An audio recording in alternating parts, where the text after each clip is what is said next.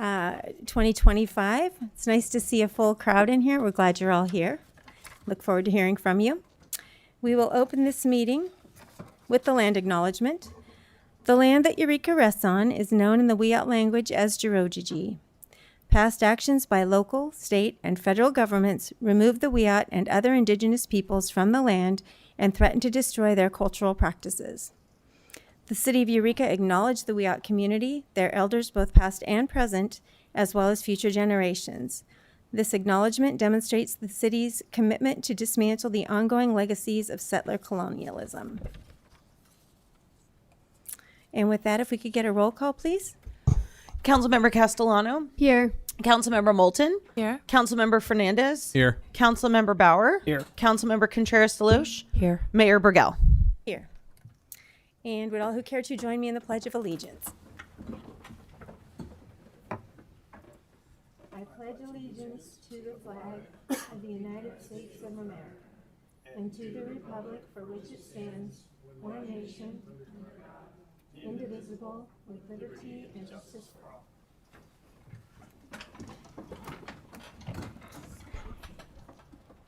And City Attorney Black, was there a report out of closed session?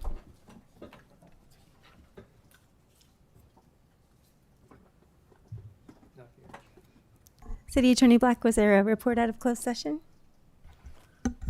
No final actions are taken in closed session. Thank you. Thank you. And with that, we'll move to our first proclamation for Pride Month with Councilmember Castellano. And I believe Julie from Career Humboldt is here. If you want to come on up, Julie, welcome. I believe it's Councilmember pardon Moulton me. It was Councilmember Moulton. reading this one.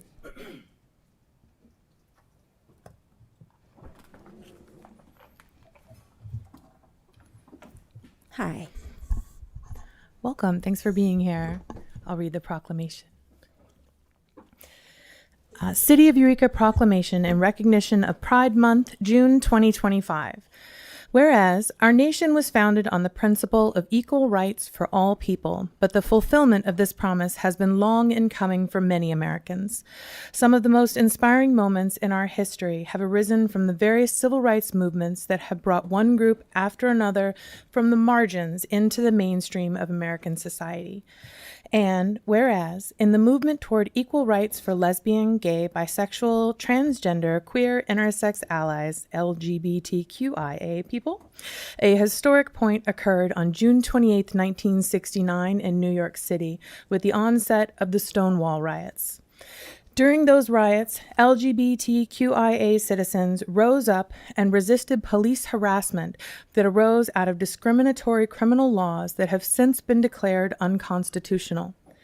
In the 4 decades since, civil rights for LGBTQIA people have grown substantially, and LGBTQIA pride celebrations have taken place around the country every June to commemorate the beginning of the Stonewall riots.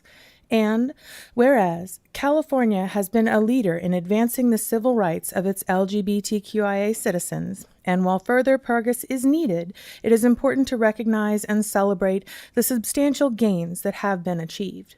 And whereas the City of Eureka recognizes and celebrates the steps forward our nation has made, but understands that the challenge and struggle for full equality continues for Eureka residents and visitors, including those in its lesbian, gay, bisexual, transgender, queer, intersex, asexual community. Now, therefore, I, Katie Moulton, on behalf of Mayor Kim Bergel and the Eureka City Council, hereby proclaim June 2025 as Lesbian, Gay, Bisexual, Transgender, Queer, Intersex, and Asexual Pride Month.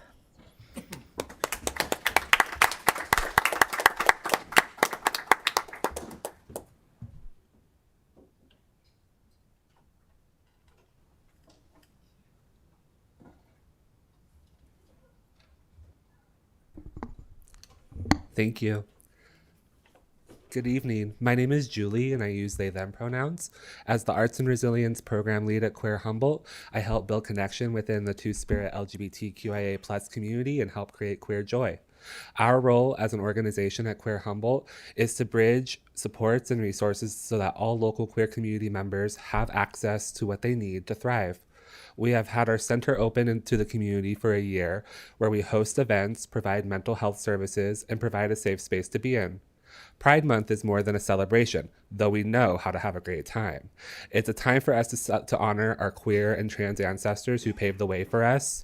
It's for advocating and continuing to fight for rights and for more love and acceptance of Two-Spirit LGBTQIA+ people.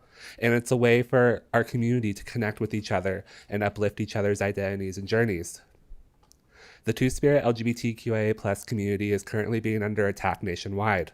More than ever, it's crucial that the queer and trans community be supported during this political moment by our allies and by our people in power where we live representing us, so that all people are able to be safe and be who they are.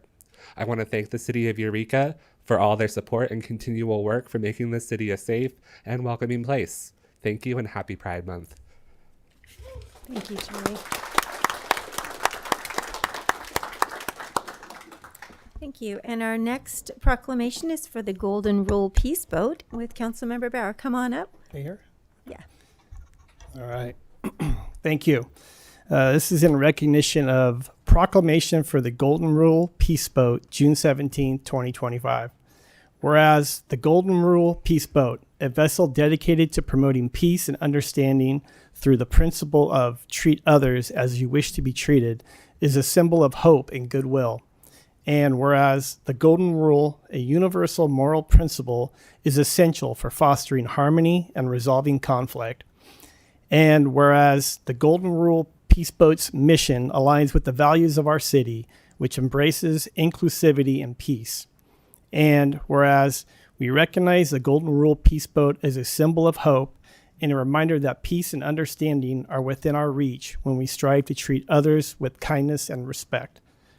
Now, therefore, I, Scott Bauer, on behalf of Mayor Kim Bergel and the Eureka City Council, do hereby proclaim June 17, 2025 as a day of recognition for the Golden Rule Peace Boat and its crew, recognizing their dedication to promoting peace and understanding.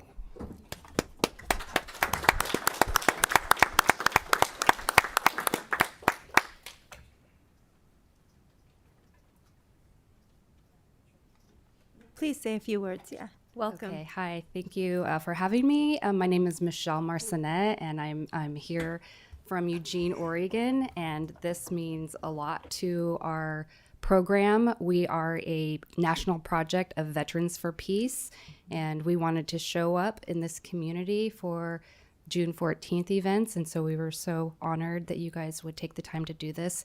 It also falls on our 10-year anniversary of the restoration of the iconic historic peace boat that attempted to sail into the Marshall Islands in 1958 to stop the atomic bomb testing done by the U.S. military.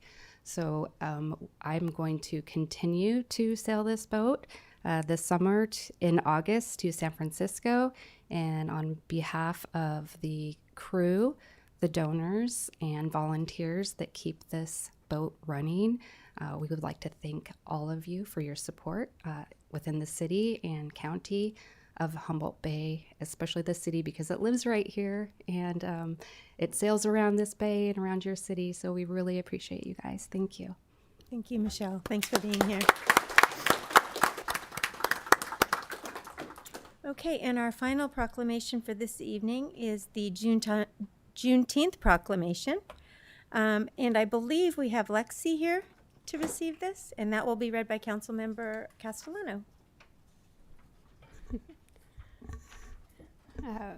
We've got Mo Harper-Desir here to receive it. Good to see you, Mo.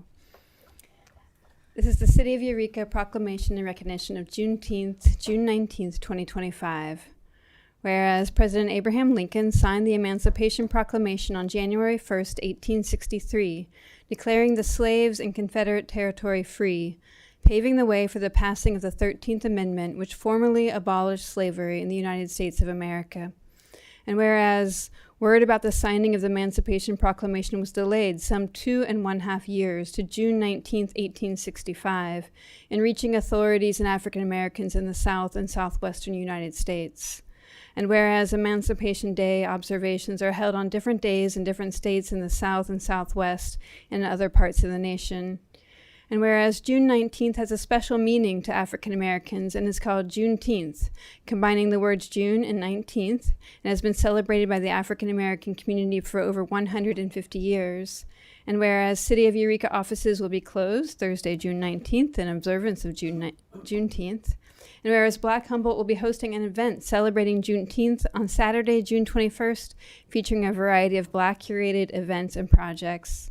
Now, therefore, I, Leslie Castellano, on behalf of Mayor Kim Bergel and the Eureka City Council, hereby declared Thursday, June 19th, 2025, Juneteenth Day in Eureka, and urge all citizens to become more aware of the significance of this celebration in African American history and the heritage of our nation and city.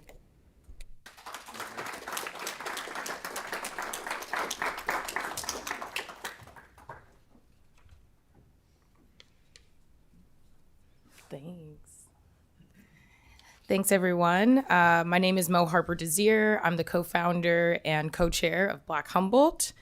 Thank you, members of the council and the City of Eureka, for your ongoing partnership in our annual Juneteenth Festival.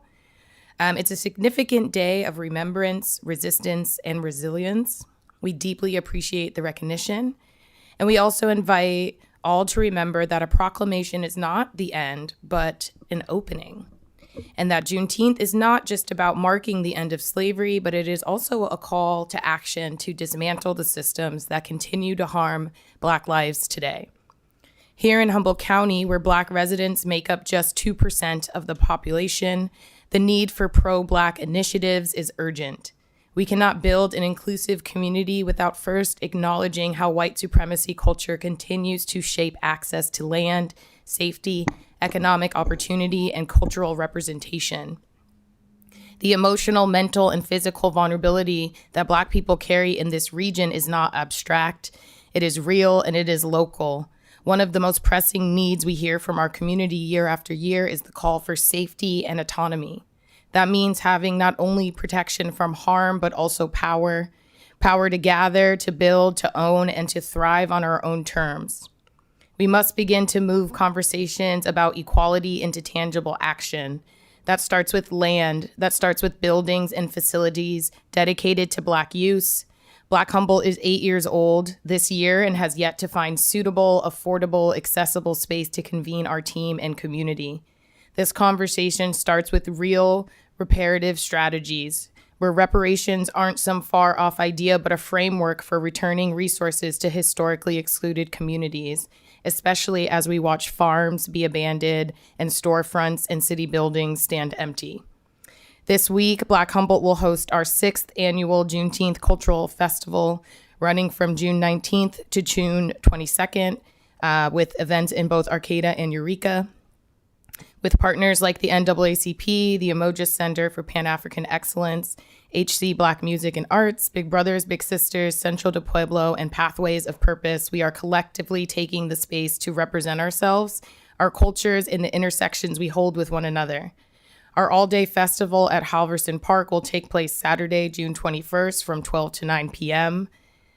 And this isn't just celebration, it's education, it's economy, and cultural restoration. We uplift Black joy, we celebrate Black revolution, and we hold space for Black futures, because American history includes moments we're not proud of, but our commitment to truth, healing, and progress requires us to face those moments head on. As we continue this work, we ask you to join us, not just in word, but also in action, to keep learning, keep listening, keep adapting as leaders, and above all, help us shape a Humboldt where Black life is visible, valued, and liberated. Thank you. Thank you.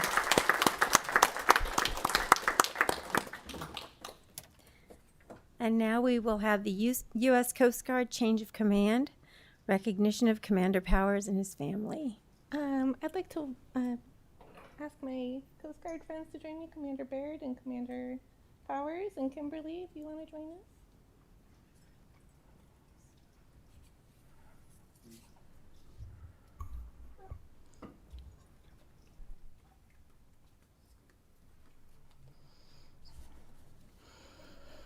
So good evening, Mayor and Council. I'd like to start with a quick story.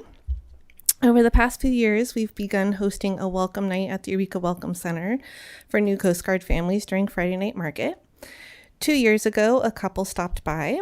They were humble and they didn't say much about themselves, but they stayed for quite a while. And while they were there, the wife had this way of making everyone around her feel completely at ease.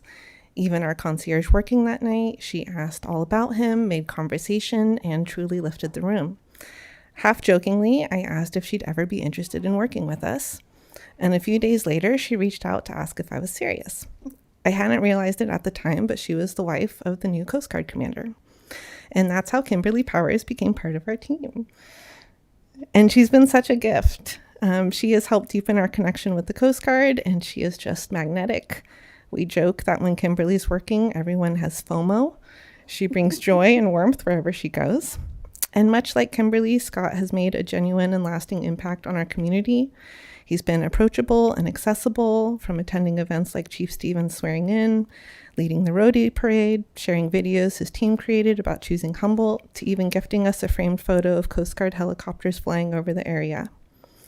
More than anything, he's fostered a sincere connection with his team and our community, and we are truly grateful for his leadership, and we're going to miss having him here. While the Powers family plans to eventually retire on the East Coast to be closer to family, I hope you'll always consider your Eureka your West Coast home. We've truly enjoyed having your family here. And finally, I'd also like to extend a warm welcome to the incoming commander, Captain Mike Baird. We look forward to working with you and continuing this strong partnership. Kimberly, we have some flowers for you as a small token of our appreciation. And if Commander Powers or Commander Baird would like to say a few words, please feel welcome. Thank you.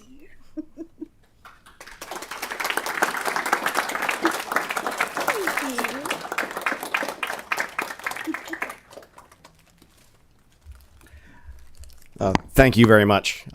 Captain Scott Powers with the United States Coast Guard. I'm the sector commander for the next day, and then I'll be turning over the reins to Captain Mike Baird, who will take over for me tomorrow.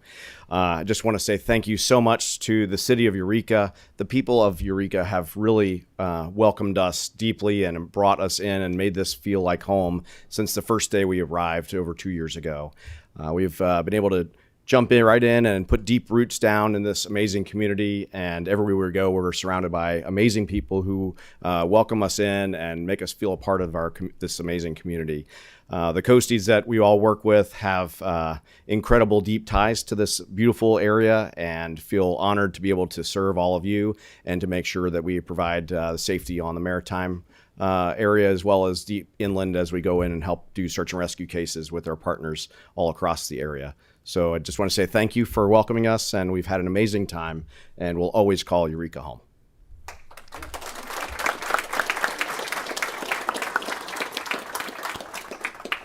Evening, Captain Mike Baird with the U.S. Coast Guard. Really honored to be here tonight. I'd really like to thank the city of Eureka for the warm welcome as we start this transition at the sector. Captain Powers has done a great job building these partnerships and relationships with the local communities and our local partners, and I really look forward over the next 3 years to continue forwarding and building those partnerships and relationships. Thank you.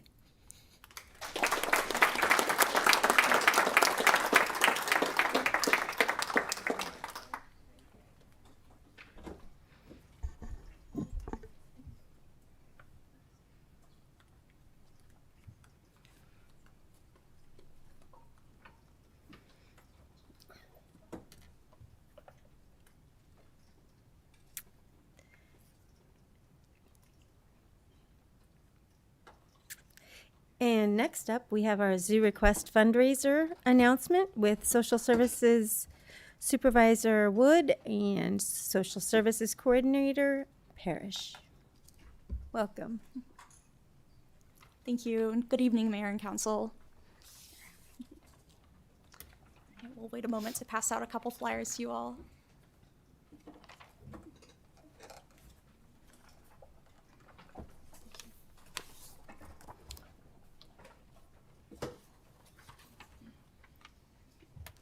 All right, so my name is Sierra, and this is Sienna. I'm the Homeless Services Supervisor, and Sienna is our Community Outreach Coordinator for the City of Eureka's Cape and Uplift programs. We'll be talking about our upcoming fundraiser tonight. Next slide, please. you go to the next slide?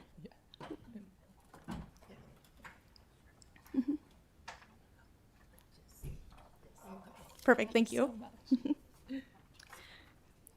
All right, so we work with the Community Access Project for Eureka, or CAPE, a program within the City of Eureka's finance departments. And our mission is to provide access to quality of life programs for all members of our community, regardless of their living situation or income. Thank you. All right. And we're really fortunate to have the opportunity to provide a variety of programs that serve families experiencing housing and or financial instability. We partner with local shelters and agencies that work with underprivileged families, and through the support of our community are really able to put on events providing fun and also necessary resources for families. Alrighty. On June 28th from 5 to 8 p.m., CAPE is going to be putting on our first annual Zoo Quest fundraiser in partnership with the Sequoia Park Zoo. We created this event as a way to raise money for necessary programs within CAPE and promote wildlife education and community partnerships as we head further into the summer. The event is family friendly and will feature activity booths, local food and drinks, along with opportunity drawings featuring items donated by a number of local businesses.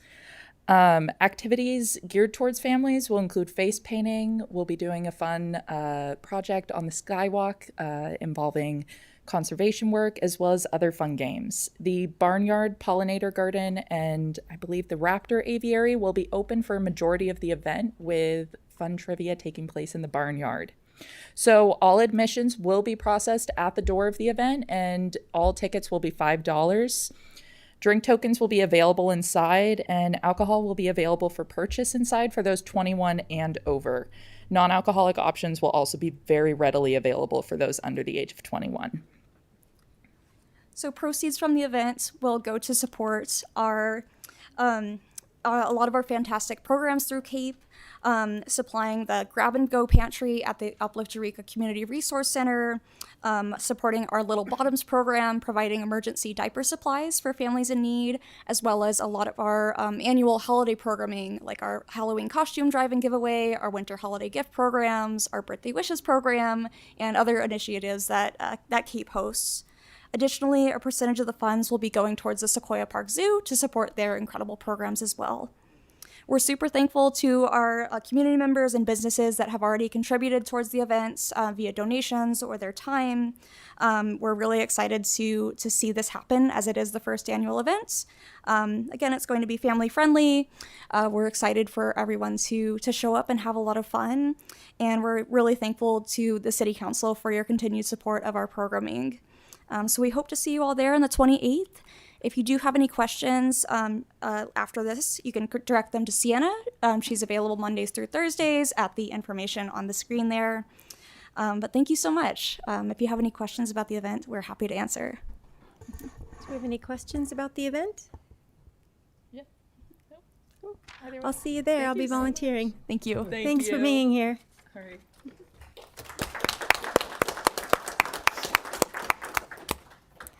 That moves us to presentations, and we will have our Humboldt Economic Survey results with Economic Development Manager Asbury and Executive Director Olson from the Chamber, Eureka Chamber of Commerce.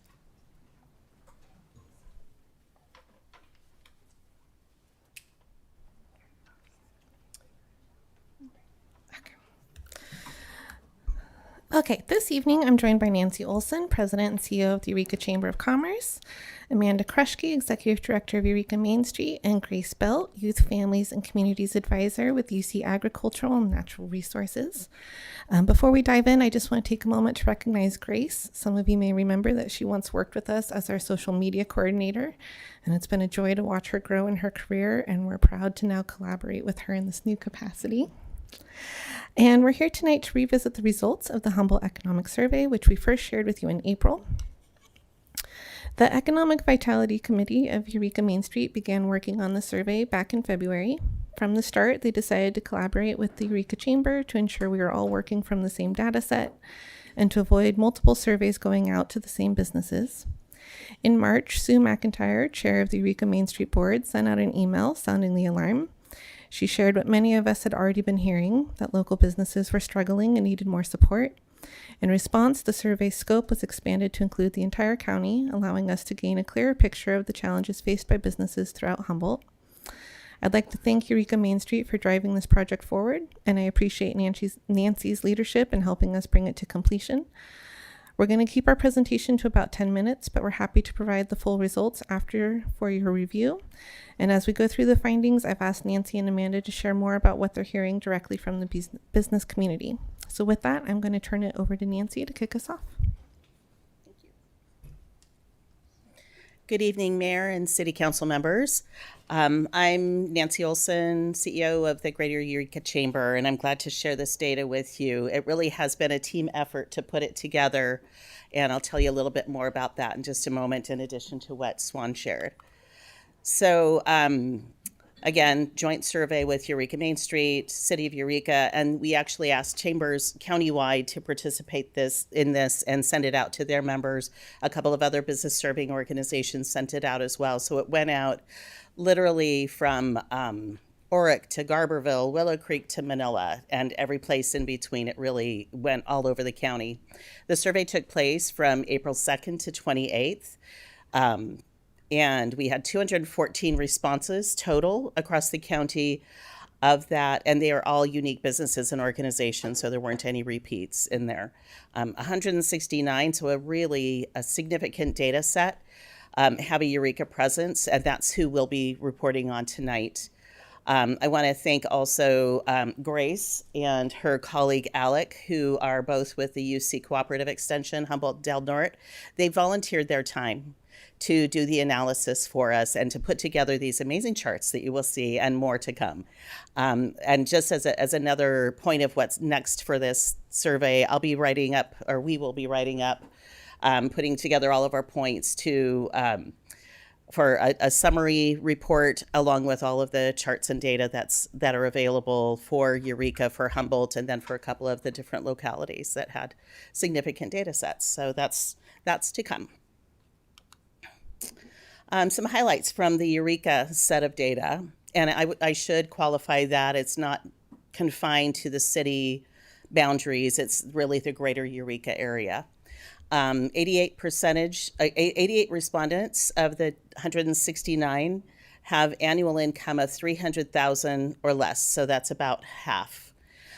So these are really truly small businesses. 43 have annual gross income of $50,000 or less. Very, very small businesses.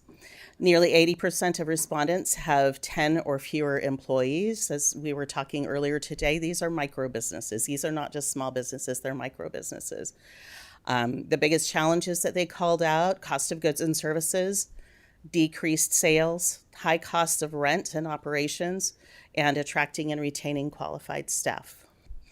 54% shared that safety concerns affect their ability to do business. We'll share a little bit more about that in a moment.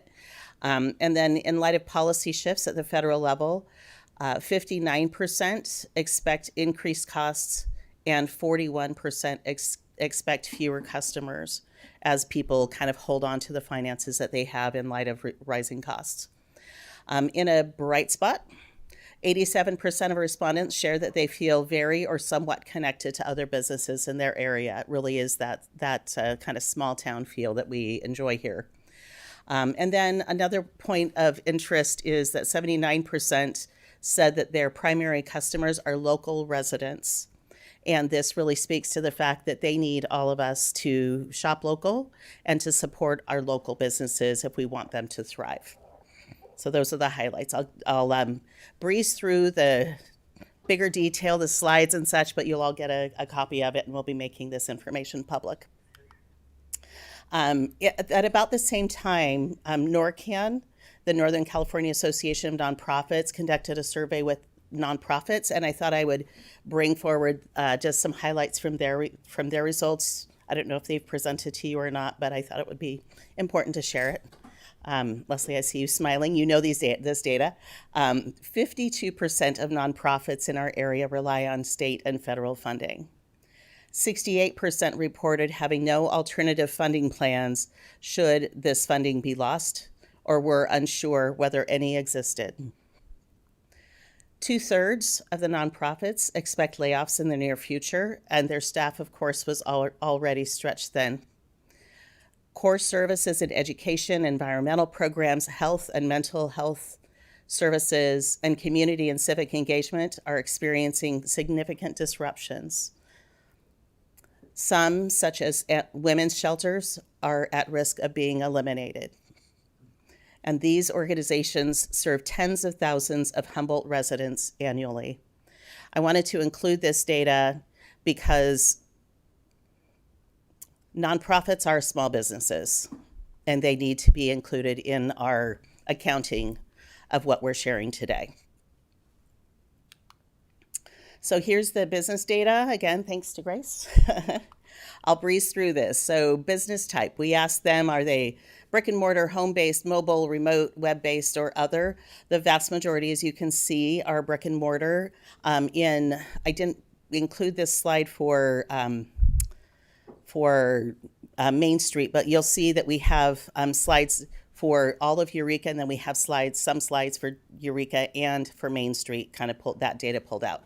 Eureka Main Street was very similar to this, and they were almost all brick and mortar, and then some of them had a web presence as well. How many years has your business been operating? We have a lot that have been around for a good amount of time, and then we have about a third that have been around for 10 years or less. Number of employees, again, this speaks to our businesses being very, very small. In Eureka, we have a little over about 80% are 10 or under employees, and a whole lot, 28% solo businesses. In Eureka Main Street, the numbers are fairly similar, but they actually sway even more in the small business sense, 10 or fewer employees. Annual gross income, again, about half of Eureka businesses are under half a million, and a very significant portion, almost 18%, bring in less than $50,000 a year. And again, this is similar to Eureka Main Street, but they tend to be a little bit more on the small business side. What industry best describes your business? Similar for both data sets. Retail, of course, was huge, and then professional services was pretty significant across the board. Restaurant, food, and healthcare were significant as well.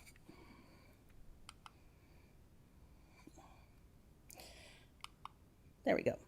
And then we asked nonprofits what kind of services they provide, because nonprofits could also respond to our survey, but we wanted to pull out what they do. So education is a huge sector in our nonprofit community, as we know. Arts, culture, training and professional development, and many of these nonprofits provided more than one of these services. Here again, as we mentioned earlier, local residents, they really depend on local residents as their customers, their primary customer base. About 80% said that is their primary customer base. Tourists and visitors, just under 40%, and local businesses, about 40%. Here's where it gets a little funky, and some people say, hey, 2/3 of our businesses are thriving and stable. But we're not paying attention to more than a third of them are struggling or at risk of closing. So we really need to come behind our local business community and provide any assistance we can to help them thrive. And in Eureka Main Street, the statistics are even stronger, 9% at risk of closing, and almost 40% are struggling. What's their business outlook for the next 12 to 15 months? So looking into the future, about a little over a quarter, expect to decline or possibly close. That's significant. And then what are the top challenges they're currently facing? Very similar across both data sets: increased costs, high rent and operations costs, decreased sales, attracting qualified employees. Yeah, so we'll give you this data so you can dive in a little bit further, but those are the ones that really stand out. And what are the most substantial opportunities? Because we didn't want it to all be doom and gloom. And they want to be able to serve more people in the years ahead. And they want to increase their sales, not surprising. How do you expect to be impacted by federal changes? Again, this was in April. We're still going through uncertain times. Things were very uncertain during that time as well. They are expecting to have increased costs, fewer clients and customers. Those are the two that really jump out. So how can we support our local businesses through this time and help them become more resilient? And then safety concerns. Met with a couple of the city council members and staff this morning, and we spent a lot of time on this topic. 56% of our businesses said that they are somewhat or significantly impacted by safety concerns such as vandalism, theft, or loitering, and that it affects their ability to operate successfully. I think that this data right here is incredibly important for us to understand that this is very literally impacting our local businesses and their ability to be successful.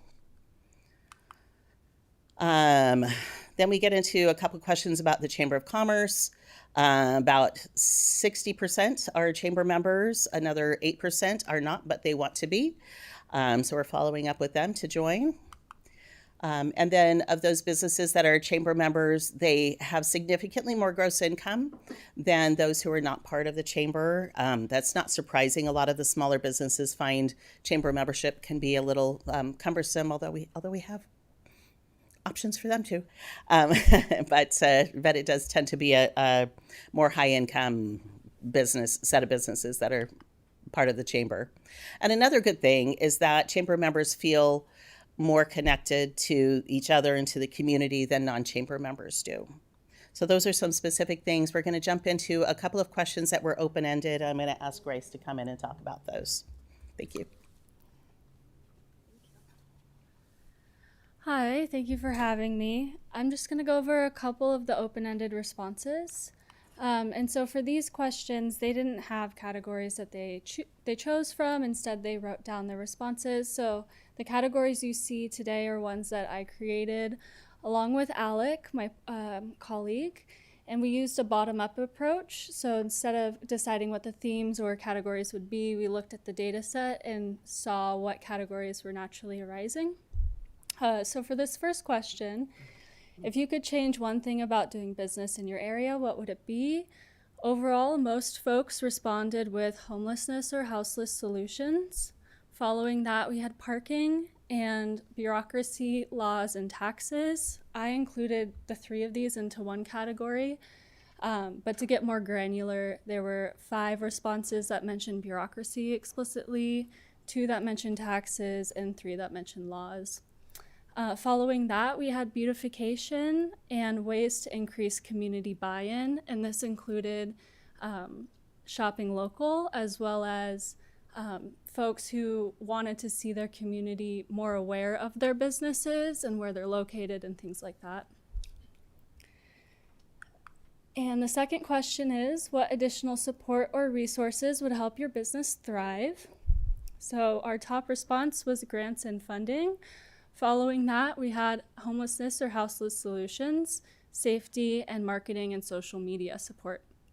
And then following that, we also had promote buying local and the other category, which includes 4 responses that were not related to any of the other categories or to one another.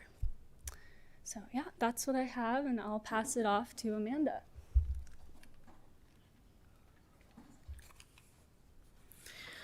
Okay, so I don't think we made it clear that Eureka Main Street is in downtown and Old Town Eureka. We're A to I, waterfront to 8th. So that's the area that is being addressed when a question is specific to a Eureka Main Street. For the level of involvement, we have about 37% are involved at some level, somewhat active or very active. So this shows that we have a pretty good rate of activity, but we have more room to increase that activity of the businesses. How often do you participate in events? The majority of Eureka businesses broadly participate in events, especially monthly events, and I think those would include, mixers, Arts Alive, newsletters that we disperse to the community. So we have a pretty active business community. We have a lot of events that happen through the Chamber, Main Street, and Humboldt Made, and the businesses are always happy to participate. For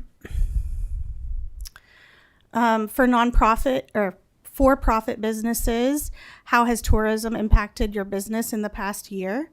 So the majority of businesses in Eureka and Eureka Main Street both expressed a positive impact. The interesting part is that you have over a quarter of respondents in both Eureka and Eureka Main Street that feel that they are not tourism dependent, which means they're local dependent. So again, we need to push to shop local and emphasize those programs. How do you expect tourism will impact your business in the coming 12 to 15 months?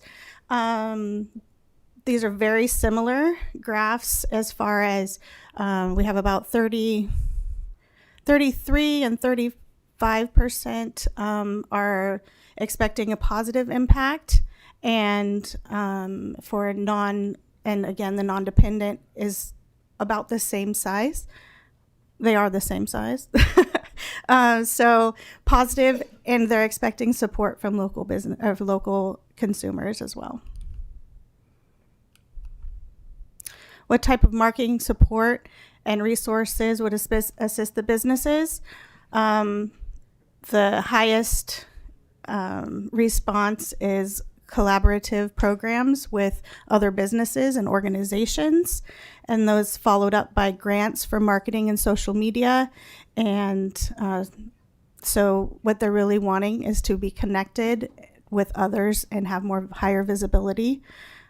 So we're developing programs, and other organizations also are developing programs to get more collaboration and visibility. Did I go too far? What events or initiatives would help the businesses? Strongest is a Shop Local program, followed by foot traffic initiatives. Those will be things that drive traffic right into the business. And followed at that by promotion, promotion campaigns. So that's what we'll be working on, developing more programs to support those.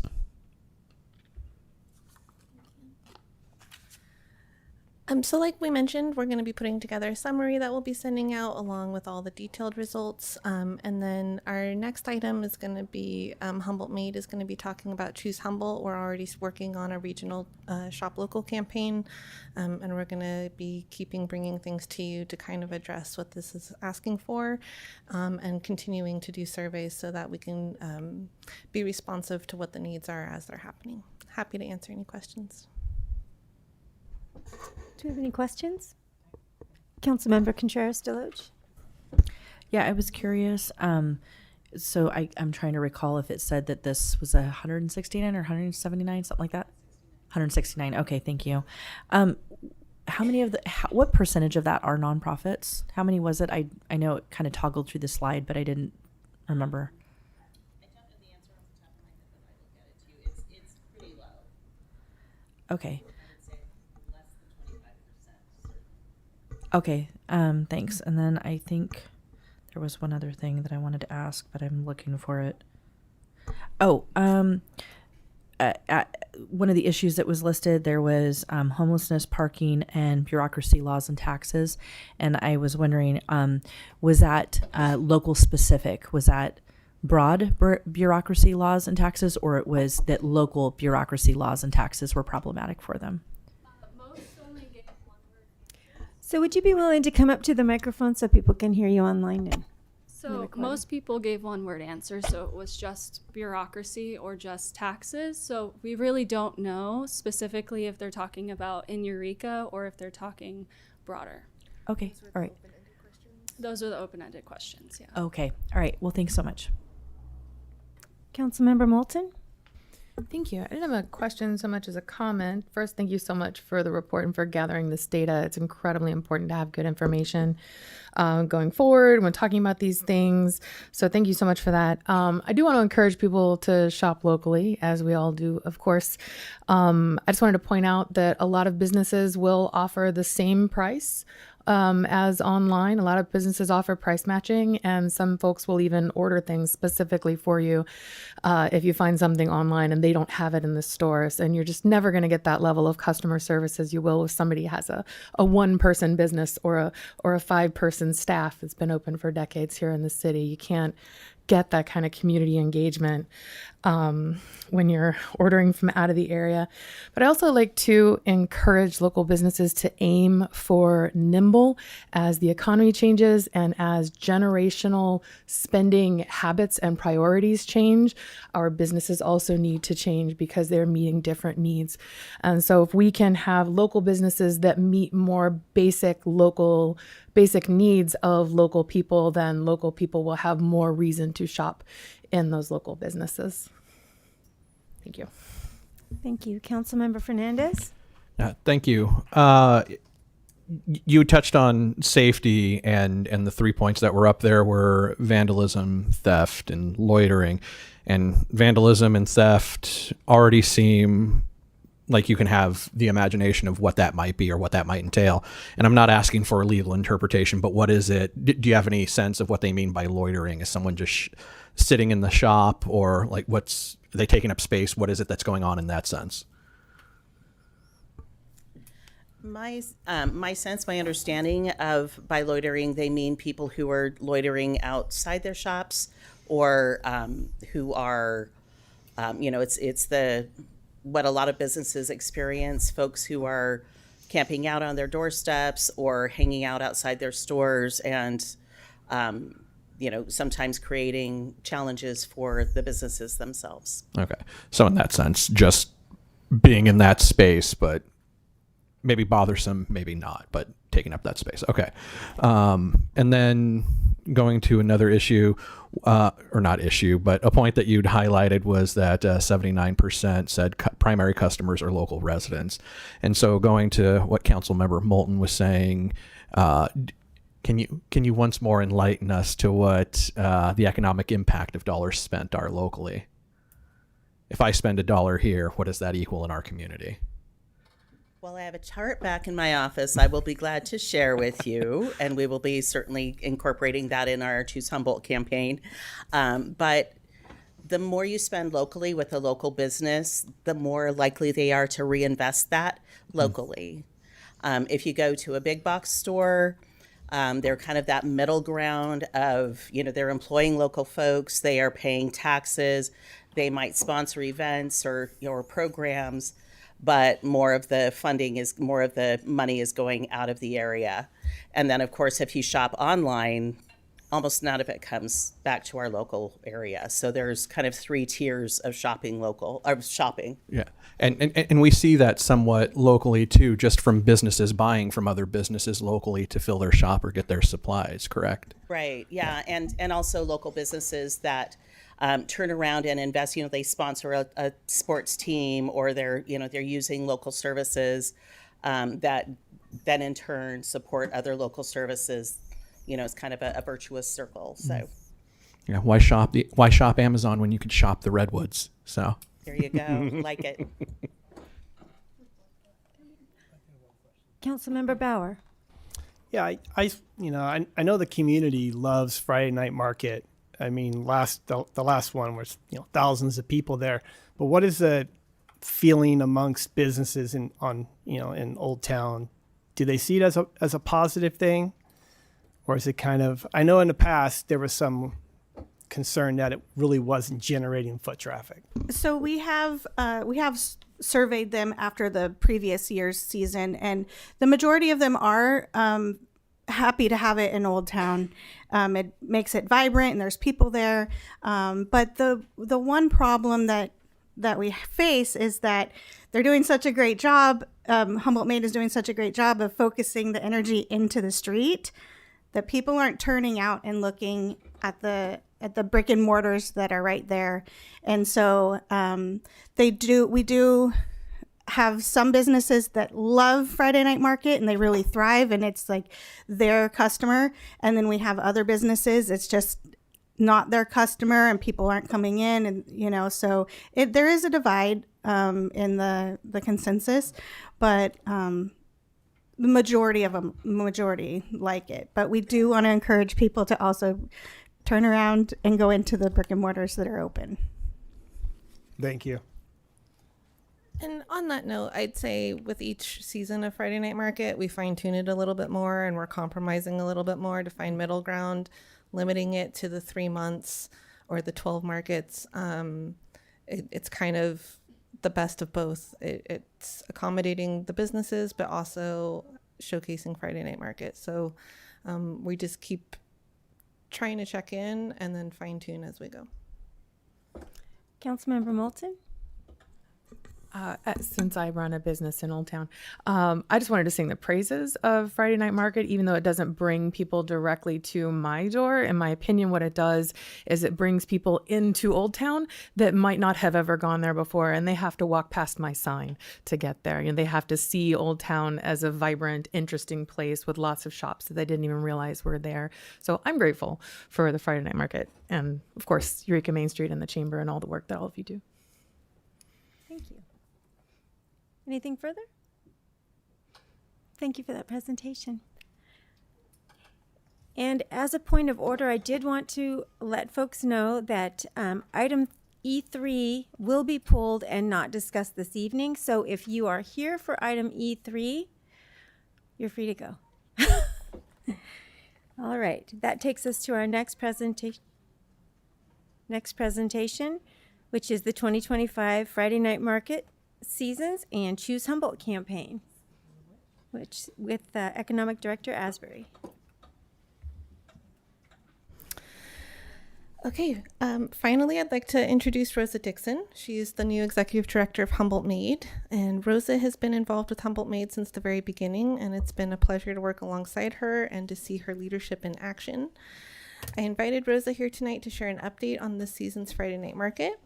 The city has a funding agreement with Humboldt Made to support the market, and we've worked closely with both Humboldt Made and the North Coast Growers Association to make it a success. And thanks to our new Placer AI software, we can now track attendance more accurately. At the first market, we saw over 7,300 visitors between 5 and 9 p.m., with 50% from Eureka area codes and 50% from outside the city. The average visit lasted 57 minutes, which speaks to the strength and draw of the event. And in addition to Friday Night Market, the city is also partnering with Humboldt Made to relaunch the regional Shop Local campaign, Choose Humboldt, in direct response to some of the economic trends that we just talked about with our survey. So with that, I will turn it over to Rosa. Thank you so much. Great. Well, I was perfectly set up to start now. This was great. Good evening, everyone. I am Rosa Dixon, and I'm the Executive Director for Humboldt Made. I have been involved with Humboldt Made from the beginning, over a decade. Not only have I been on and off the board, I'm a local business owner, and my company has grown beyond the Redwood curtain. Our products are now available in over 7,500 stores across the country, so I truly understand what it means to start in the Redwoods and grow beyond. Tonight, I am here to share some updates about Friday Night Market season and to express my deep gratitude for the City of Eureka's partnership and the ongoing support.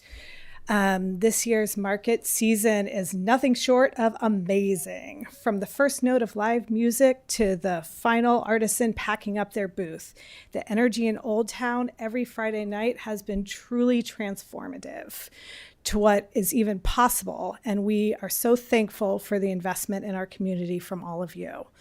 The data that Swan just shared, 7,300 visitors in a 2.5-hour period on a Friday night, is just remarkable.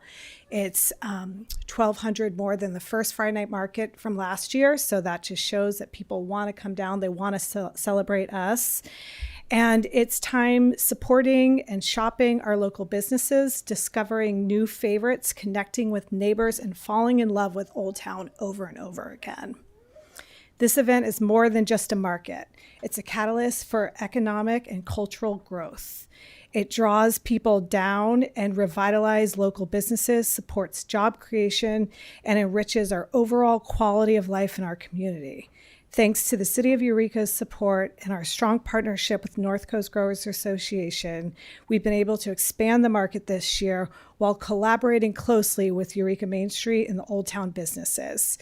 So when I came on in October, there was a lot of discussion about the businesses in Old Town and how they were benefiting or not benefiting from Friday Night Market. And that was probably the first 3 meetings we had as a team, is how do we support our local brick and mortars in Old Town? So one of the ways we did that this year was we brought in half as many food trucks. So that was the first thing. So the restaurants had the opportunity to be able to still sell their food, still have people coming in the door.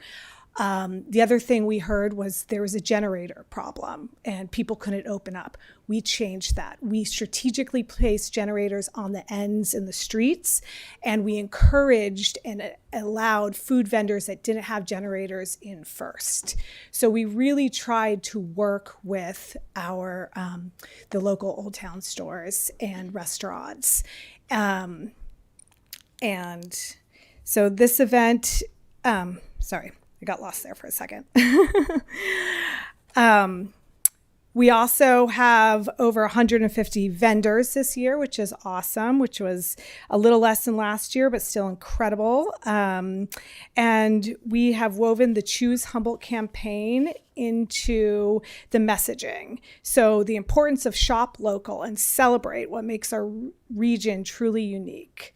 Speaking of Choose Humboldt, I'm excited to share that we are relaunching the regional Shop Local campaign to address some of the economic challenges we face. Choose Humboldt isn't just a slogan, it's a movement. It's about recognizing that our dollars are powerful and where we spend them shapes the kind of community we live in. And right now, that matters more than ever to all of us. Our goal with the relaunch is clear.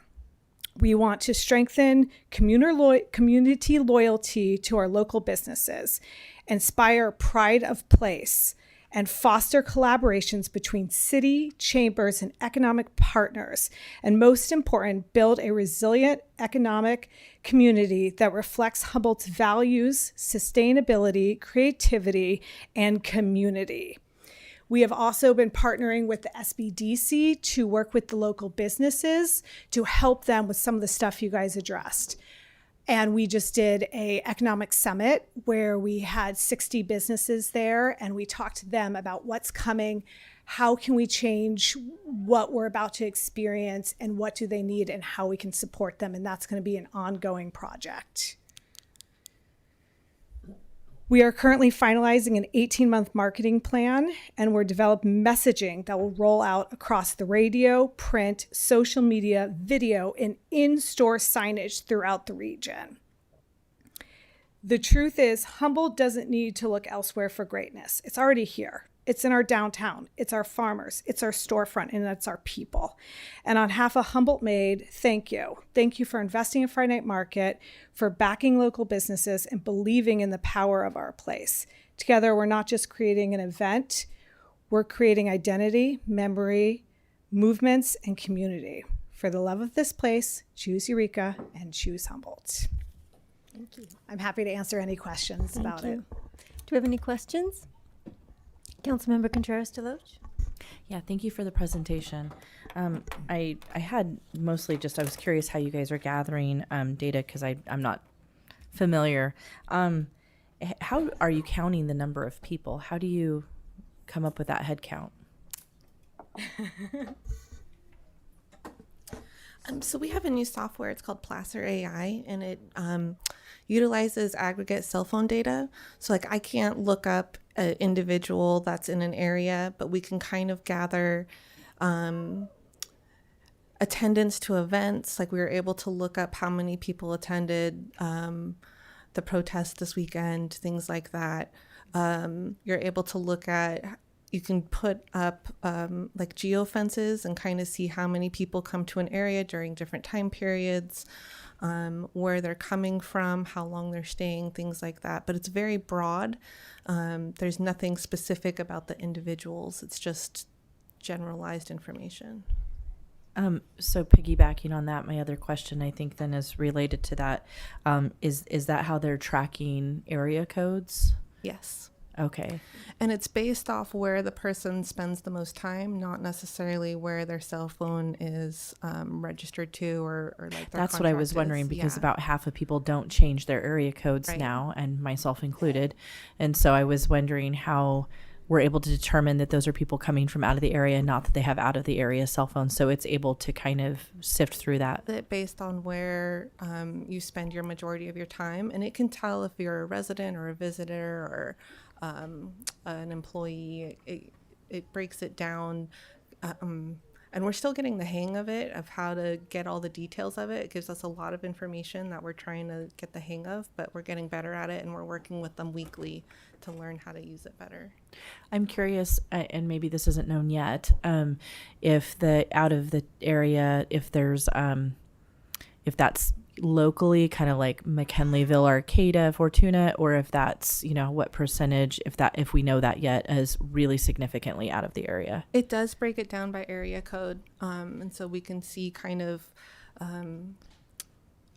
by specific, like even in Eureka, you can tell where in Eureka, like by area code. Any kind of patterns or anything interesting emerging? Like, hey, in July we have more people coming from, further away in the state. I'd say we're still getting the hang of it, of understanding how to use the software. I'm sorry. Did I miss something? I don't know. No, Councilmember Moulton had mentioned, are you meaning zip code or are you meaning area code? Oh, zip code. Thank you. It pulls it by zip code. Gotcha. Okay. Okay. Well, thank you. I'm interested to find out more as time goes on and you guys are able to learn more about it. Thanks. Yeah. It also, one other note, it tracks foot traffic as well. And so like, as we're looking at this data for our businesses, the foot traffic in Old Town has gone down by 1%, but it's gone up in some of our big box retailers by 6 and 11%. So people are still spending in Eureka. They're just changing where they're spending. And so I think that kind of highlights the importance of the Choose Humboldt campaign, of where your spending matters right now, that our small businesses really feel it, and it's amplified. Like that fear and uncertainty is amplified just with that small drastic change in foot traffic and change in spending. That change, that period of time change, what was the period of time that covers in the last year or months or? January through April. January through April of this year. Was it part of any of the surveys or anything like that do we have any idea what might be motivating that, or we haven't asked people what might be motivating a shift? I mean, I think that's part of the survey is like, we have these multiple sources of data. We have our sales tax, our TOT, our Placer AI, and then we have the survey. And so we're kind of trying to marry this all together and make sense of the different pieces of it. So like we can hear what the businesses are saying in our survey and then match it to our foot traffic and what is actually happening and kind of find what the reality checkpoint is and give people that information so they can make good decisions for themselves. Yeah, one of the reasons why I'm curious about that is that I know for myself personally, like I try to find something here locally first, but oftentimes the hours don't permit me to, they're closed before I'm finished working. And so that often leaves me with, other things, or I can't find what I'm looking for. And, so I would like to know maybe down the line if we are able to dig more into not the business end of it, but the consumer end of it, and find out what is motivating habits a little bit. I don't know how we would do that. I don't know if we can have some kind of if we could have a survey or something maybe on the city where if we could kind of find out a little bit what might be motivating that end of it, so that we could know how to target that or maybe, change that. Right now, our only insight on that is sales tax and information. And yeah, I think it would have to be a survey. Okay. I have something to contribute to that too. I'm doing a lot of reading, and I don't have Eureka specific data, but what I'm reading kind of on a national scale is people are holding on to their dollars, or they are, they're watching their pennies. Yeah. And oftentimes a big box retailer can offer things at a lower price than a small locally owned business. I love the idea of going in and getting price matching. I think that would be brilliant if businesses are willing to do that. But another thing, and Rosa has heard me say this, that shopping local is awesome, but it also sometimes requires a certain level of economic privilege. Yeah. And we are in a county that is has a high degree of poverty. So how can we present shop local as shop local on a budget?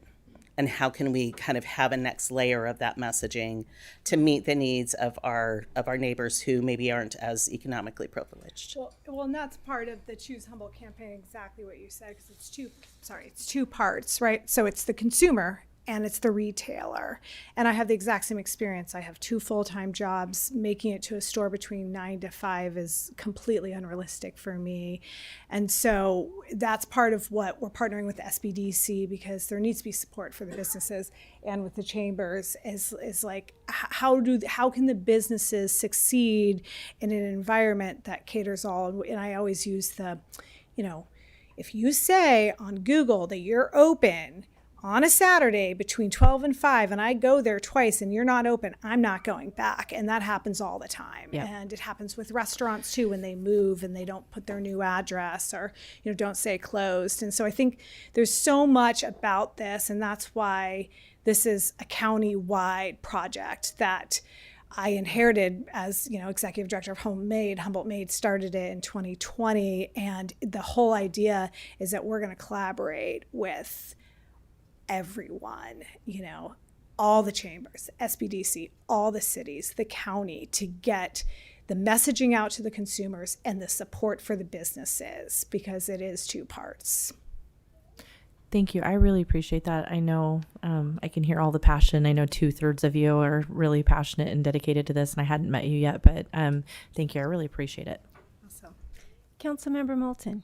I actually just had a nuts and bolts suggestion, which you mentioned generators, and batteries are getting very cheap and very good, and they're a more expensive outlay. But when it comes time to replace your generators, I recommend replacing it with a battery, especially if you've got some solar panels to plug it into, because by the time you calculate ongoing fuel costs, that more expensive battery is going to be much cheaper than a generator in the long run.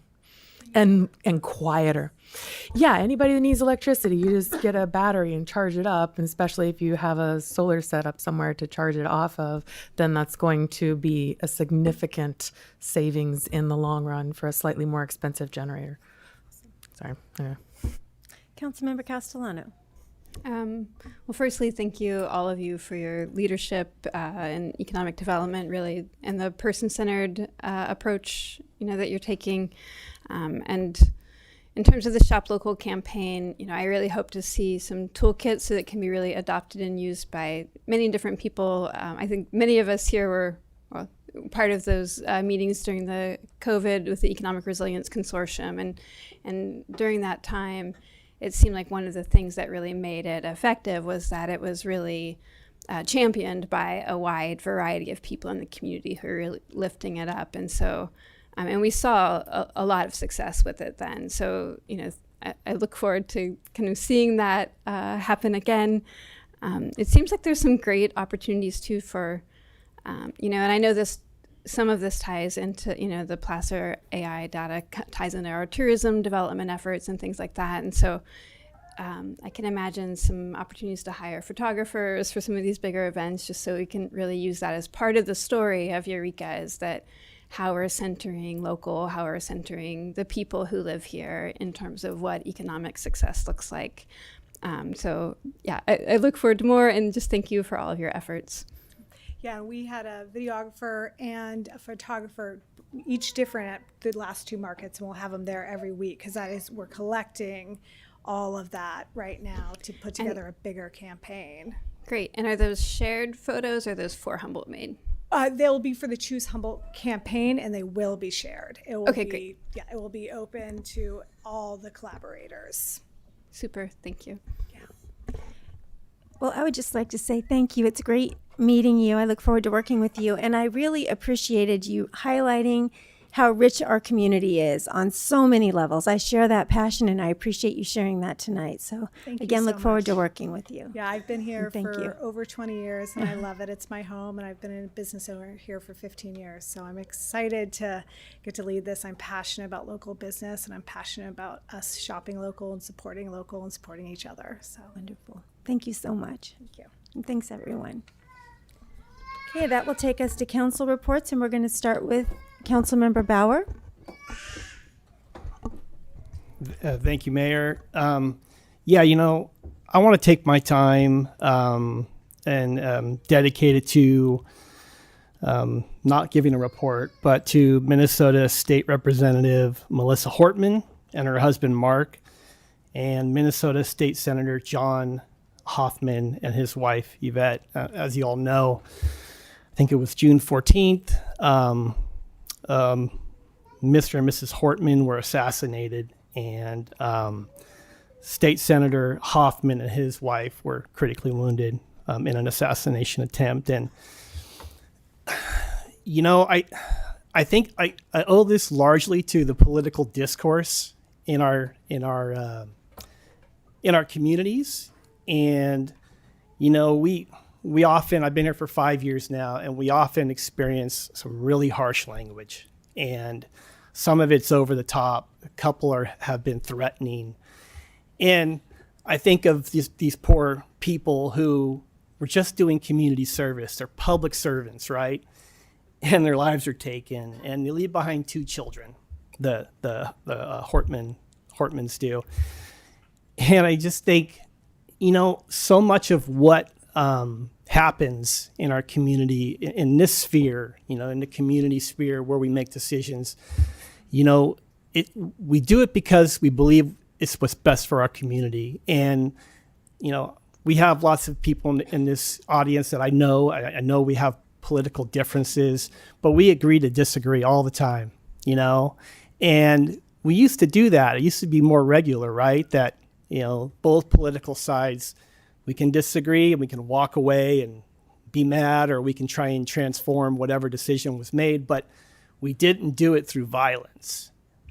And so I just wanted to recognize that the discourse at the federal level, we can't do anything about that, right? The political discourse, but we can within our community. And it's okay to be harsh to us. We're used to the language. It happens pretty often, but people need to be aware that language and rhetoric affects certain people in a different way. They don't have the mental acumen to discern language, and it becomes something that leads to violence.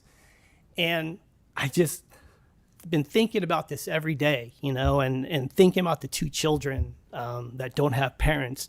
And the only reason is because somebody didn't believe in her political beliefs, right? And it's got to stop. We can't control the language that happens at the federal level, but we can within our community. And so I ask that people remember that we're all in this community together. We all are just trying to make it better, and you may disagree with what happens up here and with your friends and neighbors. And I know people that are forgoing their relationships with their families because of politics, and it's got to stop. You know, we got to learn to get along and respect opinions and not have it lead to violence. You know, so with that, I'd like to take 30 seconds to just recognize Melissa and Mark Hortman and wish a speedy recovery for State Senator John Hoffman and his wife, and hope that we don't see this anymore, and hopefully our community can treat each other with respect, and we don't see something like this. So 30 seconds. Thank you.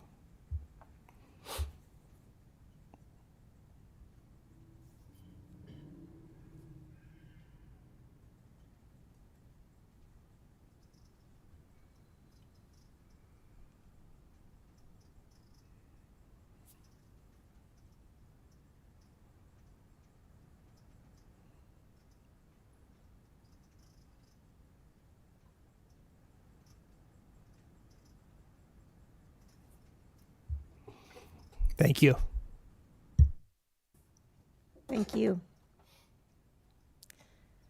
Councilmember Fernandez. Thank you. Earlier today, myself and Councilmember Moulton met with the Chamber of Commerce in our 2x2 discussion, led primarily with the survey that was presented just a little earlier today, and it was a very robust discussion about the previous ordinance, Bill 1040, sitting, lying, and camping. Much they would like everyone to know that they are not vilifying nor expecting an ordinance to solve homelessness, but they've expressed a willingness to meet with advocates and local community organizations to foster and find solutions. And coincidentally, about 2 weekends ago, there was a forum at the Labor Temple discussing homeless issues. A large portion of it that I was able to be present for was primarily about the folks that are affected by being homeless or looking for a sense of agency and determining how to move forward, as well as the resources available to them.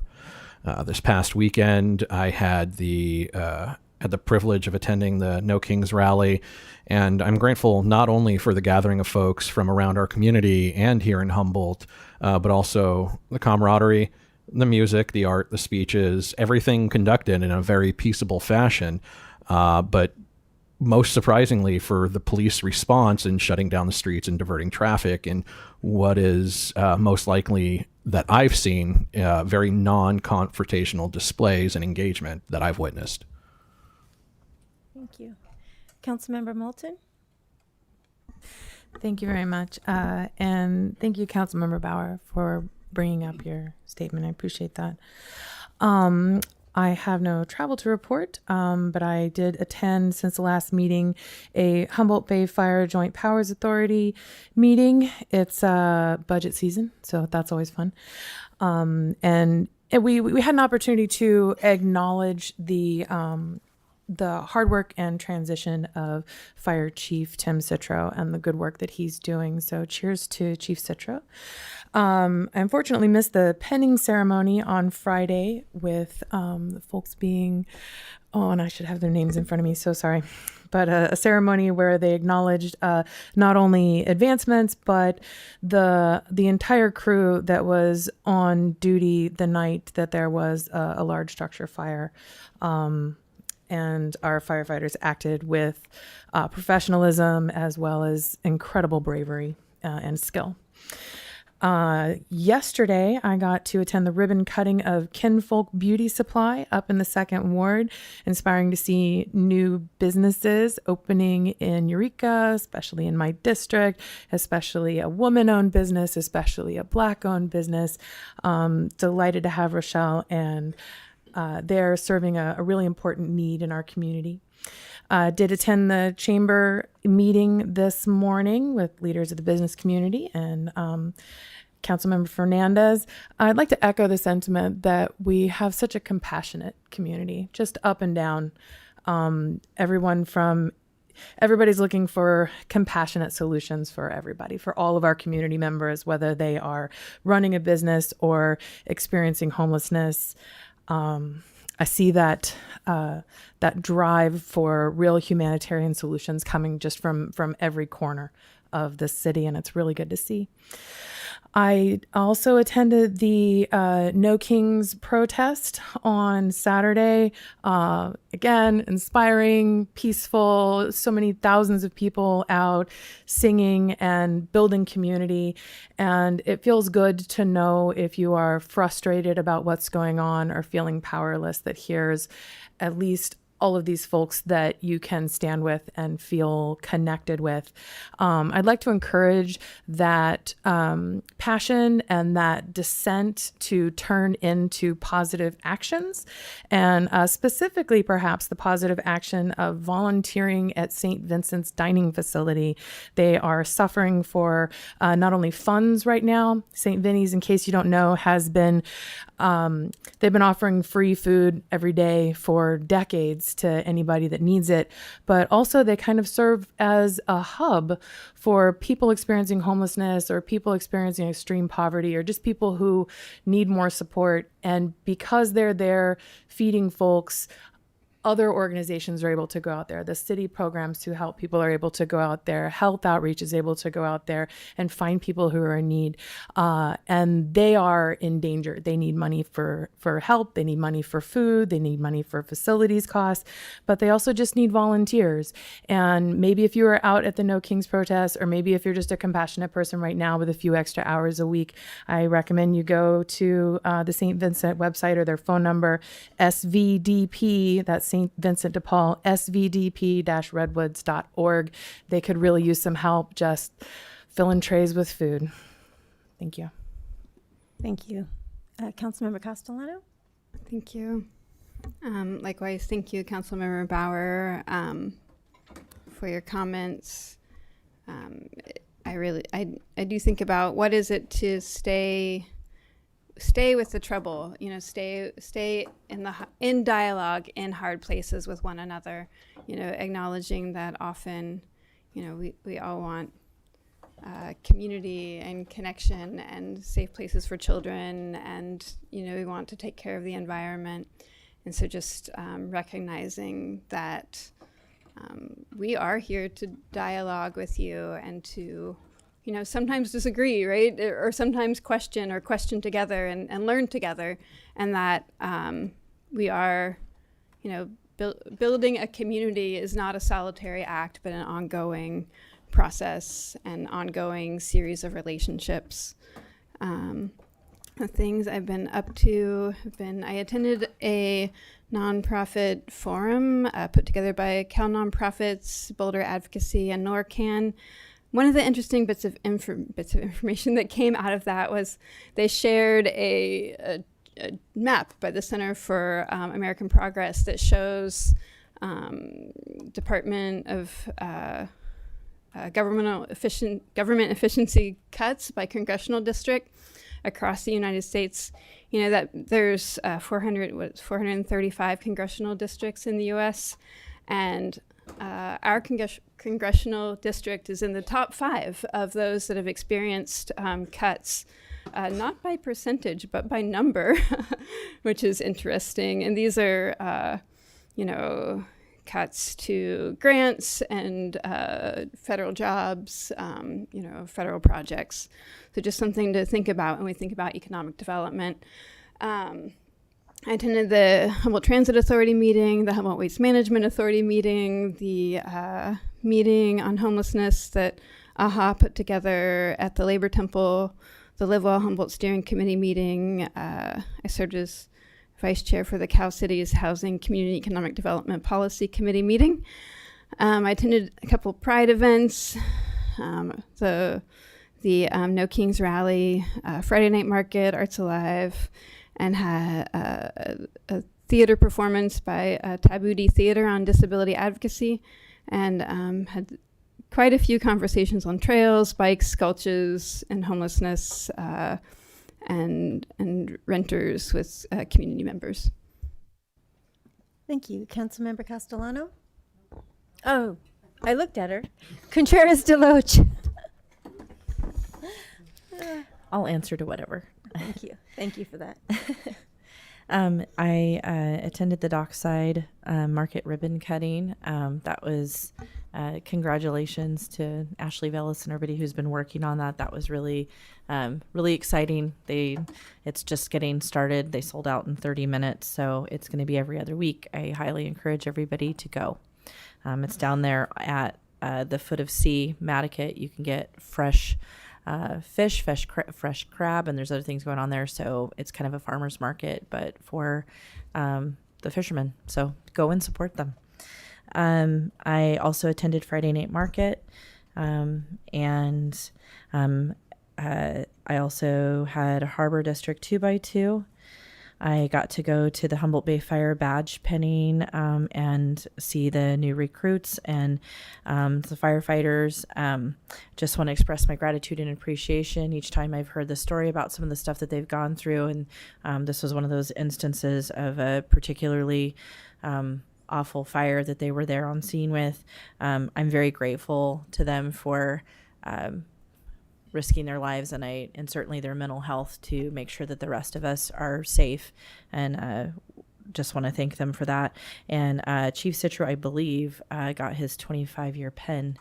I think it was 25 years. And then I also attended the housing forum at the Labor Temple that was hosted by AHA, and made some contacts with members of the Hoopa tribe and Trinidad Rancheria. I got to go out and look at a building that's using alternative materials and talk to them about Conestoga huts and some other things that I'm really excited about, potential future opportunities for the city and ways to address not only homelessness, but also how to build some home ownership and get some more housing in place.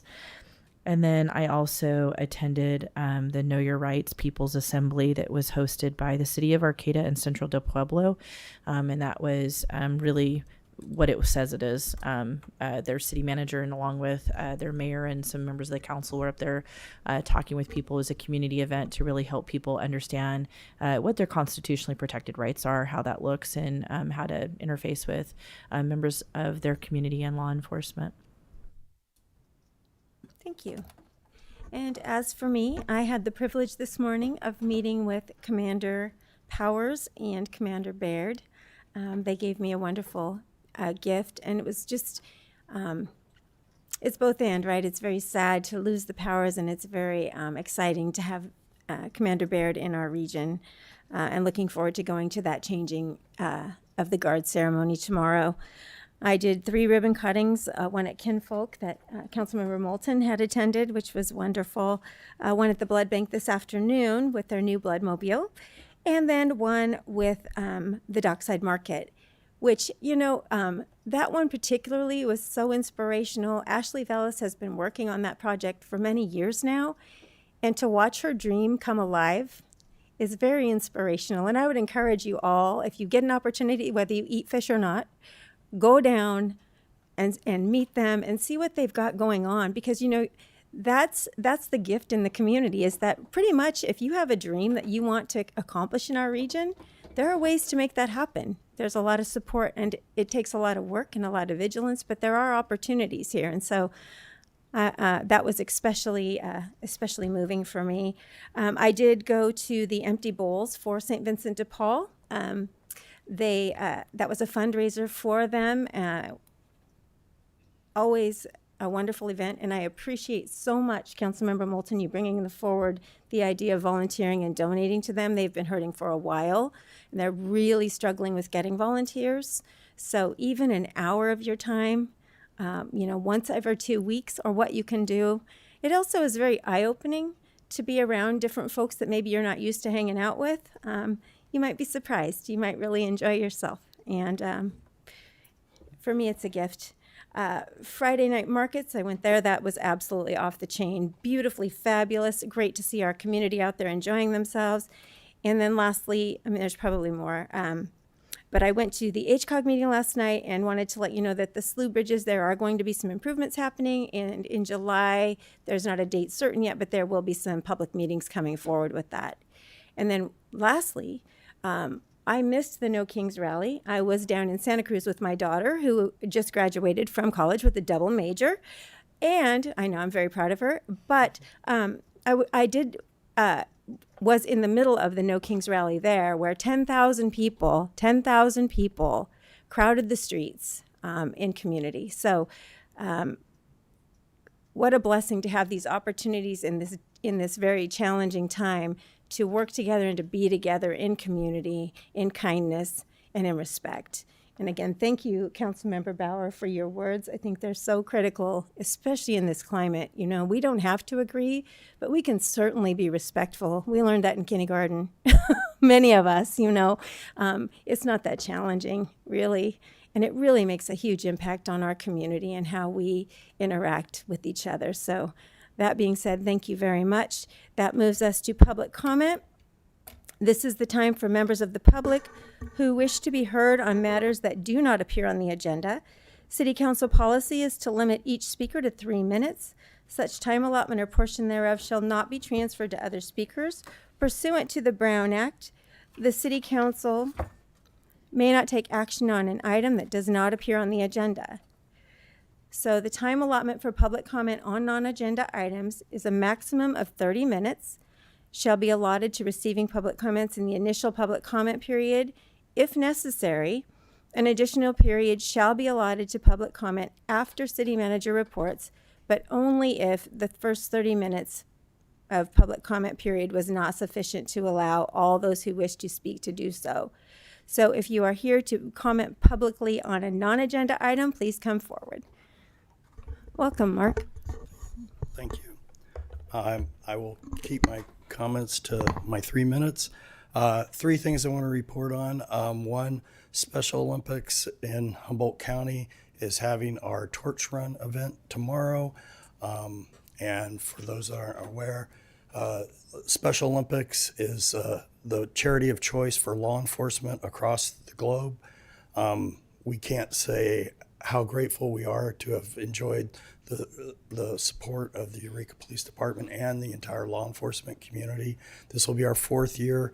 That kicks off tomorrow at 11:30 at the amphitheater next to the Adorney Center, and we'll do a loop through the Old Town area.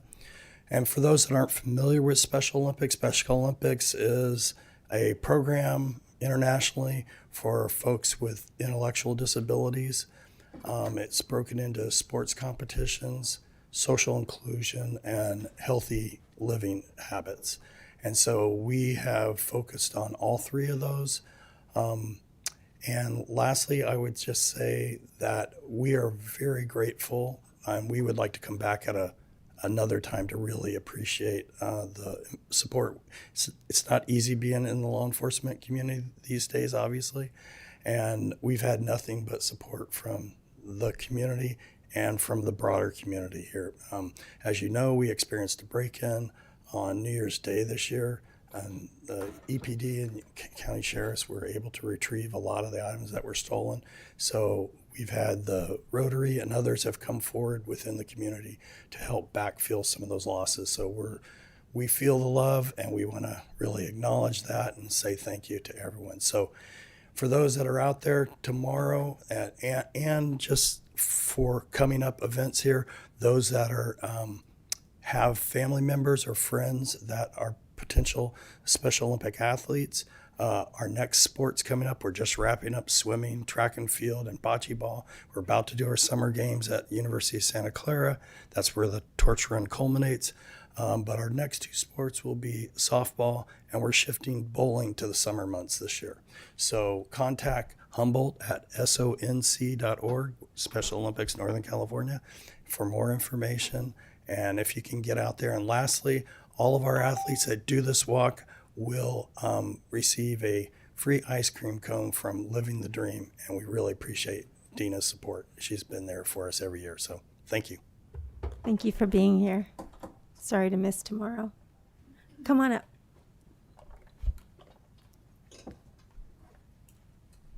Good evening. Good evening. Welcome. My name is Misty Dawn Clapp, and I came up here in light of Pride Month. I guess I didn't even know that we were celebrating or making a proclamation about that, but I personally used to be a member of the LGBTQ, I guess IA now community also, and that experience in my life caused me a lot of heartache, and I became suicidal like almost half of the people in that community do. And today, that's not my story. And I just have a couple of things that I wrote to kind of tell you about why. She is we. I have a word for a woman, but I won't say her name, because we all probably feel this way. If her outsides looked like her insides did, she'd look a whole lot different. Her fresh face would be replaced by worry lines and frowns. Lord knows this world tries to bring her down, but she doesn't ever let it, because she knows because of him she's got a hope and a future with him forever. If you could see the scars from the battles she had to face along the way, just to get this far, you wouldn't even recognize her. But she's got a glorious smile because she has a glorious God shining his light upon her. So what's her name? Does it really matter? Because if she's got the Holy Spirit living inside her, then Jesus Christ, Yeshua the Messiah, that is the only name that really does. Nevertheless, can you guess? She is me. She is you. She is her.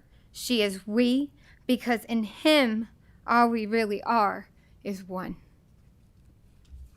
Thank you. Thank you, Misty. Okay.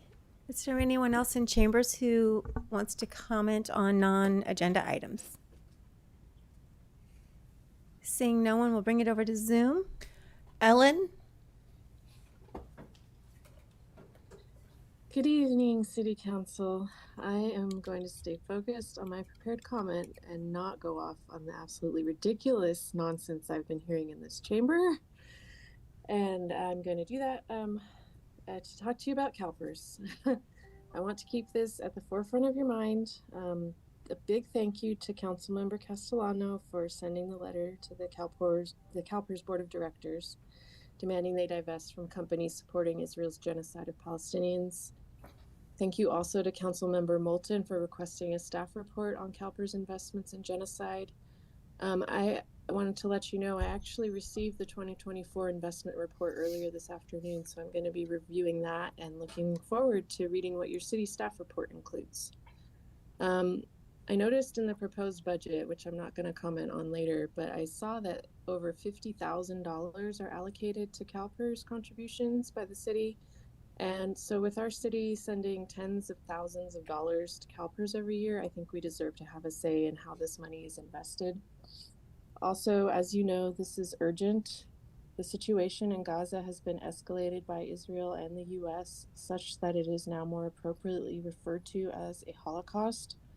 In other words, we are seeing a systematic industrial scale extermination of the Palestinian people with the declared intent to erase them physically, culturally, and spiritually from the Gaza Strip.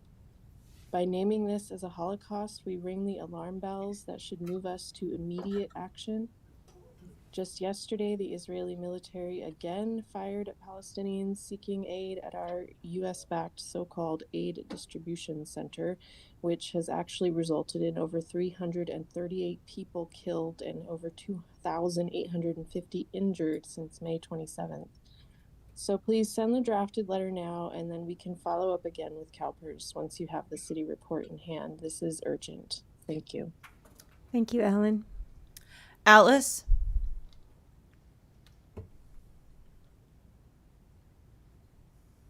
Good evening. Tonight, I'd like to talk about pinkwashing, which refers to when a state or organization appeals to LGBTQ plus rights in order to deflect attention from its harmful practices.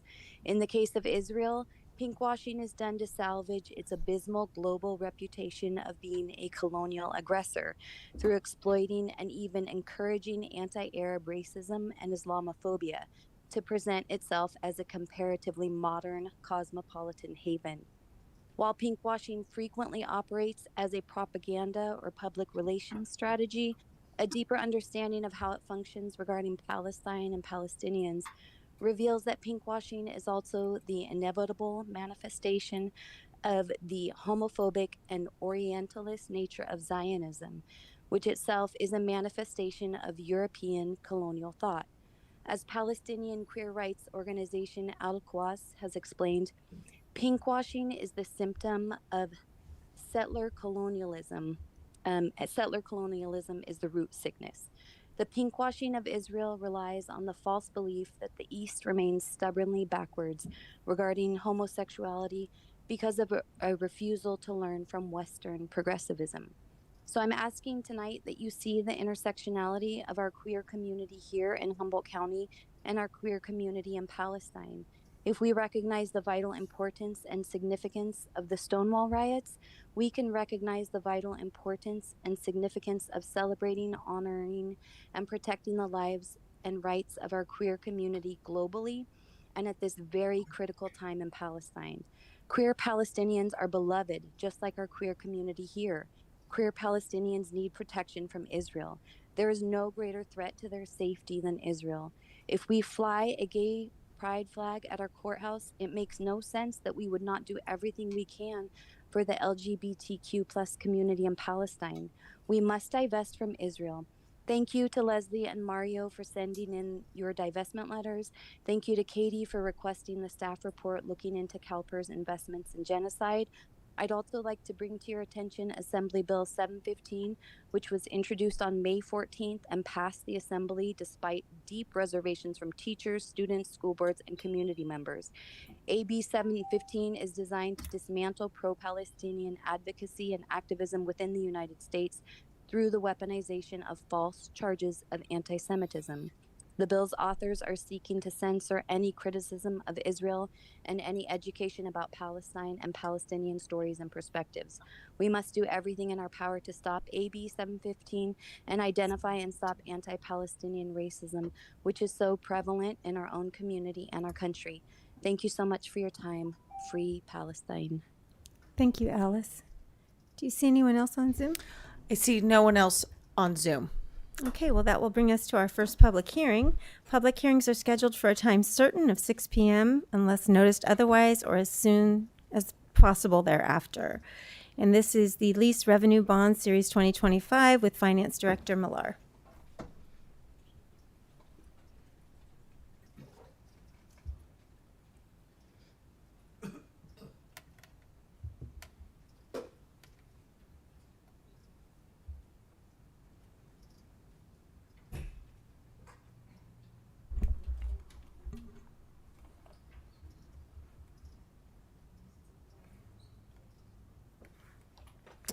All right, good evening. Tonight's first public hearing is about the 2025 lease revenue bonds. So tonight's presentation is to give you a high-level overview of why we're issuing debt and the mechanisms behind this process. So the first question is, why are we issuing bonds? Next, I'll go into what are lease revenue bonds, followed by who's involved, what are the financial implications, and then what are the next steps. So why are we issuing bonds? The best explanation about why has to do with our capital improvement program, or the CIP. The purpose of these bonds is to finance certain projects. These projects can be found in this document. They include the courtyard or operations complex, municipal auditorium improvements, and city hall improvements. These projects are large relative to our typical annual list of projects. In fact, starting with the first one, the new ops complex is estimated to cost around $21 million. City hall improvements, about $5.5 million. And then the municipal auditorium, another $5.5 million, for a total of $32 million.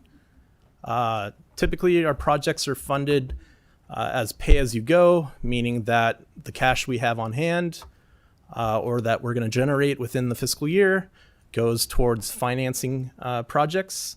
But in this case, given this dollar amount, we have to look for outside financing. And that brings us to lease revenue bonds. So there are two types of municipal bonds. There are general obligation bonds or GO bonds, and there are revenue bonds. General obligation bonds are backed by tax revenues and require a vote. Revenue bonds are typically financed through specific revenue streams, whether that's water or sewer revenues. But in this case, it's through lease payments. Lease revenue bonds are a type of revenue bonds. They are unique in the sense that it requires the agency to work with another government agency. In this case, it's the Eureka Public Financing Authority, or the EPFA. This is a JPA that was formed back in 1988 by the city. It was done because at that time we had the redevelopment agency, and in order for the redevelopment agency to issue debt, they had to work with the EPFA to issue that debt. So what's going to happen is the city will provide the EPFA with some public assets, in this case facilities such as City Hall or Dias Park or EPD headquarters. Those public assets will be used essentially as collateral, as well as a way for the EPFA to generate revenue. The EPFA is the entity that will issue the debt, and then the money raised by the debt or the issuance of the bonds will provide cash for the projects that the city wants to do. So this describes the debt issuance process. The way the debt payments are made is because the city will then begin paying rent payments to the EPFA or lease payments, and then those lease payments are revenue for the EPFA, and they will be used to make the debt service payments. So who's involved? Typically, and we've done this in the past as a city, actually many times. So we first have to have a financial advisor, then we look for bond counsel, and then underwriters. So our financial advisors, PFM, they help the city do financial projections. They help us prepare for our rating with S&P, and they make sure that we don't overextend ourselves. The next group that assists us is our bond counsel, ORC. You may have noticed the long list of attachments associated with this item. Those are all legal documents. ORC helps us produce those documents, as well as to minimize any potential risk associated with issuing the debt. And then finally, our underwriters, Oppenheimer. That's the group that will go and sell the bonds. Typically, this is to other financial institutions, and they also help us price it in terms of interest rate and term and the structure of the bonds. Tonight, we do have PFM on the Zoom. So at the end of this presentation, if you have any questions that I can't answer, they will come on and hopefully answer those questions. So what are the financial implications of the lease revenue bonds? So the most current estimate as of June 11th, we know how much debt we want to issue. That's $32 million. We're assuming a interest rate of about 5%. This is a conservative estimate. We're hoping that it comes under this rate. We expect the proceeds of the bonds to be about $29.7 million. Typically, that's because we are required to hold some of the proceeds to the side as a reserve. So about $2 million might be set aside, and then at the end of the term, that money will come back to the city and can be used for additional project work. The term on these bonds are 30 years, and over the course of those 30 years, we expect those bonds to cost the city about $63 million. So what's the impact on the city budget? So the annual debt service payment on the $32 million is about $2 million a year. That's going to be broken up and paid for by 3 different funds. The general fund will capture about 44% of that debt service payment. That's because the general fund has operations in all 3 facilities. So the ops complex, City Hall, and the Muni have a large portion of employees that are funded through the general fund. And then the remaining amount will be paid for by the water and wastewater fund. They will both contribute about 28%. And that again reflects the ratio of employees working at each facility. So what are the next steps? We have to elect EPFA officers. We still have to receive our bond rating from S&P. We expect this by the end of June. Once we have our rating, the underwriters can go out and market the bonds and get a final price. Hopefully that's done by mid-July. And then by the end of July, we hope to go to market and raise $32 million. So the EPFA, here's a screenshot of the original resolution adopted back in 1988. It included 5 different officers. So I'm hoping tonight we can select a individual to fill each role.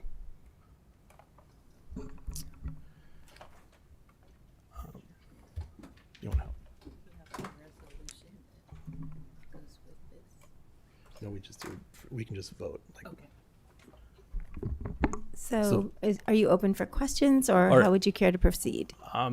If the city clerk can help me with the process, but typically it's something like when we fill any type of board, like the Humboldt Bay Fire JPA, typically you guys vote up at the dais, and that would be an appropriate process for this as well. Great. So we need 2 council members and then 3 city staff to fill the executive director, the secretary, and the treasurer. So with this resolution was original to 1988.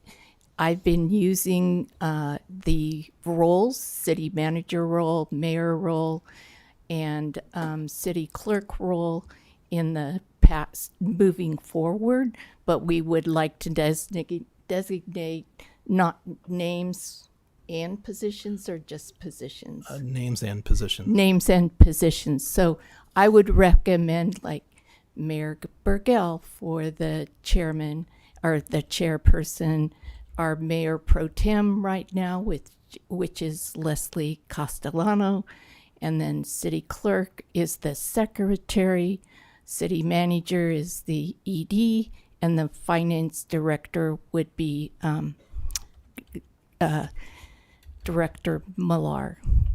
Before we move forward, will we, after this potential or this election, will we be able to have council ask questions about the actual, or can we do that first, or how would you like to, again, how would you like to proceed? Either way will work. This is really just a something we have to do as part of prior to issuing the bonds. Just for your knowledge, the EPFA meetings run concurrent with the city council meetings. So there wouldn't be any separate meeting for EPFA business. It would simply happen during a regular council meeting. So we just have to establish current officers. We can either do that before or after questions, whatever you feel comfortable with. Okay. And then would we do the election after public comment, after we open the public hearing for comment, or after? It's Again, typical. Because we don't do this very often, so I don't know what's typical. So Let's we can take comment First. Okay, great. So do we have any questions for Director Millar? Councilmember Contreras-DeLoach. Hi, thanks, Director Millar. I had a question. You said that, and of course we don't know this yet, about the potential 4.99%. Is the interest rate variable?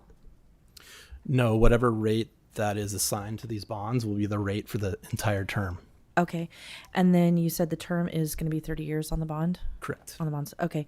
This probably isn't important, but are we able to pay that off sooner? Yes. So let's say interest rates fall, and now the market is telling us that we could get a rate of, let's say, 3.5%. We will have the ability to what's called refund the bonds and essentially pay off this transaction with a new transaction and get a lower rate. We also have the opportunity to pay down the debt faster than those annual debt payments. So we could essentially contribute additional principal payments and pay that debt down even faster than that 30-year term. Okay, and would there be any kind of prepayment penalty or any payment penalty for early repayment? Typically, there's not. There might be some restrictions as to how quickly you can pay that off or pay that down. But a lot of times, we could do it as soon as interest rates change. Okay. Lastly, any ideas on anticipated bond rating? You want a dartboard? Yeah. Yeah. Okay. I don't want to jinx it, but AA- or. I was just curious. Yeah. Which isn't bad. Okay. All right. Thank you. Any other questions? Councilmember Castellano and then Fernandez. Sure, thank you. And I know we've been talking about this for a while, so thanks for continuing the work on it. I tend to be rather debt averse and know that bonds are a kind of normal process of the city, and we're certain and it's not the first time the city has engaged with this process. Can you just talk about any potential risks that we might face in terms of if we can't? Yeah, are there risks? Could you mention them? What should we be aware of in terms of moving forward with this? So the risk, and I hesitate to call it a risk, once you issue debt and you have to make debt payments, those are non-negotiable. You can't cut a debt payment. So once we're committed to $2 million a year, those payments need to be made to avoid default. And in this case, if you were to default on a lease revenue bond, the facilities that you put up for collateral are at risk. Given the fact that it's going to be about $900,000 per year for the general fund, and currently the general fund has an annual revenue of over $40 million. We would have to experience some serious pain in the budget for us to not have any ability to pay that debt. The debt should be seen as one of the first priorities because defaulting on the debt is a big deal. I don't think there's any significant risk to this transaction. It's really just kind of what a city or an agency needs to do when we're funding projects of this size. Councilmember Fernandez. Thank you for that question. Councilmember Castellano is very much in the same vein of what I'm considering. And so, it's, I don't think there's anybody up here that says yes, let's take on more debt. But again, that's the reality of governance, unfortunately, in the system that we have. And so I'm curious, if only because the outliers that we've experienced here in the last 2 decades, whether it's the recession or whether it's COVID, it's just one of those things to keep on mind, which is, so if we were to default or if something were to occur, that I believe City Hall is one of the properties that's listed for lease. So what happens in that scenario then if something were to occur? It's not going to be Eureka City Hall brought to you by Pepsi. What happens? That's what I'm trying to imagine here. So help me with that, please. I mean, maybe I should request that PFM attempts to answer that question. Please, thank you. Yeah.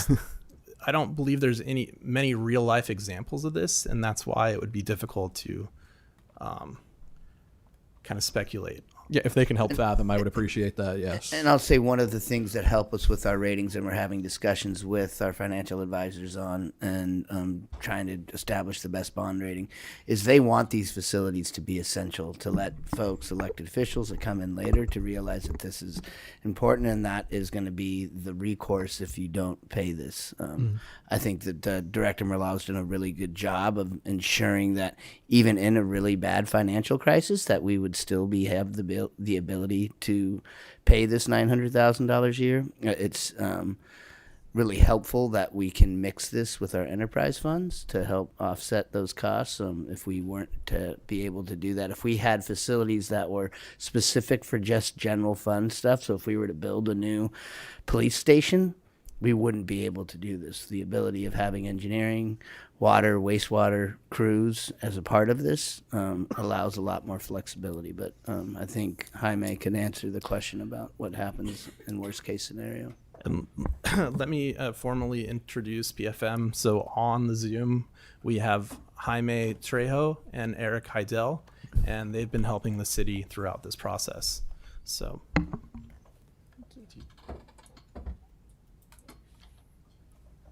Good evening. Jaime Trejo with PFM. Unfortunately, I can't start a video here, so it'll just be me by voice, but nice to meet everyone. And to answer your question here, the consequences of default, you do have time to remedy the situation. Typically it's about 60 to 90 days to remedy a default. And there are a couple safeguards we have in place.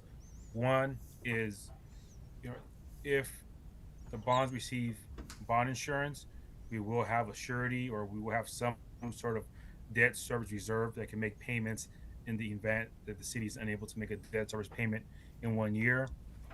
So that's kind of the first option. The safeguard for bond investors is that there is some form of debt service reserve fund that covers 1 year of debt service.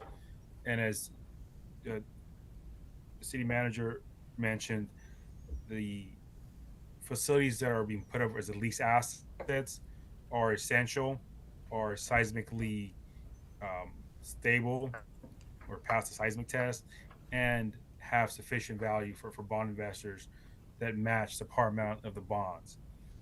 But typically in these documents, the recourse for a bond investor or investors would be to relet the properties, which means they'd have the ability to essentially rent it out.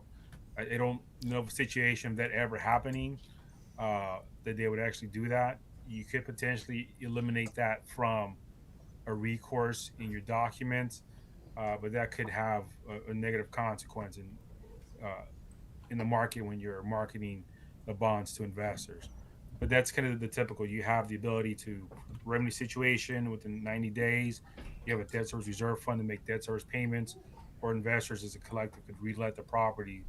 But I've never seen that happen before.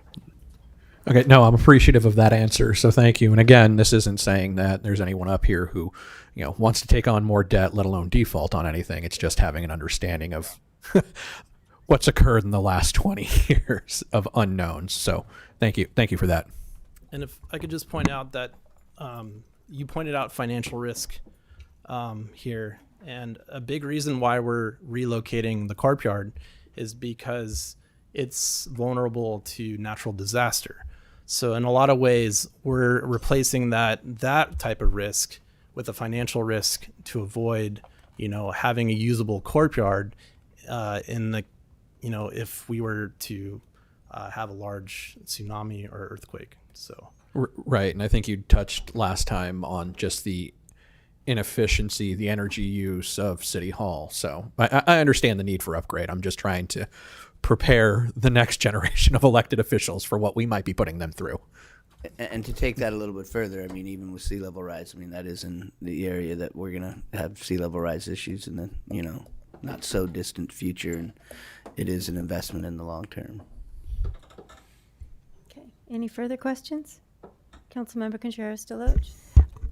I just wanted to have, I guess I have a procedural question really quick about the, if we do it the way that it's laid out, where it's mayor pro tem, clerk, that kind of thing, and it's as part of our meetings, is that just the kind of thing where they do like a report out, or is it that there's actual business being conducted and the rest of the council interacts, or are we just listening? The entire council is part of the financing authority. So the chairperson and the mayor pro tem, they are just there to execute the documents. Okay. So if, for instance, the budget always has a financing authority resolution that goes along with it. And it's invisible really to you as a council, but we've been operating the Public Financing Authority annually with the budget and with previous bonds that we issued. Okay. And redevelopment. Redevelopment was separate, but similar concept. And then this was just a procedural question, or different. Under section 4, where it talks about the establishment of issue of price of the bonds, it says the underwriter agrees to assist the authority in establishing the issue price of the bonds. So that's Oppenheimer would be the one that came up with the price on what the bonds would be issued for? Essentially, they monitor the market to come up with a rate that will be acceptable to purchasers. Okay. So, and that's done after the S&P gives us the rating, and then our official statements are released. They use that information to essentially gauge the tolerance of investors, and at that point, they'll set a rate appropriate for our risk profile, I guess. Okay. Thanks so much. Councilmember Fernandez. And then I'm just curious, I know we said that we'd get back, we'd get the bond rates back, or at the end of this month, correct? June? Correct. We'd reassess from there. Is there a particular rate that we would just say we can't do this at this time? We would have to reassess?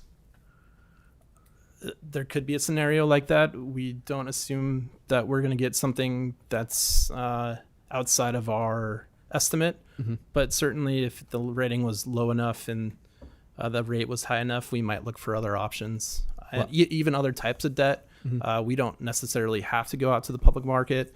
It's likely to produce the lowest rate, but we could also find financing through private institutions or banks. So there are different routes. Yeah, I believe you'd covered that last time we had this discussion. And so I'm not asking for a hard metric, but I'm just trying to imagine that if we're looking at 4.99 conservatively, if it's 5.01 or 5.5, is it like we need to bring this back to council and have a conversation?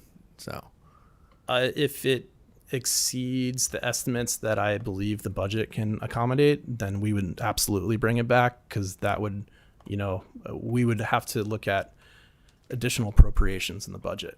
So right now the budget can accommodate that 5%. If it were to, get upwards of 6, we might have to come back and come up with a new plan for the projects. Okay, thank you. And if that happens, Jaime's fired. So, are there any further questions? Seeing none, we will open this public hearing for public comment. Is there anyone here to comment on this item? No. Do you see anyone on Zoom? I see no one on Zoom. So we will close this public hearing and bring it back to council for a motion and a second, and then comments.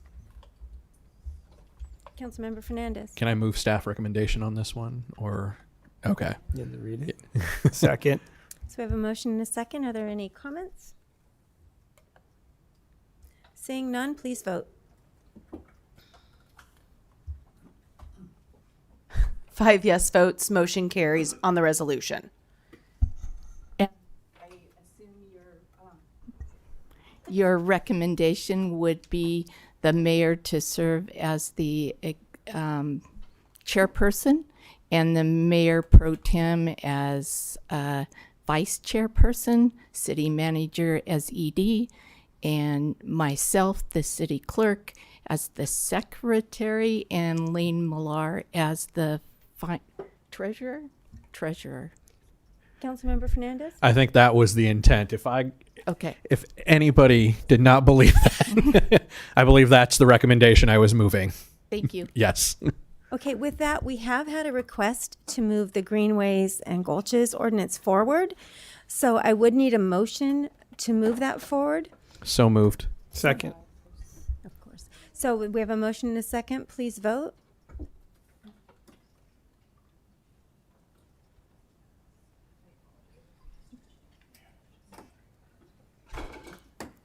Five yes votes, motion carries. Great. So we are going to take a few minutes for a break, probably 5 to 7, and we will see you back in here. Thank you so much for your patience on this. I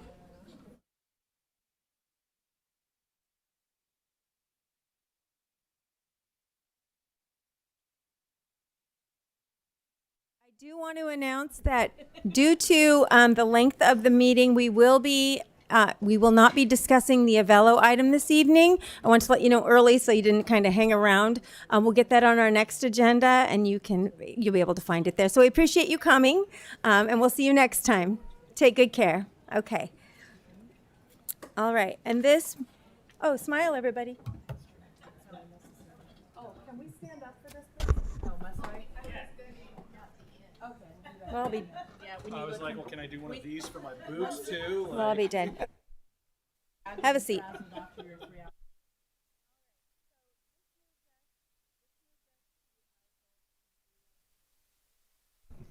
This moves us, thank you all for staying. This moves us to our Gulch and Greenway overlay zone and associated municipal code updates.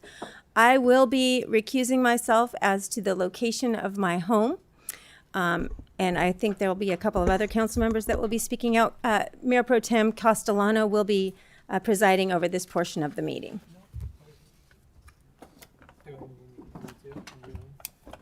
Yeah, and I have to recuse myself too. My property is within the overlay, so my apologies. And I think it's best to recuse myself given how close I am to the affected properties.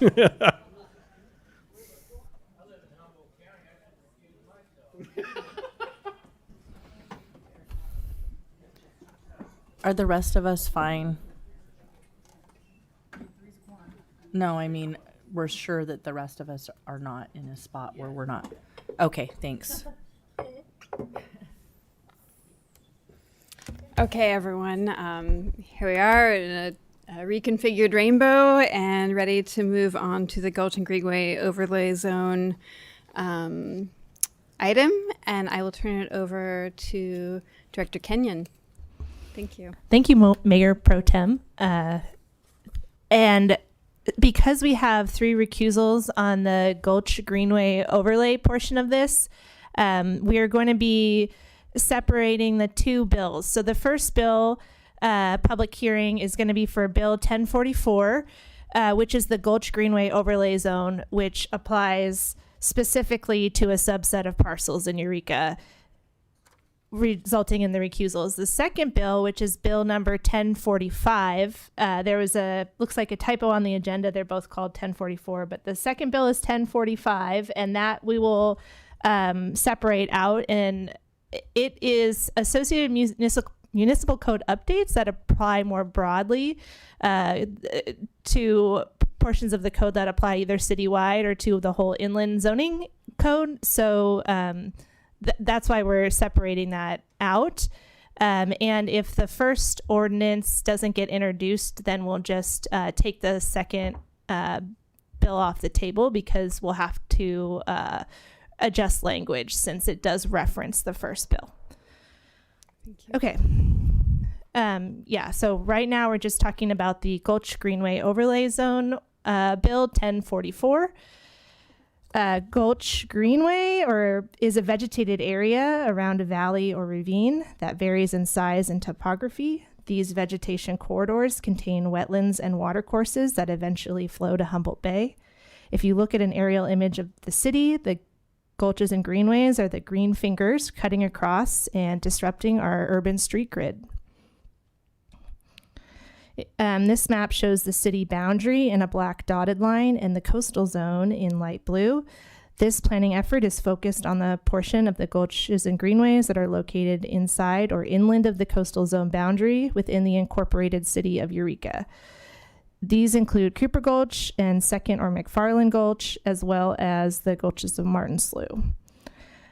So what is the goal of this planning effort? This ordinance helps implement a variety of general plan policies included in the Planning Commission's staff report, which is included in attachment 4 of your agenda packet, including policy NR 2.2, which specifically calls on the city to adopt Gulch Greenway preservation and management guidelines that identify and protect sensitive species habitat and the hydrologic capacity of Eureka's gulches and greenways.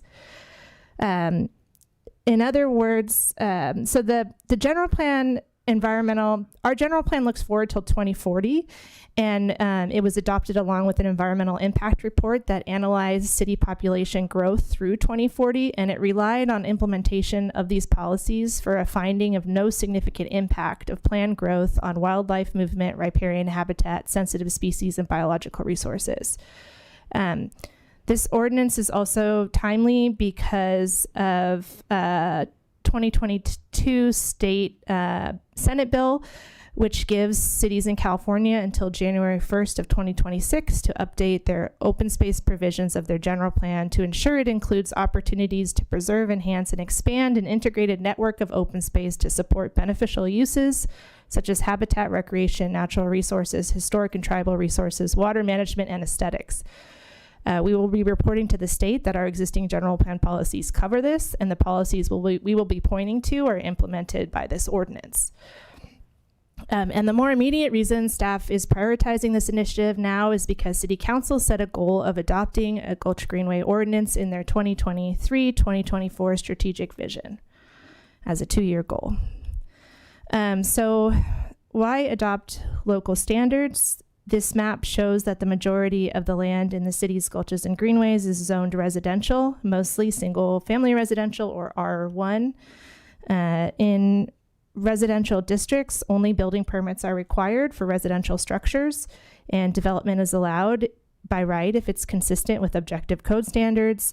And the current inland zoning code does not include any standards that afford special protections to wetland streams and riparian habitat, and there's no standards that limit development on steep slopes.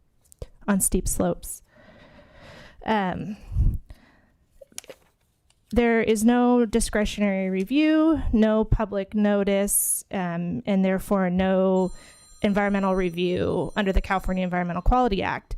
Without environmental standards in our code or discretionary review, the city has no regulatory tools to prevent further fragmentation from development.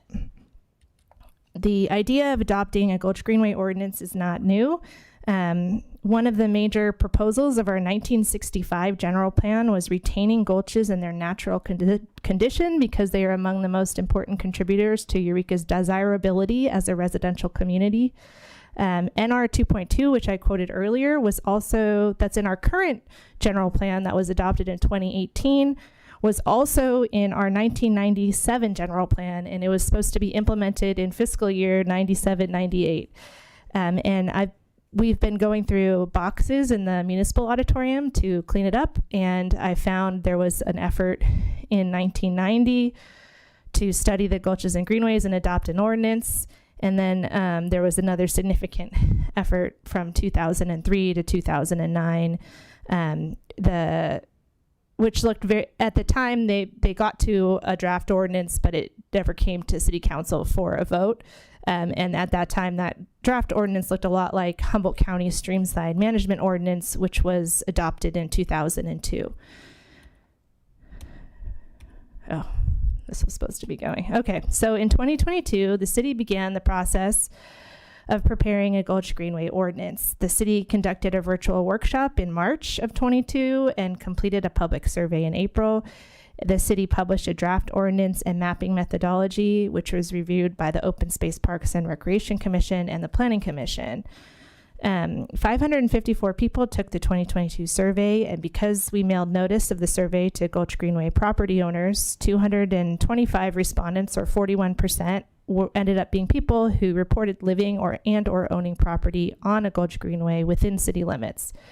The survey included a list of benefits provided by the city's gulches and greenways, and people were asked to select the benefits they found most valuable. The most valuable benefit was fish and wildlife habitat and passage value, both for all respondents and for those who live along gulches and greenways.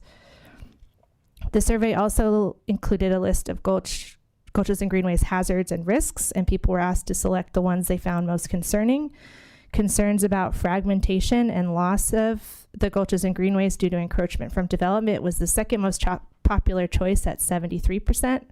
The other two big issues, illegal dumping and encampments, and crime and public safety can't be effectively addressed through development regulations and need to be addressed through other means, such as through EPD and code enforcement staffing. The 2022 effort to adopt an ordinance stalled because that draft ordinance at the time did not allow for residential development in the Gulch Greenway management area, and 65% of the parcels had been identified in our housing element as being available and ripe for housing development to meet our regional housing needs allocation. This caused us to pause and rethink the ordinance to ensure it doesn't reduce residential capacity inconsistent with state law. The effort began again when City Council adopted the ordinance as part of their strategic vision, and the city hired a consultant, Ben Noble, and then Ben and I presented to City Council at a special study session on October 1st, 2024, on a new direction for mapping in the ordinance. And a revised ordinance was published in March of this year, with notice mailed to implicated property owners and emailed to the Gulch Greenway mailing list. And then the ordinance was presented to the Open Space Parks and Recreation Commission in March. And there was a noticed Planning Commission hearing on May 22nd. So getting to the ordinance, accurate mapping of gulches and greenways at the citywide scale is difficult, and site-specific stream and wetland investigation is infeasible at a citywide scale. So at the October 2024 study session, City Council gave the go-ahead to instead create an overlay zone that applies to parcels. The overlay will be added to the Inland Zoning Code map and will be used as a screening tool to trigger site-specific evaluation of Gulch Greenway features once development is proposed. So a GIS consultant mapped 20% slopes, areas below the break and slope, and then a uniform 100-foot buffer upslope of the break and slope, and any parcels that intersected with this mapping were included in the overlay. While the mapping overlay applies to parcels, the ordinance includes a textual definition of the Gulch Greenway Management Area, or GGMA, which is a subset of the overlay where additional permitting requirements apply. The GGMA is defined as slopes 20% or greater, wetlands, stream channels, riparian habitat to the edge of the riparian drip line, and a buffer of 100 feet from wetlands and 50 feet beyond the edge of riparian drip line or break and slope, whichever is greater. So in this picture, the break and slope is greater, so the 50-foot buffer would start there, and that would be the Gulch Greenway Management Area. However, there's a huge caveat on it that exempts the Gulch Greenway Management Area does not include an existing improved outdoor area or the footprint of a legally established structure. So even though the GGMA is defined to include a 50-foot buffer, there's a lot of places in Eureka where there's development up to the break and slope, and in those cases there wouldn't be a buffer. The improved yard areas would be outside of the Gulch Greenway Management Area, and the Gulch Greenway Management Area would start at the break and slope or wherever the improved yard area stops. So outside of the Gulch Greenway Management Area, but inside of the overlay, there's no additional permitting requirements. The difference is that any permit submitted So if you need a building or grading or planning permit, it will be reviewed and referred to the Department of Fish and Wildlife to confirm that the Gulch Greenway management area will not be impacted.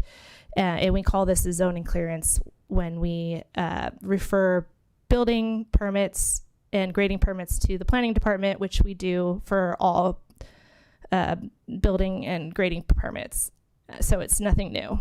The new part is codifying the referral process to California Department of Fish and Wildlife.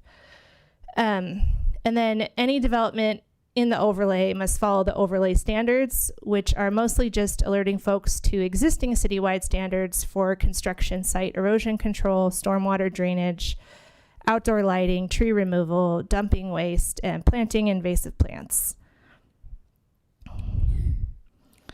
Okay, so then within the subpart of the overlay that's defined as the Gulch Greenway management area, it's the same standards and Department of Fish and Wildlife referral, but the difference is that there will be additional permitting requirements for most activities.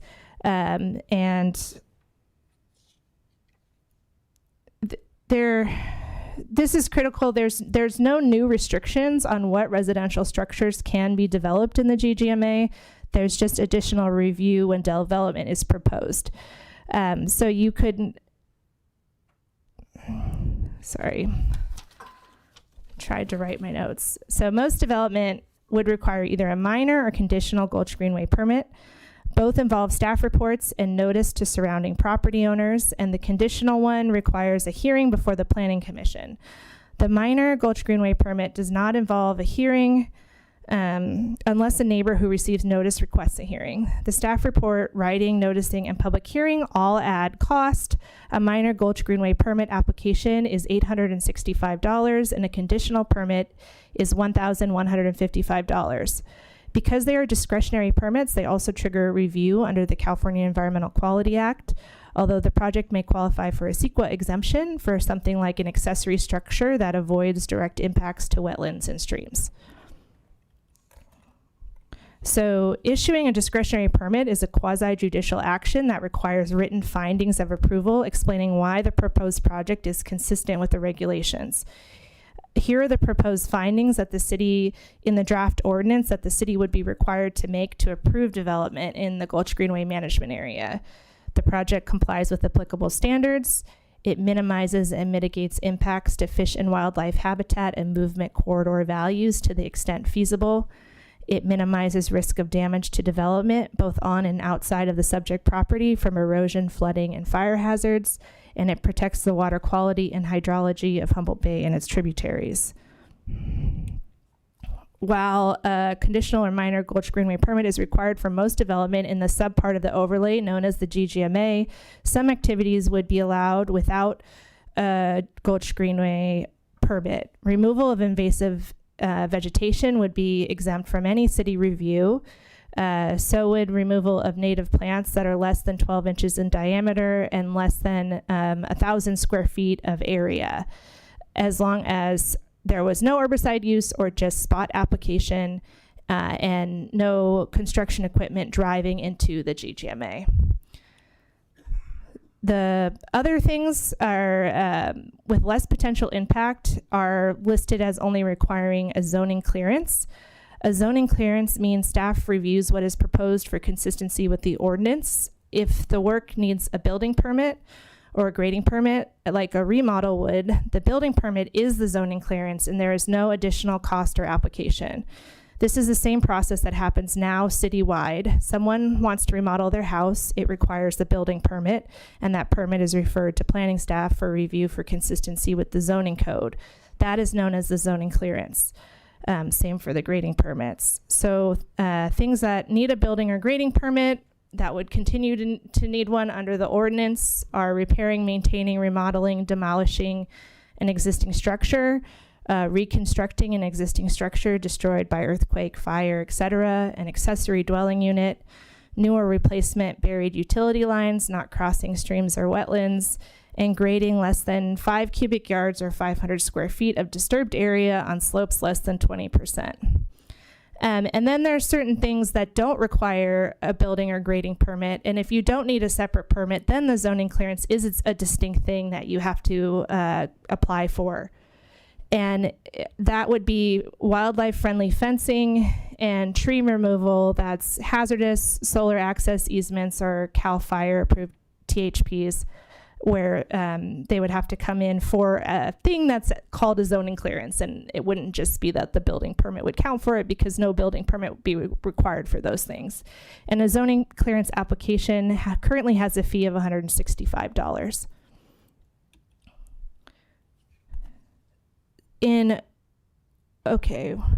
So there's a lot of questions about the vegetation removal bits of the ordinance. So if you're in the overlay zone, but you're outside of the GGMA, so it's just your improved yard area, for example, right now, city authorization is required for removal of protected trees over 24 inches, and the ordinance would not change that. In the GGMA, things would change. You would now need city authorization for removal of protected trees over 12 inches diameter, grading 5 cubic yards or more, or 500 square feet or more of disturbed area, removing 1,000 square feet or more of native vegetation, and wheeled mechanized equipment or heavy herbicide use. And all this seems like, oh man, I need to go in every year and do some of this stuff. You could come in once and get vegetation management authorization for a 25-year period or whatever was proposed, so that you wouldn't have to keep coming back for 1 million permits if you have a lot of activity happening in the gulches. So Planning Commission, they voted 3-1 with 1 recusal to recommend adoption with 7 suggested modifications. They heard both bills at the same time, and 5 of their suggested modifications had to do with the Gulch Greenway overlay regulations. And 21 members of the public spoke, mostly concerned property owners, and there's more of a summary of that in your agenda summary. So in response to Planning Commission suggested modifications, city staff made some changes to the ordinance. We added a reference to the city's existing regulations prohibiting dumping of yard waste and other debris in gulches. We added an allowance for rebuilding of legally existing structures damaged or destroyed by earthquake, fire, flood, or other calamity with a zoning clearance, which is a building permit. If the footprint does not increase in the Gulch Greenway management area. We added an allowance for installation of wildlife-friendly fencing with a zoning clearance. And it's defined to be sited and designed to avoid risk of entanglement and injury and preserve habitat connectivity and migration routes. So it would look differently depending on if it's being proposed on the outside of the gulch, then it's not going to have an impact on habitat connectivity if it's a solid fence. And it would be more like worrying about not having sharp things that, or too small of holes but large enough for things to think they can get through it. Whereas if you were proposing a fence across the gulch that could disrupt migration routes, then you might need it to be open fence for wildlife to actually pass through it. So what wildlife friendly means depends on where it's proposed. And then we removed a second column, so it was clear that in the permitting table to make it clear that there's no additional permitting outside of the sub part of the overlay that's labeled GGMA. So some questions I just wanted to touch on that have come up a lot is, do I need additional permits to maintain or remodel my house if my property is in the overlay? No, as long as you are not expanding the footprint into the the undeveloped Gulch Greenway management area. Any required building permit will be checked for consistency with the ordinance, which is the same permit requirements as now. Does this mean I need a permit for my existing fence or to maintain my existing yard? No, existing improved outdoor areas, which include yards and perimeter fencing, are exempt from the definition of GGMA and its additional permitting requirements. What happens to this exemption for existing houses, yards if I sell my property? The exemption runs with the land regardless of change in ownership. If your yard exists now, it's grandfathered in. Will the overlay be recorded on my property's deed or title? No, the overlay will be adopted by amending the city's zoning map. That's where it will live, on the zoning map. My property includes GGMA. Does this mean I can no longer develop my property? No, it doesn't. The ordinance does not prohibit anything. It says you're still allowed to develop anything residential that you could now. The difference is that there'll be additional permitting.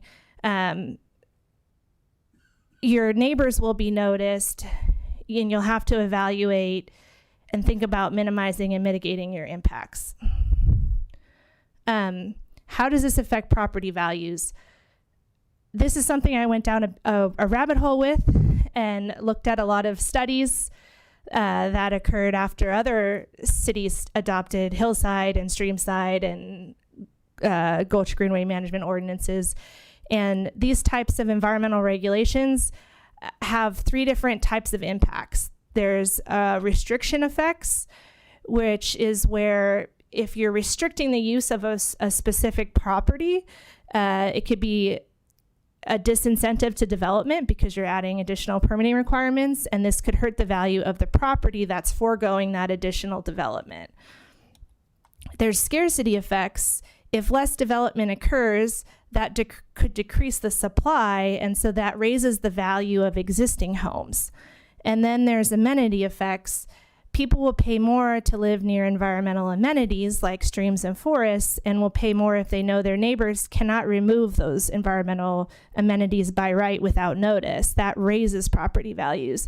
And how this plays out differs depending on the specific context. And so from empirical studies, property values have been raised or lowered by environmental regulations, depending on how restrictive they are and how much an amenity is valued and all these very specific, context-specific questions.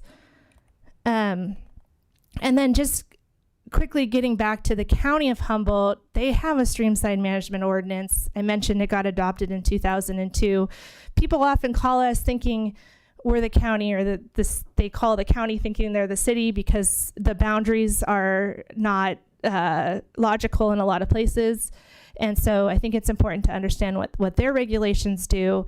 They define the area of concern as 100 feet from perennial streams and wetlands and 50 feet from intermediate streams and wetlands.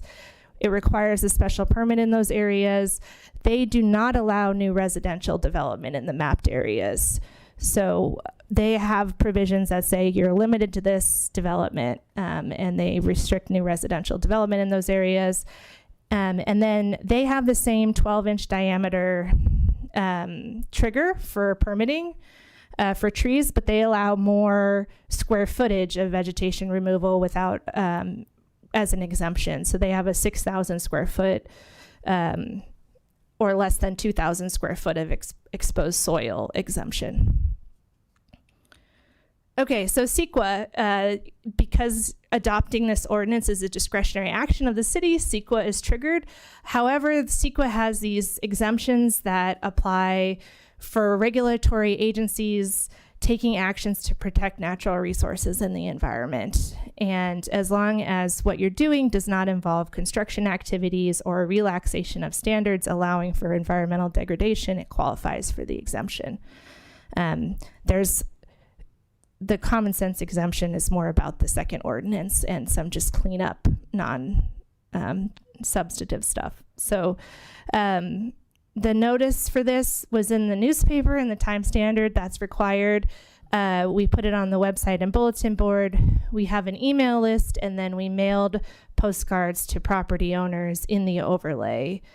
And our recommendation is to hold a public hearing, find the project exempt from CEQA, and introduce the bill 1044 for Gulch Greenway Overlay Zone mapping and ordinance. And then I have a motion when you're ready. Thank you, Director Kenyon. I'm going to open up for questions from City Council members. Councilmember Contreras-DeLoach. Hi, thank you, Director Kenyon.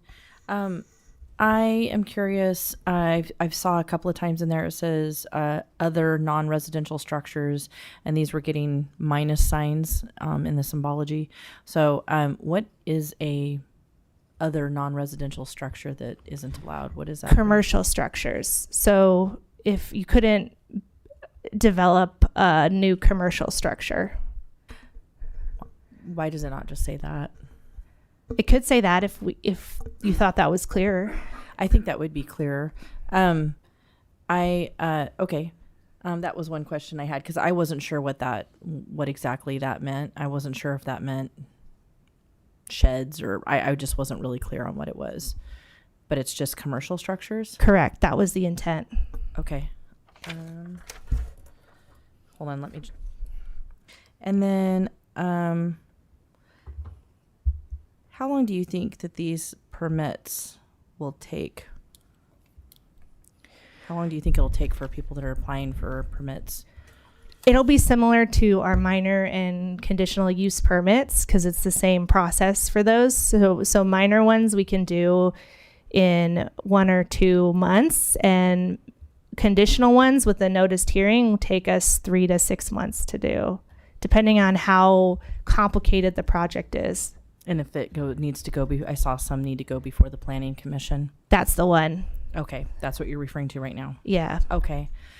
And then wheeled mechanized equipment. I know we had talked about this before. What is... The intent was for that to mean construction equipment that's heavy and could in itself be cause destruction of, impact the soil and destroy vegetation by driving it through the gulch. So it wasn't meant to be like a wheeled lawnmower. It was meant to be a backhoe or something that is like major construction equipment. Okay. Yeah, not a lawnmower. Right. Okay. I have so many questions. Do you want to take turns? I only have a few, so okay. You want to go ahead, or so I will continue. In there it talks about not you're not allowed to do it if it's crossing a stream. How do we define a stream? Is there not a definition? I don't know. There may be. It's just a lot of pages, so if I missed it, you can direct me there. A perennial, intermittent, or ephemeral watercourse, whether naturally or artificially created, identified by a qualified professional through site inspection or on U.S. Geological Survey maps. So only if it's identified and cited as so. Right. So we would, if it's not completely obvious that there's no stream, then additional site investigation may be necessary by a professional to demonstrate whether there is or is not a stream. Okay. Thank you. Let's see here. So this only applies to new development, not existing structures, not existing things that are backed up to. This is if people continue to develop or if something new is built. The intent is to grandfather in what exists now in terms of legally existing structures and improved yard areas. Yeah. And I can read the definition of improved yard area, or it's improved outdoor area, means an area that has experienced significant alteration from its natural condition as a result of legally authorized clearing, grading, paving, construction, landscaping, or other activities as determined by the director. Includes yards, gardens, landscaping, and perimeter fencing associated with the legally established use. Councilmember Contreras-DeLoach, go ahead and ask one more question, and then we'll turn it over to Councilmember Moulton. Did you need to piggyback on that question though? Oh, just my first question is related to that, so I thought Well, I'm then going why to don't interject when I can do it now. Why don't I pause now, and that way it can go over to you, and then I can start again. Go ahead, Councilmember Moulton. Thank you. And thank you for the presentations. I know it's been a lot of work has gone into this for a really long time. So the question is about exemptions for existing structures. it sounds like, and it reads like that the exemption is permanent. Is that permanent to the property or permanent to the structure? I'm wondering if somebody has a structure that is in the zone where a structure would not be allowed, but it's grandfathered in, and they take that down. Would the ordinance then apply to that area, or would they have the ability to rebuild because of an exemption on the property? Right. That is a good question. Our non-conforming provisions, it's no longer existing if it gets removed, right? Mm-hmm. But if it was removed, so if they remove it and then want to rebuild it, then they'd have to come in for the Gulch Greenway permit, or if it was because of an emergency situation, it would be a zoning clearance with their building permit. So would that count then if it was, and I see the part about, if it's destroyed or damaged, but what if it's just remodeling or something else that requires a building permit, but it's on an existing structure? That would be outside of the GGMA. The only time that it would be inside the GGMA is if they were expanding into the GGMA. Got it. Thank you. And just I only had one other question, which is actually just to reiterate out loud, these permitting costs, that they are reflective of the actual cost to the city, like all of our permitting costs. Is that correct? Yeah. We look at how much staff time costs, and we estimate staff time, and then average noticing costs, average conducting the hearing. It adds up quickly. Sure. Yeah. Thank you. And I appreciate that streamlining and efficiency it sounds silly when we're adding bureaucracy essentially, but I understand that is a priority of the building department. I'm appreciating that out loud. Thank you. And another part of it is that when you do quasi-judicial decisions with subjective findings like minimize, you have to write a staff report justifying how it's consistent with the finding, and that takes a lot of time too. So can I just clarify one thing? So if we're talking about an existing structure inside the GGMA, and somebody goes in and they have a repair and maintenance issue and they want to come in and they're not tearing it down to have it go away and then some later date coming back, if they come in there and they're saying, I got a bad roof or I got a structural issue or something like that, they're able to go in there, tear it down, rebuild it, and it's just a building permit to do that, correct? As long as they don't expand the footprint. Right. Okay. Just making sure. Councilmember Contreras-DeLoach. Thank you. I feel like maybe it shouldn't have been in the table to begin with, the remodeling, because if it's an legally existing structure, then it's outside of the GGMA anyway. And so it's a redundant, unnecessary part of that table. Could you help me understand what an open fence is? Open means you can see through them. So not the metal fence that you showed us a picture of, or the metal fence? That is an open fence. That's but considered an open fence. But that one is not wildlife friendly because you don't want to be just a little bit open, but not enough open to let. That's why I'm asking what's considered an open fence that's wildlife friendly. Like, so what would an example of that be? It would be like a split rail fence. I'm sorry. What is a split rail fence? Split rail fence is similar to what you see at Sequoia Park on the picnic area there. It's basically wood that's split, and it's kind of like a 3x3, 4x4 that's just a post with two crossbars.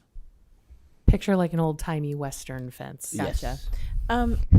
I guess my concern with that is, and with respect to wildlife, as a parent of a disabled kid, fences serve the purpose of protecting my property and my child. So I think that's a concern for me. So if the fence is just around your playground or around your yard, then it's not blocking wildlife passage in the Gulch, and you could have a solid fence. It would be wildlife friendly because it wouldn't be blocking the migration route that is the stream channel Gulch. It's like what wildlife friendly means would depend on where you're siting the fence. So if you're siting it around your play area, it could be solid, and that would just prevent wildlife from getting caught in it, but it wouldn't need to be open because wildlife doesn't need to get in and out of your yard. It needs to get through the gulch, right? So Yeah, no, I understand. I just, real examples, in the city of Eureka, there's a number of people that I know who have properties that run down, and they don't want to fence off their property from their gulch. They can, they want to have access into their trees in some of those areas. And so this would prevent them from putting the fence inside that area where they would perhaps you wouldn't prefer it. be able to do that with just a zoning clearance. If you're gonna be developing a fence that's not wildlife friendly and could be blocking migration or whatever, then you would have to come in for the minor or conditional Gulch Greenway permit. You could still build it, but you would have to evaluate and mitigate impacts.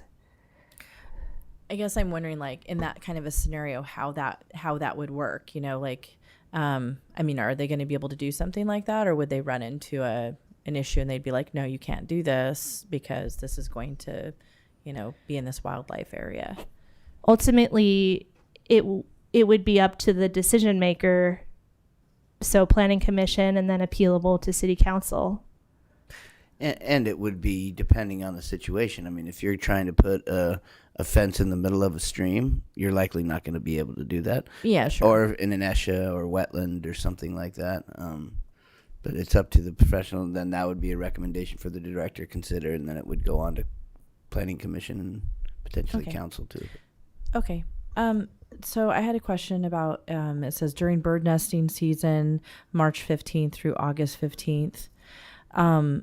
And I guess that one, and that's A, and then B right below it, it talks about tree removal, needing to comply with requirements of bird nesting sites, and that special approval would be required for those. I'm concerned, I guess I'm wondering with these, if we have any, I didn't see it in here, and I apologize if I missed it. Some people are getting, notices from their insurance company, you need to remove shrubs, you need to remove trees, and to continue being insured. And so I guess one of the questions I have is, do we have some kind of a process, so if somebody's getting a notification that says you need to remove these things, because the people that are getting these are given a very narrow amount of time to remove anything that's like within their structures. And I'm thinking it's going to be more likely people that are backed up potentially to trees and that kind of stuff. It's not going to be me. I'm in the middle of the part of the city that was deforested 100 and plus years ago. So do we have a way to address that if somebody's getting notices that says, hey, this stuff needs to be removed, like, quickly?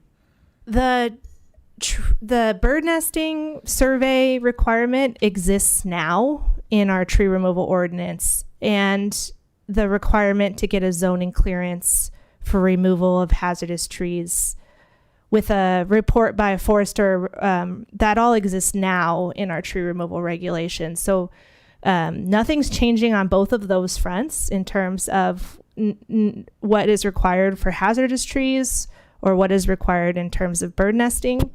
But you raise a good point, like, do we need some sort of emergency provisions or something to add to our code for these circumstances?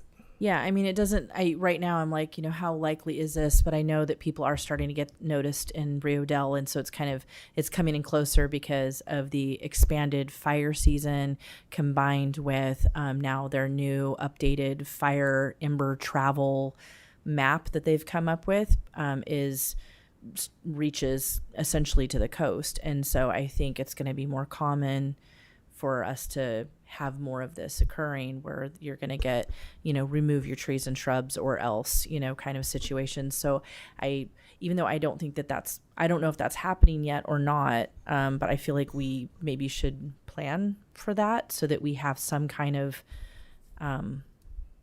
like, this is an emergency or this is a situation where this needs to be addressed. Let's keep it to quickly. questions for right now, and we can get back to those kinds of comments. So just to add to that, to correct me if I'm wrong, Director Kenyon, but if there was an emergency situation and a property owner was looking to remove a tree because they have an insurance issue, there's a provision that would allow for a bird survey to go in there and make sure that there is no bird nesting in there and be able to remove that tree, both Correct. now and under this ordinance. Correct. Thank you. Thank you. I appreciate it. Any other questions? I'm sorry, I did have one more. Oh, go ahead. You said the 25-year period permit. I was curious, how that works. If you could explain it a little bit more.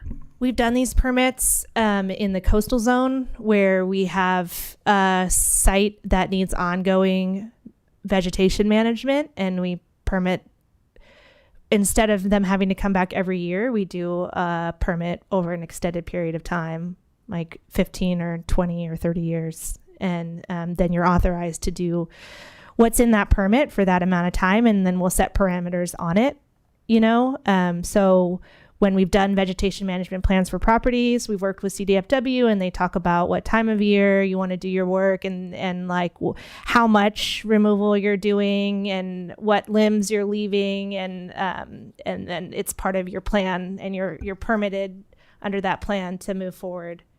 Would the permit stick with the property or with the owner in the case of a sale? Permits stick with properties. Okay, thank you.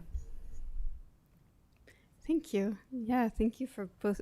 Thank you both for your questions. I have just a couple of questions, and then we will open it up to public comment soon. I know many of you are here to comment on this item.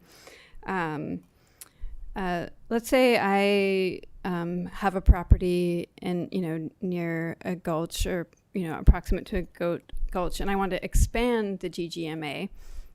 Would that be possible? To basically restore. Let's say I have a developed yard and I want to restore my yard to being more of a natural habitat. Oh man, and let's think this through. What's the question? Does that then become GGMA? Right. Oh, well, GGMA does not include an improved outdoor area or the footprint of a legally established structure. But if that area was removed, it could return to Gulch Greenway Management Area if you restored it. Great. And then I think just a follow-up question is there a periodic review, let's of kind of updating, like let's say there was a movement of people who wanted to, I have known some neighbors in other areas that want to get together and kind of restore a wildlife habitat, as a neighborhood project. Then, in several years, would that be updated to reflect the expanded GGMA? Yeah, I was anticipating that this is something that we update regularly because we do get this really great aerial imagery and LiDAR. We pay for flyovers every 2 years. So we'd evaluate every 2 years. Yeah, I would say that in those cases, you're probably going to be in the GGMA already and you have a developed area. And so let's say you have, a shed in a sloped area, and you decided to remove that shed, and that shed was gone for a period of time. That would be a part of the GGMA at that time, and it would follow those things. And so if you're restoring an area or doing something like that, it would revert. I don't see us, maybe with more exact LiDAR, really changing slope and topography and the other things associated with define the GGMA, right? Yeah, I was thinking there could be an earthquake or something. Yeah, and slopes true. Change. Yeah. Great, thank you. And then let's see, could you share a few examples of impact mitigation for new development? Yeah, so a lot of our gulches are impacted with invasives like bamboo and ivy, and so improving the quality of habitat is one way to mitigate your impacts. Another would be just how you site and design your structure, so limiting exterior lighting or eliminating it on the side that faces the gulch, creating some sort of barrier between your development and the gulch, like a split rail fence to indicate this is not where we go, or like a bush or something that'll prevent noise. And there's all sorts of there's a lot of different things that you can do. And then if you're really filling wetlands to build a subdivision in a gulch, then you're talking about purchasing property elsewhere to protect or, compensatory mitigation if you're doing some like major damage to an area to develop. Two more questions. Are there, I know I'm imagining there may be some folks here in the audience who, or in the public, members of the public who have had a project in the works, or something that they're thinking about, and they're like, okay, now there's going to be a slightly bigger process around this project and some extra fees. And I know that we're required by the state to charge fees for our services so that we're not just spreading those fees on to members of the public who aren't involved with those projects.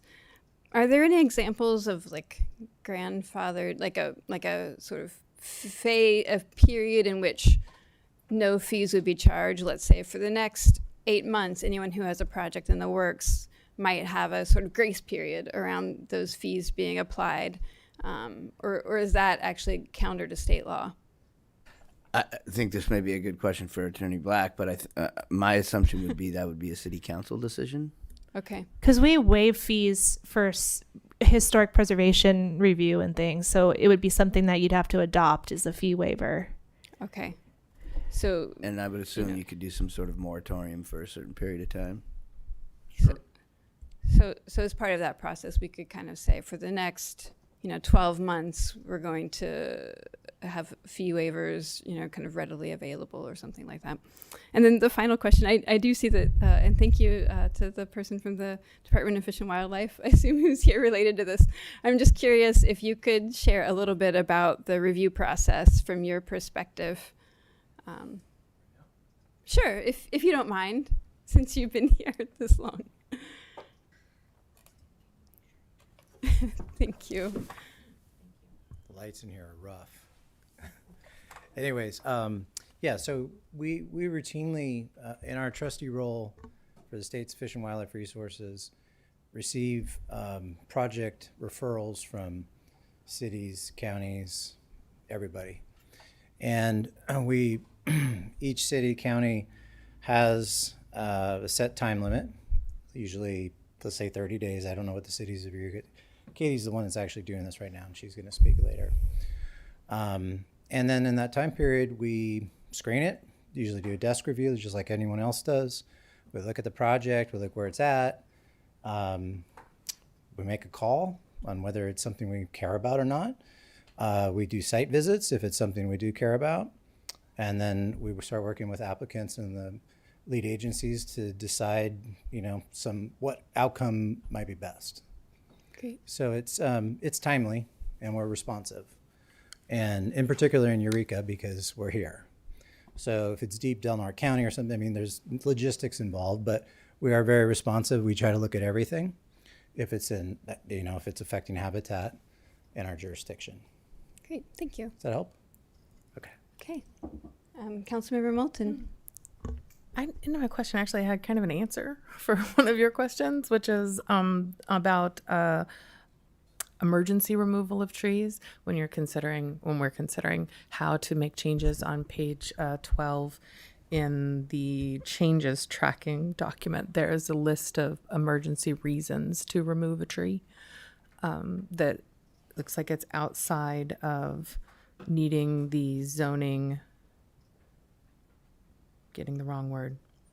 Well, I'll let you look at that. I'm having trouble opening it up. Derek. Okay. The We're great going to go and ahead and powerful. open this up for public comment. And y'all are welcome to line up on each side of the room, and that sort of helps us go faster if we kind of ping pong back and forth from one side to the other. Thank you so much for being here. Council, my name is Larry Kluke. I'm here to make a record and to exhaust administrative remedies. I'm an owner of 6 properties along the golf course. Their AP numbers 18301-058, 059, 064, 061, 062, and 063. About 9 acres total. I've harvested this property 3 times over 30 some years and intended to keep harvesting the trees. They grow at 10%. And if you adopt this overlay on my property, you'll take all of the value for timber harvesting. A Greenway designation is going to hinder or prevent further subdivision. My parcels are up to 2.5 acres, and they're all zoned R1. And with this overlay, I'm going to lose significant value. It's going to hinder building permits. The city's taken the fair market value of our properties without paying damages for the taking. They're not doing an EIR to determine the economic effect on our properties. We're being forced into a Greenway designation, which in effect is forcing us to put our properties into a conservation easement and without paying us. I ask that you allow us to opt out of the Greenway designation if we choose to do so. I think you should allow everybody to be able to go to the city and try to argue why that particular property should be opted out. All the properties are different. Our property is not on a gulch. It's just along the golf course. There's no gulch there.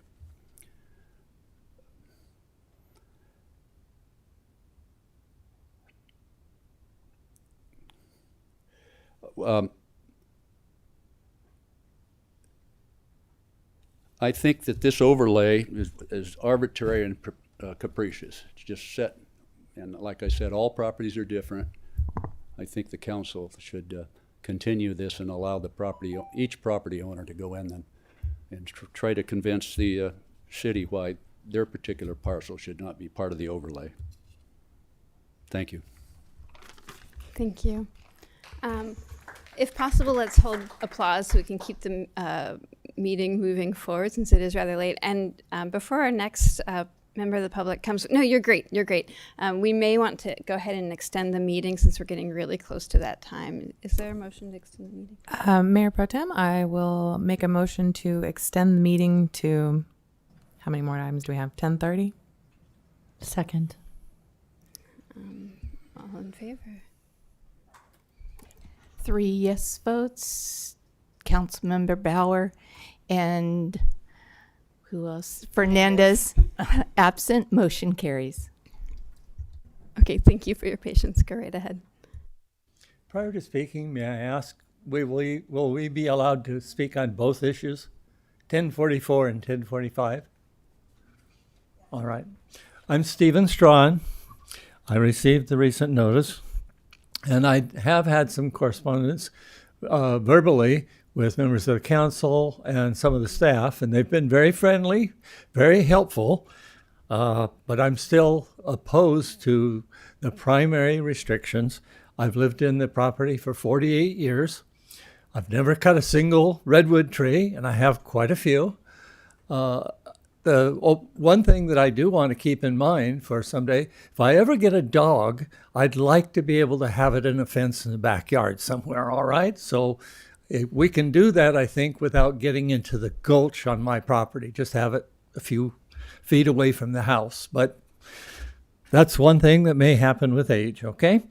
I've noticed in the notice it indicated that something to the effect that if you did not speak on these issues, and particularly be in opposition to any particular thing, you did not have any legal rights thereafter to take lawsuits and things of that nature. And perhaps later, not on my time, your council could tell whether or not that's factual. If people that are not here tonight speaking on the issue, if they feel violated in some way later, that they can or cannot take legal action.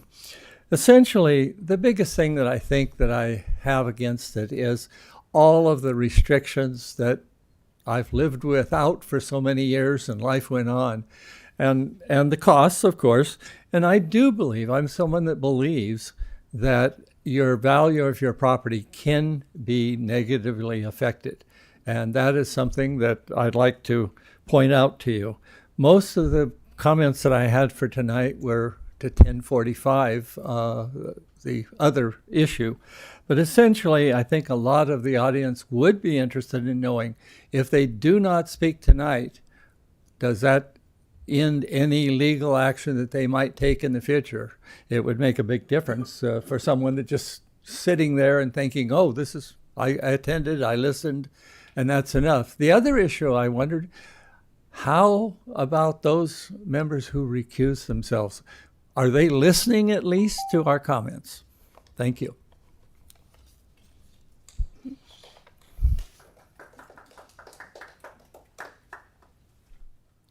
Good evening. I'm Bill Barnum. I live on Pine Hill in the city. Made my notes, but attending the meeting changes my presentation. Rhetorically, will there ever be a time when there's too much regulation? I think people in the room here agree that this is the example. I would pitch it to you this way. City of Eureka was founded in 1850. We're 175 years in. The gulches and greenways that are gulches and greenways are gulches and greenways. They don't need this regulation. The two major developments in the gulches and greenways that are mapped are the city's projects, mainly in Cooper Gulch, which converted that area into ball fields, and the golf course that my parents and Fred Lumblade donated to the city in 1960, which is the most popular park in town. All the rest of the Gulch Greenway areas are Gulch Greenway areas, and they just don't need this sort of regulation. It would be duplicative because we have Fish and Wildlife regs, we have Regional Water Quality Control Board regs, we have Army Corps of Engineer regs, and anything that's going to affect the streams within the Gulch Greenways is already regulated at the federal and state level. Where they have staffing, they don't need to put together this sort of bureaucracy. It's too broad a net. Looking at the mapping tonight and hearing about the exemptions, why don't we just take 1,600 developed home sites out of the whole damn project? Why don't we just focus on the areas that are not? Let's map the areas that are not occupied tax-paying areas. Let's limit the scope of this thing. It's poorly drafted. It's unintelligible. And if you do open up and read the whole thing and you read the charts, I practiced law for 43 years. I can't make sense of these charts. Your citizens are not going to understand it if they read it. In my career for 43 years, I never had one person come in and ask me to interpret the Eureka Municipal Code. It's not going to be read. It's going to be violated. Then we set up all those parcels for exposure to violation claims by the city staff based on LIDAR. It just isn't a respectful ordinance. Had a lot more to say. Point this out to you. Eureka is 10.7% smaller in its population today than in 1960. We're shrinking. The average house in Humboldt and Eureka is older than I am, and I'm 71. It's disrespectful to the people of this city to be put under this level of regulation when we all would like you, the city council, to regulate the homeless problem, which does affect the gulches and greenways. Thank you. Thank you. Let's go ahead and allow more members of the public to speak. My name is George Clark. I live in Eureka. Thank you, City Council staff and the Planning Commission for your extensive efforts, and the Council for your extensive efforts for 3 years reaching out to experts and the public in establishing this long neglected ordinance. An impaired Martin Slough Creek flows behind my home. It no longer supports annual salmon runs, and it's unclear how the permitting of any additional subdivisions within the GGMA would be compatible with this ordinance's proposed policy guidelines to preserve open spaces and wetlands. While not perfect, I support this nascent attempt to protect and preserve what remains because over 90% of California's wetlands have been lost to development, despite federal and state regulations, and because the pace of biodiversity collapse is alarming scientists. Like schools, hospitals, and public transportation, trails, parks, and greenways attract tourists, new residents, and their businesses. This increases property values based upon the quality of life, which conflicts with the development industry agenda of maximizing profits. within Eureka's remaining riparian greenways and their steep slopes. The most significant losses in local property values recurs with every collapse and bailout of a corrupt housing market's overstock of high-profit subdivisions, which requires the collusion of local governments to ignore their own annual housing need assessments decade after decade. Each collapse leaves local families victimized by the development industry's lucrative cycle of foreclosure and resale. Decades of irresponsible growth was recently bailed out by the $40 million Martin Slough Interceptor that has mostly mitigated 45 years of raw sewage flowing into Elk River and Humboldt Bay during winter rains. However, mitigating sprawl's impact on Eureka's streets is more problematic, rated by the Highway Patrol as being among the most deadly in California for pedestrians, cyclists, and motorists. Sprawl undermines everyone's daily public safety and emergency evacuations.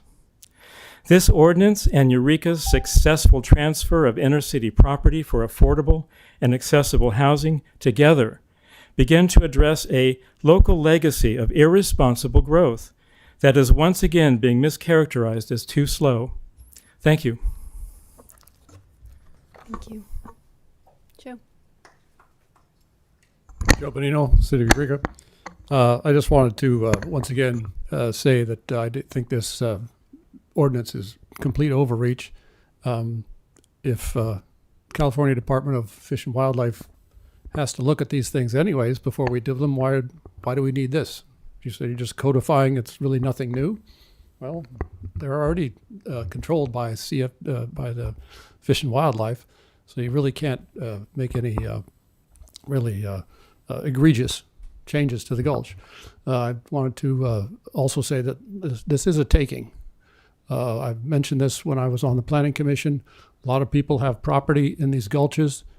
They don't have any intention of developing it, but they use it as collateral for loans so they can make investments in other areas. And then, profit from that, then they pay off the loan and their property doesn't go anywhere. So if you're going to be devaluing these properties, that is basically a taking. And a lot of people don't realize that, but that's how it works. Sometimes if you have vacant land, you can get a loan on that and, invest in something you can make money on. Once again, I did want to also point out that it's kind of odd that this is coming up just before the Beta Zoo Trail condemnations are going to start up in the behind McFarland, when people don't want to sell their property. All of a sudden the city's going to be able to say, oh, well, your property's not worth much anymore because you can't develop it. So it seems to me a little, the timing is odd that you're getting in with this right now. And finally, also, I just wanted to mention that, once again, the 24-inch limit on cutting trees is too little. And I compromised on that when I was on the Planning Commission, but 12 inches is just insanely small. As you all know, you've all got trees there. And usually you don't want to cut down a tree because it's beautiful until it does get bigger than 24 inches. So that's why I object to that. And finally, also no construction equipment. That's preposterous. How are you going to do any sort of maintenance in those kinds of areas without letting construction equipment down there? Sometimes you have to have something like that. And also, finally, you'd mentioned some areas you can't disturb, no more than 500 square feet. That's just 20 by 20. That's not even as big as this part of the room. And likewise, a tree of a canopy of 1,000 square feet, that's 30 by 30. That's not a very big tree around here. So these things are just definitely unnecessary, and I definitely object to this ordinance. Thank you. Thanks for being here. Let's go ahead and hold our applause. You can do the twinkle hands if you like, but thank you. Go ahead. Thank you, Council, for staying late tonight. Mark Pardo, I live in the Greenway, and I think you're asking us to take two big hits here. For those of us who are in the Greenway, the business presentation tonight and the survey from 2022 pointed out safety, homeless, houseless impact, and bureaucracy. First, you're asking us to take on the Bay to Zoo Trail. I think we've all seen the chaos behind the Office of Education. I think there was a big fire there today. Basically, that chaos is going to be extended. I just think that's going to be a big hit for us, and I think you need to acknowledge that trail right now, we just don't have control of the homeless, houseless situation, and we know that it's going to come into our neighborhoods, and I think that's important to acknowledge that. Number two, bureaucracy. I think all of our worst nightmare as a homeowner is to wake up and have a new homeowners association putting a lot of restrictions on you. And all of a sudden, I think all of us in this room realize that, hey, our homes are taking on a much different situation here. You're putting restrictions on us. You're adding significant cost to us. You're adding significant misery to homeowners who've had plans, who've done things for years. And so I think it's really important that the council acknowledge that you're asking a lot of us for those of us who live in the Greenway. And I'd like to think that, we could make this less restrictive. I'd like to think that we can look at the impact of the homeless, houseless, and our safety for those of us who live in the Greenway, because I think right now the way we're doing it, I do see a lot of frustrations, a lot of negativity coming from those of us, and I'd like to see it done better. So I'm hopeful you can relook at this ordinance, change some of the things, and then last of all, I want to make a shout out to the tree removal experts. I've had some trees removed in my homeownership days. It's probably the most dangerous job out there.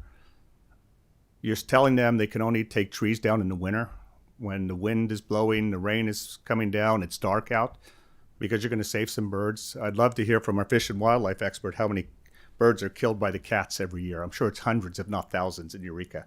And here we are telling the tree removal guys, hey, sorry, you're going to end up losing a few birds. You guys got to work in the winter. I mean, that's just craziness. I mean, that's government at its worst. So I would like to take their safety into account here, and I would really encourage you to change that part of the ordinance.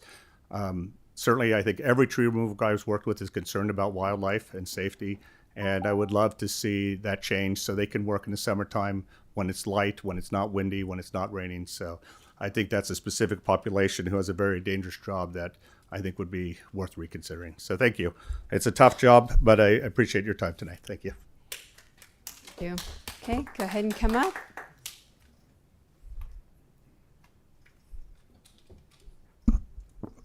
Hi guys, Gina Caldwell.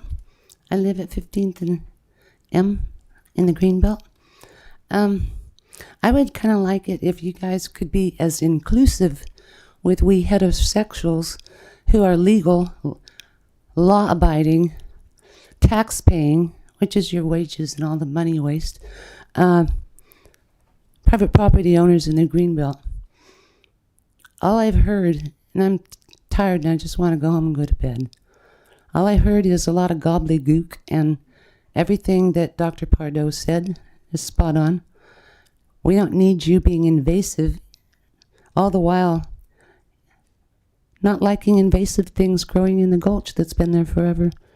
You had no problem with all the squatters who left garbage, filthy garbage, in the Cooper Creek all over. I got videos of it. Since 2002. Hauled 2 tons out of the Gulch. Somebody hauled it out. And then the rats came up in our walls. You know what it's like to have rats chewing in your walls at night? Your bathroom walls and your plumbing? It's not fun. Nobody cared. And yet I have the black-tailed deer sleeping under my redwood tree every night because they love my yard. They feel safe. So I don't need an invasive, stupid ordinance telling me what to do. I'm just tired of people trying to tell me what to do. I'm not going to put up with it. We take care of the property. Our property, we take care of it. You guys don't. We pay taxes on it, and we keep it up. And we just don't need to be bossed around because it's called invasive human behavior, and it's totally disrespectful to we the people who you don't seem to care about. But you care about people if they're gay, and you care about protest rioting. You care about a whole bunch of things, but you don't seem to care about us. And, that's just sad. So all I got to say is there actually is one king. His name is Jesus Christ, my Lord and Savior. All glory be to Christ. Thank you. Next commenter or next public comment. Hi, my name is Katie Rion, and I'm a biologist with the California Department of Fish and Wildlife. As the trustee agency for the state's fish and wildlife resources, the department supports the Gulch Greenway ordinance. The areas protected by this ordinance are more than just steep ravines. They contain wetlands, streams, and sloughs, the only remainder of what was once a complex network of riparian areas and wetlands connecting Humboldt Bay with adjacent watersheds. Although they've been constricted by development, Gulch Greenways still provide essential habitat and wildlife movement corridors for fish and a variety of wildlife. Fish habitat and enhancement projects have already made significant progress in improving habitat connectivity, bringing coho back into an urban landscape. This ordinance would protect these investments and make the city more sustainable for fish, wildlife, and people. Gulch Greenways provide habitat, and they support important ecological functions, such as reducing stream microclimate and contributing to habitat complexity. Ecological benefits aside, Gulch Greenways support essential ecosystem services that are going to become increasingly important with climate change. Wetlands and riparian areas improve resiliency to flooding by attenuating stormwater runoff and recharging groundwater. In addition to reducing erosion and stabilizing banks and slopes, Gulch Greenways trap and filter sediment and pollutants that would otherwise be discharged into streams and ultimately Humboldt Bay. Although there are existing regulations to protect streams and wetlands, their limited scope does little to support broader functions. Riparian buffers, such as the Gulch Greenway Management Area, are a well-established means of tempering the effects of development. By reducing encroachment, they increase the capacity of these habitats to absorb stormwater and trap sediment and pollutants. Poorly sited development may be prone to flooding, erosion, and slope failure, with cascading impacts to water quality. It also undermines ecosystem services, thereby increasing vulnerability to climate change. Discretionary review, such as that proposed by this ordinance, would give the city the opportunity to evaluate these risks and disclose them to the public while still providing a clear permitting pathway. Similar ordinances have been adopted by Humboldt County, Arcata, Fortuna, and Ferndale, among others. Given the significance of the Gulch Greenways, the department encourages the City Council to adopt this ordinance. Thank you. Thank you.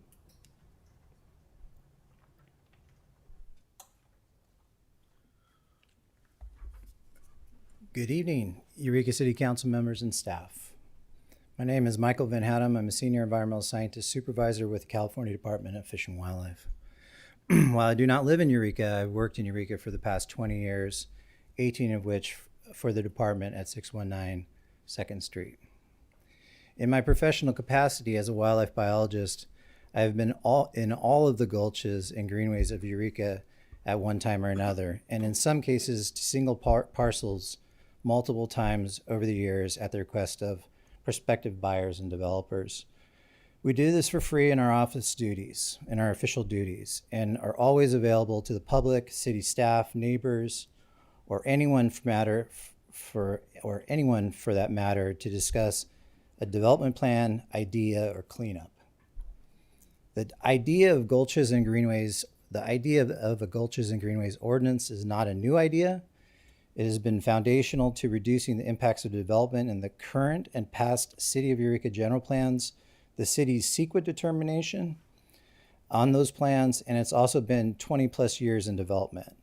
City staff, with our assistance, have drafted a thoughtful ordinance that specifies parameters, includes definitions, and sets forth a reasonable approach to the management and future of Eureka's remaining gulches and greenways. In my experience, what people, the public, most want is certainty in how to proceed with development and or management of a given location. They want to know what the setback is. They want to know where the setback starts. They want to know if studies are needed or required, and they want a callback or a site visit. The Greenways and Gulches ordinance will also give the City of Eureka discretion over development proposals, which is currently lacking. Without a lead agency, proposed projects face an uncertain path. The ordinance establishes that certainty. The City of Eureka has made great strides in recent years towards repairing the past when things like biological resources, wetlands, streams, and riparian habitat received less or no consideration. Projects like the City of Eureka's Elk River Estuary Project, bringing back lost estuarine habitat while providing use and enjoyment by the public, the latest chapter in the Martin Slough, the Martin Slough Flow Enhancement Project, work within the Municipal Golf Course, and the first Slough Fish Passage Floodplain Restoration and Connectivity Project, which also replaced vital infrastructure at 14th N and M Streets, to name a few. The City of Eureka is actively taking advantage of streamlined permitting pathways like our Cutting the Green Tape program, reducing costs and actively receiving grant funding. We now have coho salmon in the city's boundaries. Given the significance of the city's gulches and greenways and their direct connection to Humboldt Bay, the department encourages the city to adopt this ordinance. Thank you. Thank you.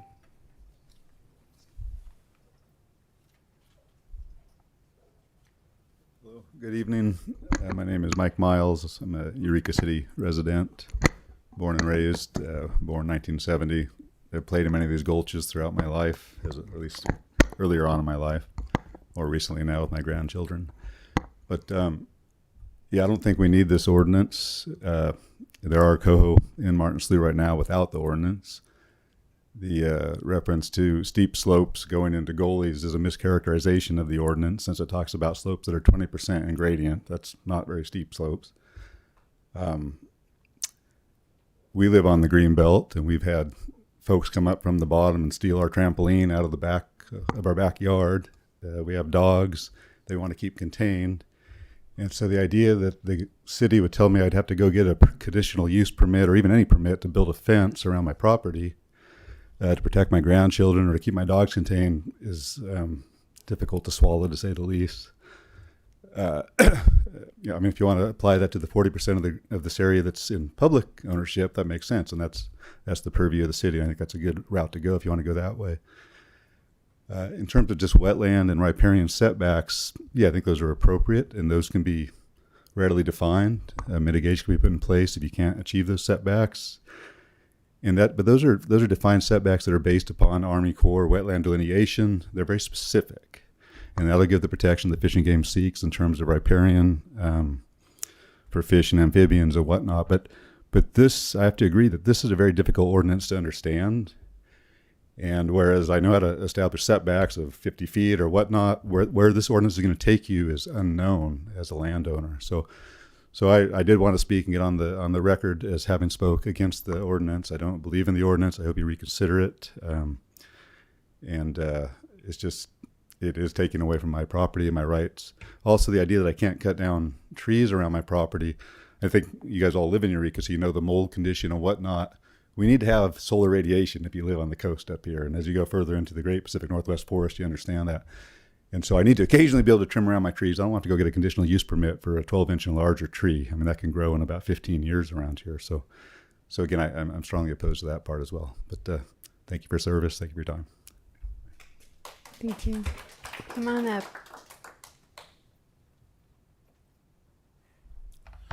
My name is Alan Kepner. I'm a 40-year resident at 3461 K Street, which is where K Street dead ends just past Manzanita. And we've been there for 40 years, and we have so much wildlife. It's more than we can handle sometimes. Bear, we've even had cougar, certainly raccoons, possums, skunks, fox, lots of wildlife. And so we have been there for 40 years, and things have seemed to work really well there. I first want to start by congratulating the staff and commending them. And when I came to ask questions about this, they were extremely helpful. They were polite. While they didn't have all the answers, they were certainly willing to try to give them what information they had, and I really appreciate that. I also want to commend the city at this time for solving a multi-decade problem at the end of K Street, which was a sewage lift station that caused nothing but trouble down at the end of that street for 30 years that I'm aware of. So we appreciate you taking care of that. In terms of this ordinance, as you look at some of the measurement points that are listed in one being a riparian drip line and the other being a break and slope, both of those are subject to change by nature. As trees grow, that riparian drip line is going to move out further away from the center of that tree. So with that, measurement is going to change. Therefore, this zone is going to increase just naturally. Same with the break and slope. As erosion occurs, that slope break is going to change. And therefore, these measurements from which you find out whether or not you're in or out or whether you need permits or not is going to change, which is somewhat difficult for us to deal with if that point is constantly going to change. So that would be helpful if we could find some way to deal with that. In terms of issues for me, obviously, you can't write provisions that cover all possible circumstances, but you certainly don't want to create a set of laws that create additional problems. So I consider, be sure you think this through very well before you adopt this. I certainly don't need any more changes in property rights. I certainly don't need increases in fees. I don't need added expenses in dealing with permitting or dealing with those issues. I certainly don't need jurisdictional expansion. I certainly don't need additional pruning processes. And so at this point in time, I would recommend, unless we change some of these issues, that we not support hold our this time limits. document at this point in time. And I would strongly recommend both on 1044 and 1045 Just at this in point terms of until fairness to changes are made. everyone, please go not ahead and to, wrap it up since everyone else only got not to. 3 Thank minutes. you. Thank you. Next member of the public, please.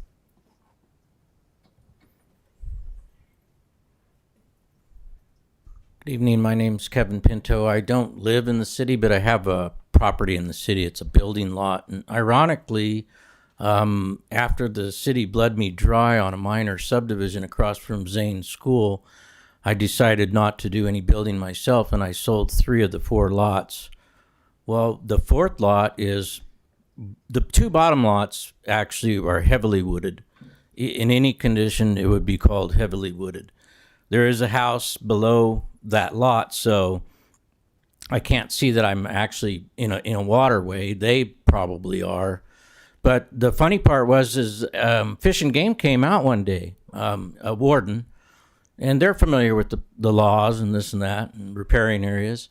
And he said, I asked him what he was doing there, and he says, well, I came out to look at your project. He says, but the city didn't require us to come out. They have a CEQA thing where in a minor subdivision, that's why it was a minor, they can exclude a lot of things. And one of the people that they excluded was Fish and Wildlife. Fish and Wildlife are here tonight telling you about riparian areas and everything, and I understand all that, but it's just so, this was a while back, I don't know, 10, 12 years ago when I did this. The same people that, basically opened my wallet and dumped it out are here again to tell me that my last lot, I get to open my wallet and dump it out again.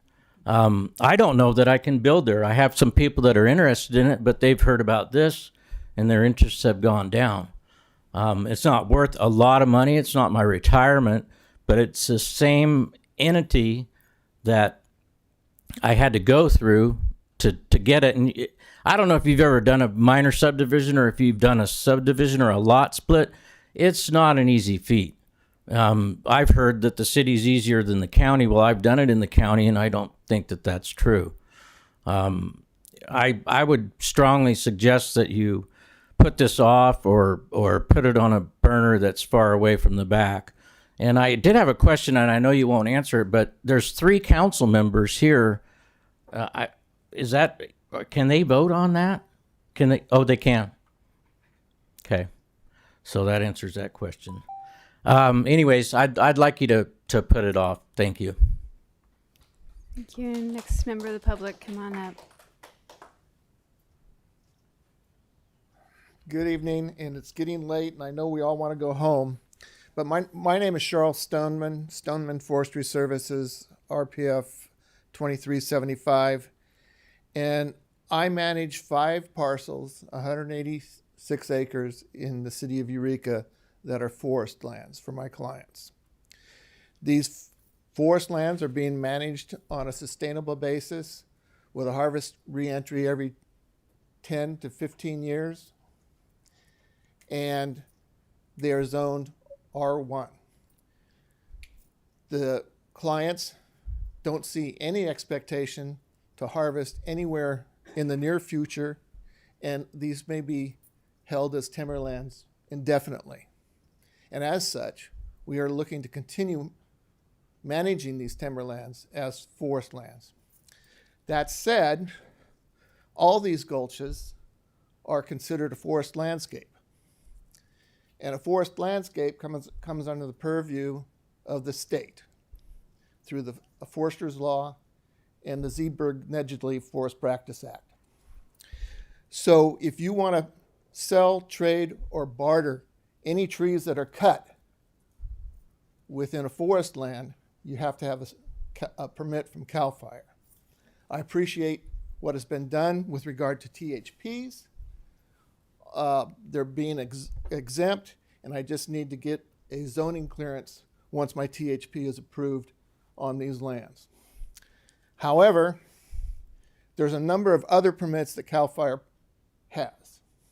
They have forest resilience exemptions, they have emergency exemptions, they have a less than 3 acre conversion exemption, and all of those would require a conditional use permit under the ordinance. And the problem I see is if something happens on my client's property, we burn 2 acres, and I got to get in there and get those trees out quickly. Under the CAL FIRE process, I can do it within 15 days. I cannot wait 3 to 6 months for a conditional use permit to get in there and get that burned timber out of there. And there's another number of other examples that I have that I can give you, but that will wait for further time and maybe further conversations with your staff. Thank you. Thank you. Kelly, come on up.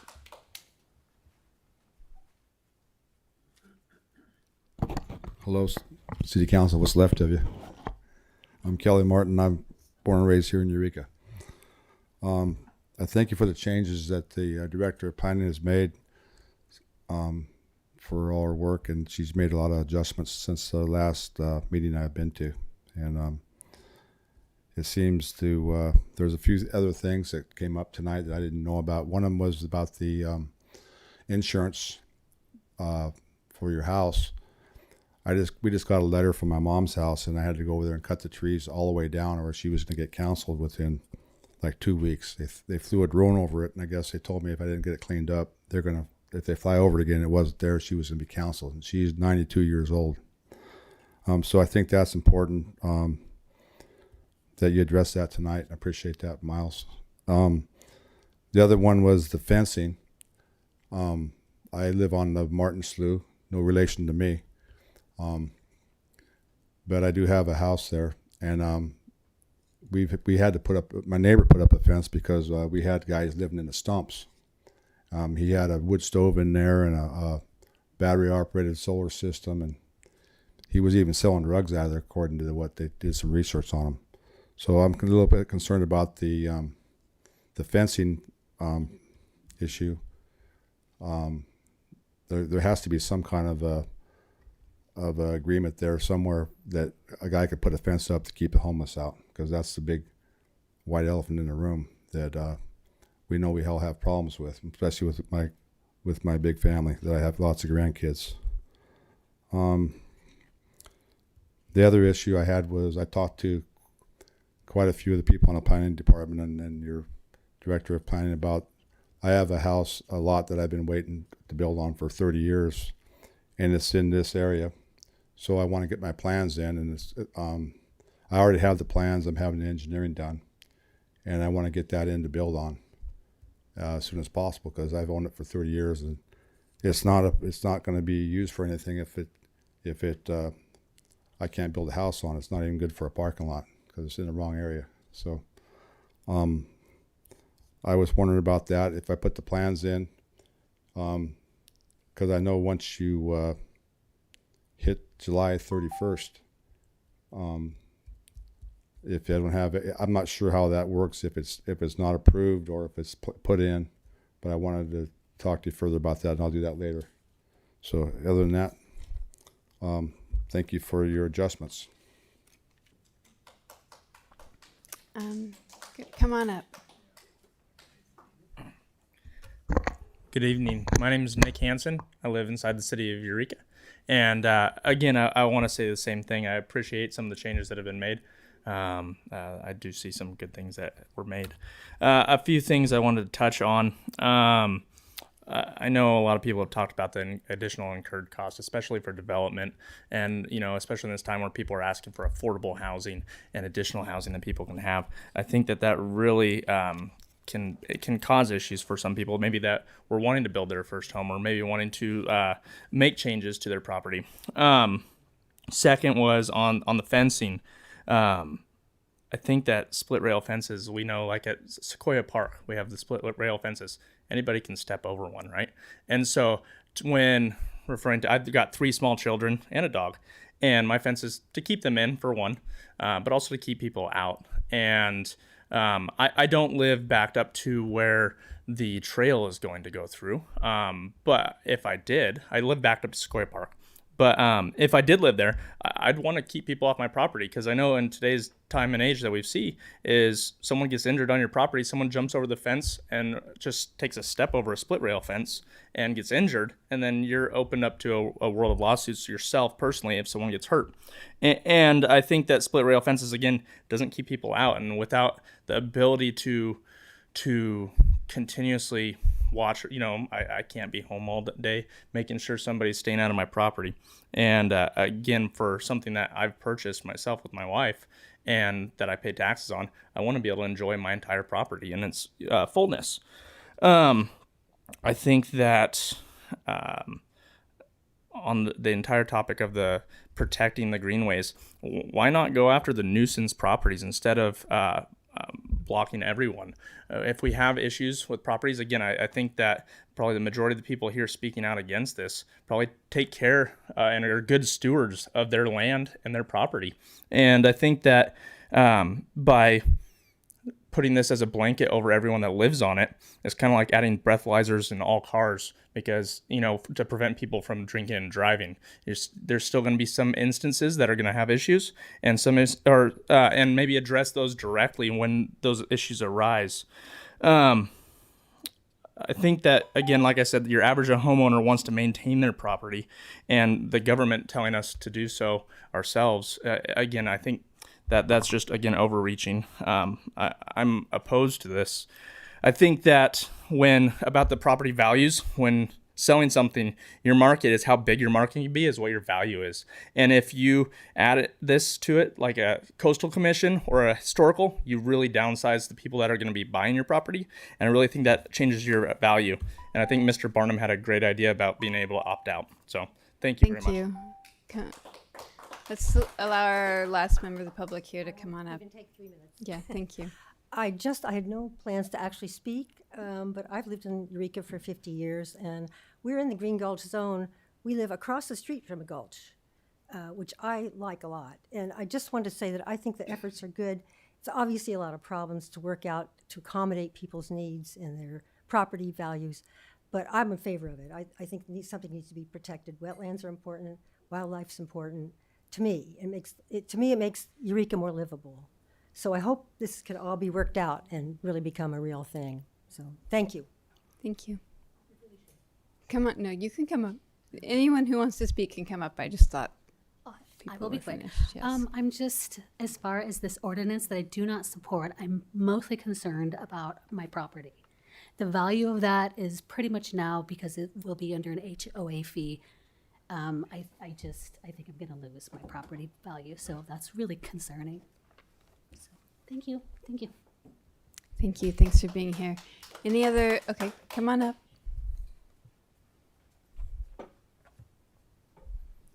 Good evening, everybody. My name is Chris Nelson. I am a fourth-generation resident of the city of Eureka. I spoke at the Open Parks and Rec Commission meeting. I spoke at the Planning Commission meeting.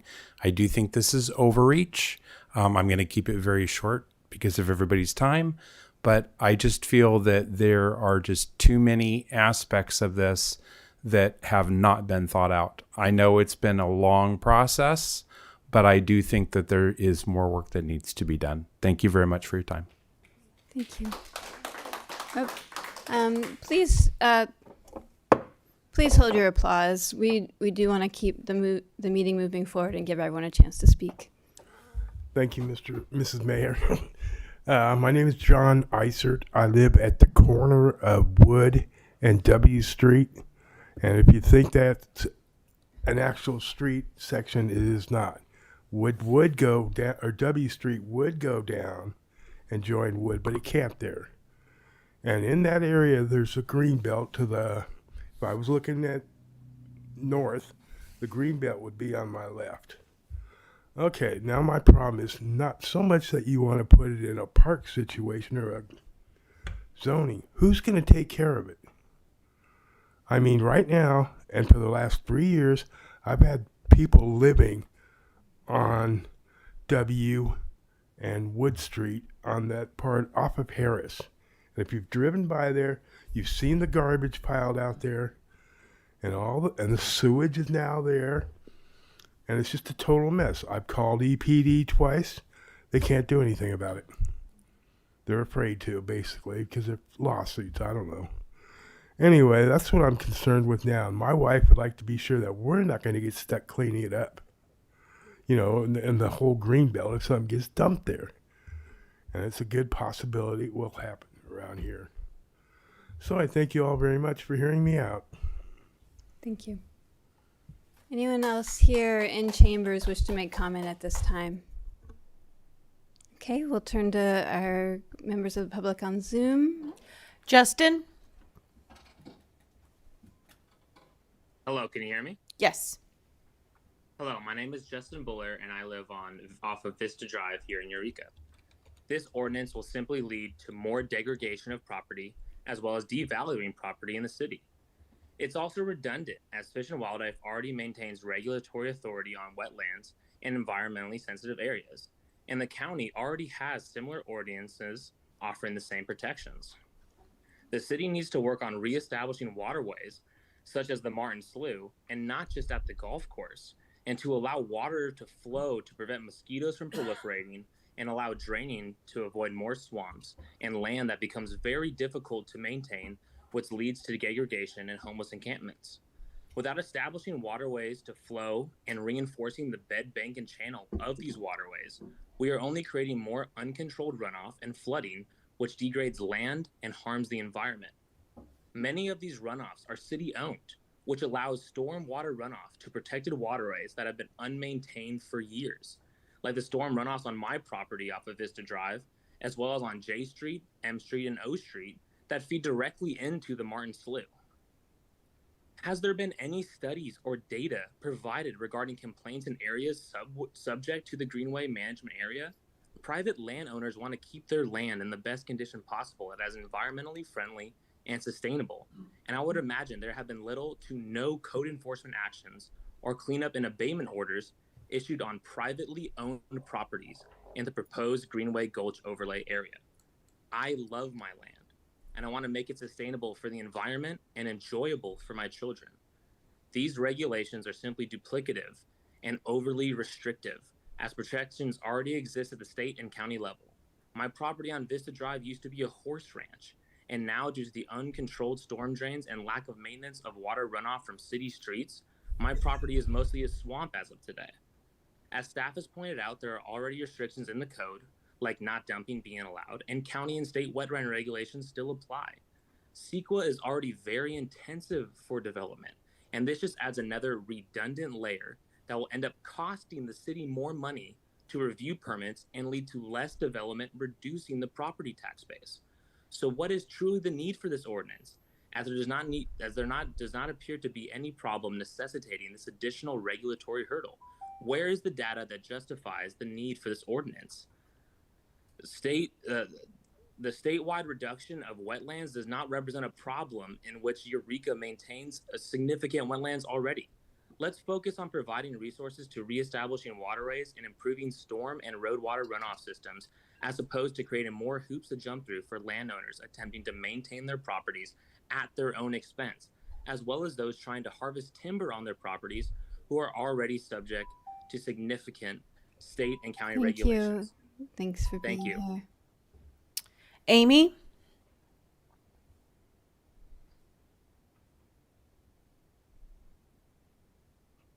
Hi, can you hear me? Yes. Hi, so yes, thank you so much to the staff for presenting this and for the council to listening to all of the concerns. I also wasn't planning on speaking, but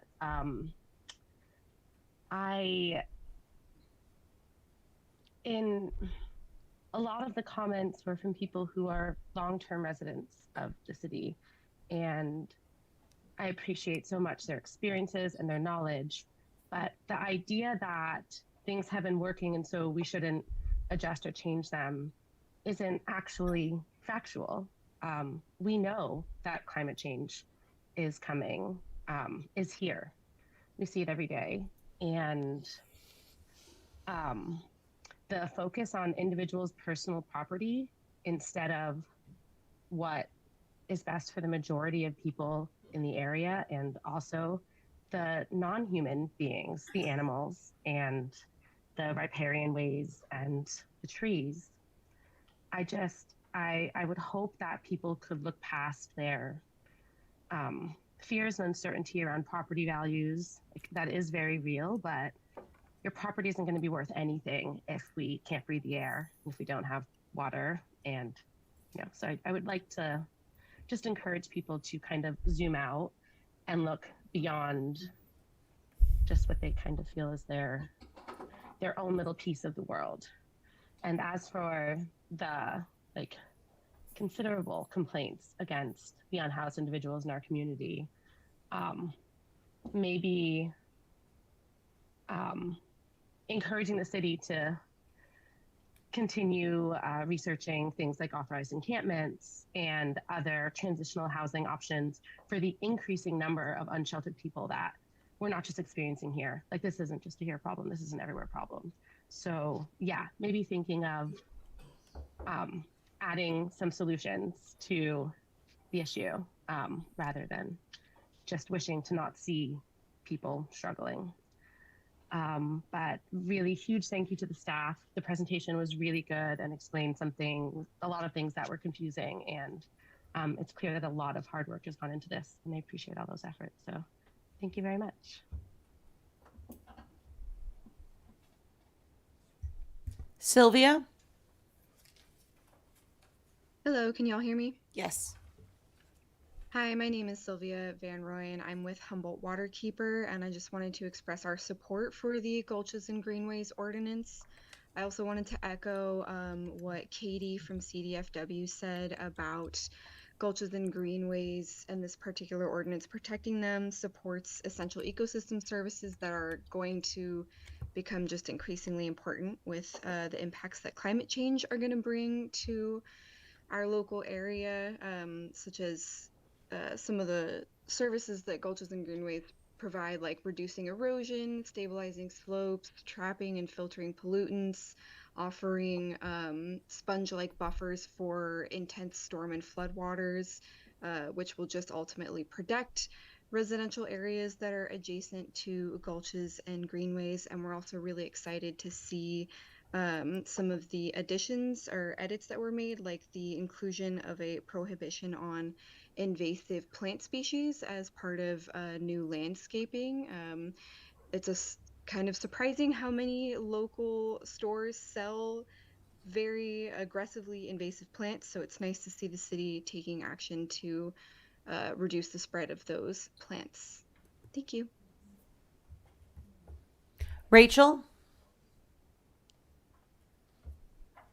Okay, now you can hear me.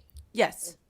Okay, I spoke at the Planning Commission meeting, and I appreciate that they did listen to some of our concerns.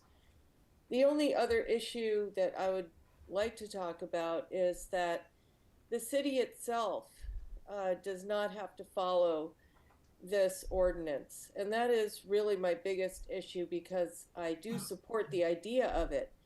The Beta Zoo Trail goes against every single thing in this ordinance. There's a list of 12 that are in the ordinance. Changes to the area, quality of Gulch Greenway habitat, continuity of and connections between habitat areas, impacts on habitat quality and complexity, water quality, scenic and visual impacts, noise and light impacts on habitat, human and pet encroachment into habitat, erosion, runoff, flooding, and fire hazards, changes to the natural topography and existing landforms, changes to the natural course of waterways, impacts on slope stability. The Beta Zoo Trail does every single one of these. It's an absolutely destructive and horrible plan. And you can ask us to live to the very highest standards. You should live to the standards yourself. It's hypocritical. And that is my other comment. Thank you. Thank you. Anyone else on Zoom? I see no one else on Zoom. We will close public comment on this item, or close the public hearing for this item, and bring it back to council for comments and a motion. Councilmember Moulton. Pardon me. I have several clarifying questions. Can I do those, or do I need to make a motion first? You can go ahead. Okay, thank you. Would one of the staff mind reminding us of the recusal rules in the Brown Act? Perhaps our city attorney. And what part of it are you interested in? What? One of the commenters asked if the recused members of the council were watching and listening. Yes, my understanding is they are. I think they're allowed to be in the room if they wish, but I think they went to room 270 where they have a screen. Yeah, 207. 207, excuse me, a big screen TV to watch the proceedings.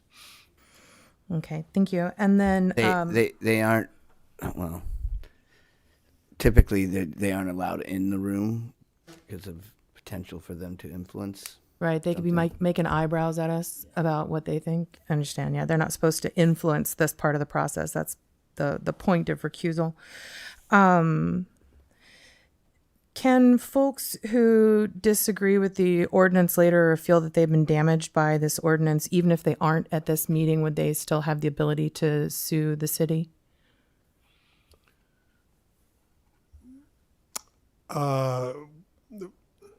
Far be it from me to give advice to people who are planning to sue the city, but I would say this. This is the introduction hearing on the ordinance, and there will be additional opportunity to comment at the adoption hearing. So if somebody feels like they missed this opportunity, I don't think it is foreclosed for them to make additional comments, either in writing or by appearing at that meeting. And I think that what is being confused, and correct me if I'm wrong, Director Kenyon, is if you want to appeal a planning commission decision, it's not?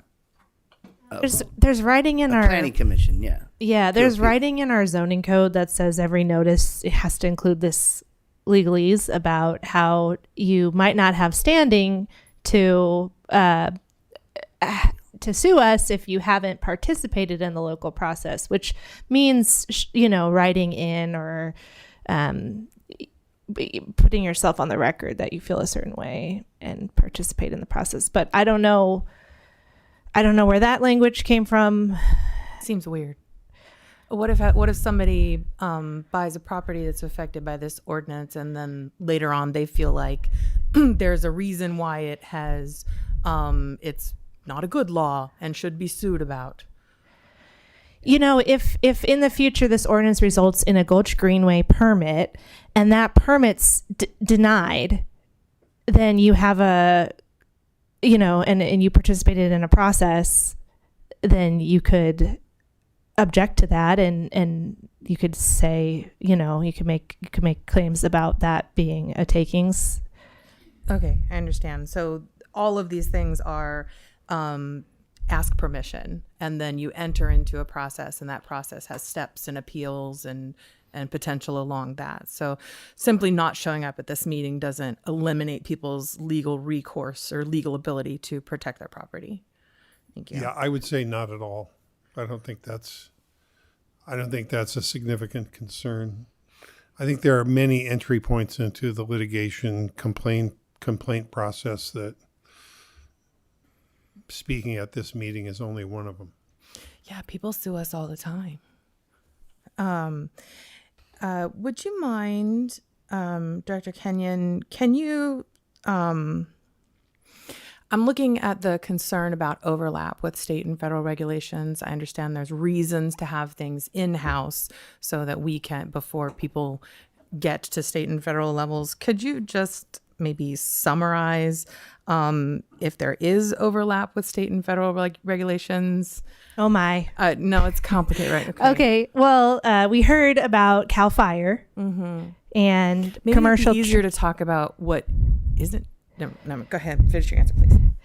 With CDFW, they have jurisdiction over alterations of stream bed alteration agreements, 1600s, and also there's the state and federal Endangered Species Acts. So if you're messing with bald, I don't know what they are, bald eagle or whatever it is. Salamanders. Yeah. Okay. And then there is the Regional Water Quality Control Board under the State and Federal Clean Water Act has control over the fill of wetlands or, the loss of wetlands. Those don't include, riparian habitat, as the SCDFW mentioned, if you think about the classic Gulch situation on the northern end of the city, where you do have a slopes on either side and you have redwoods and other trees growing there, they're shading the creek and they're really critical to the health of the creek, but they aren't protected by any, unless you find a protected species in there. So while there's some overlap, this kind of extends the buffer around that, in which people would need to come and ask or come and have this, talk to a planner about what they're doing. And honestly, the Regional Water Quality Control Board has no idea what's happening in Eureka.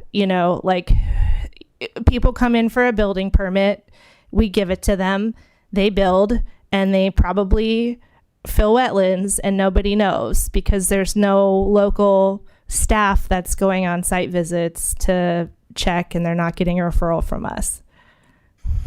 Okay.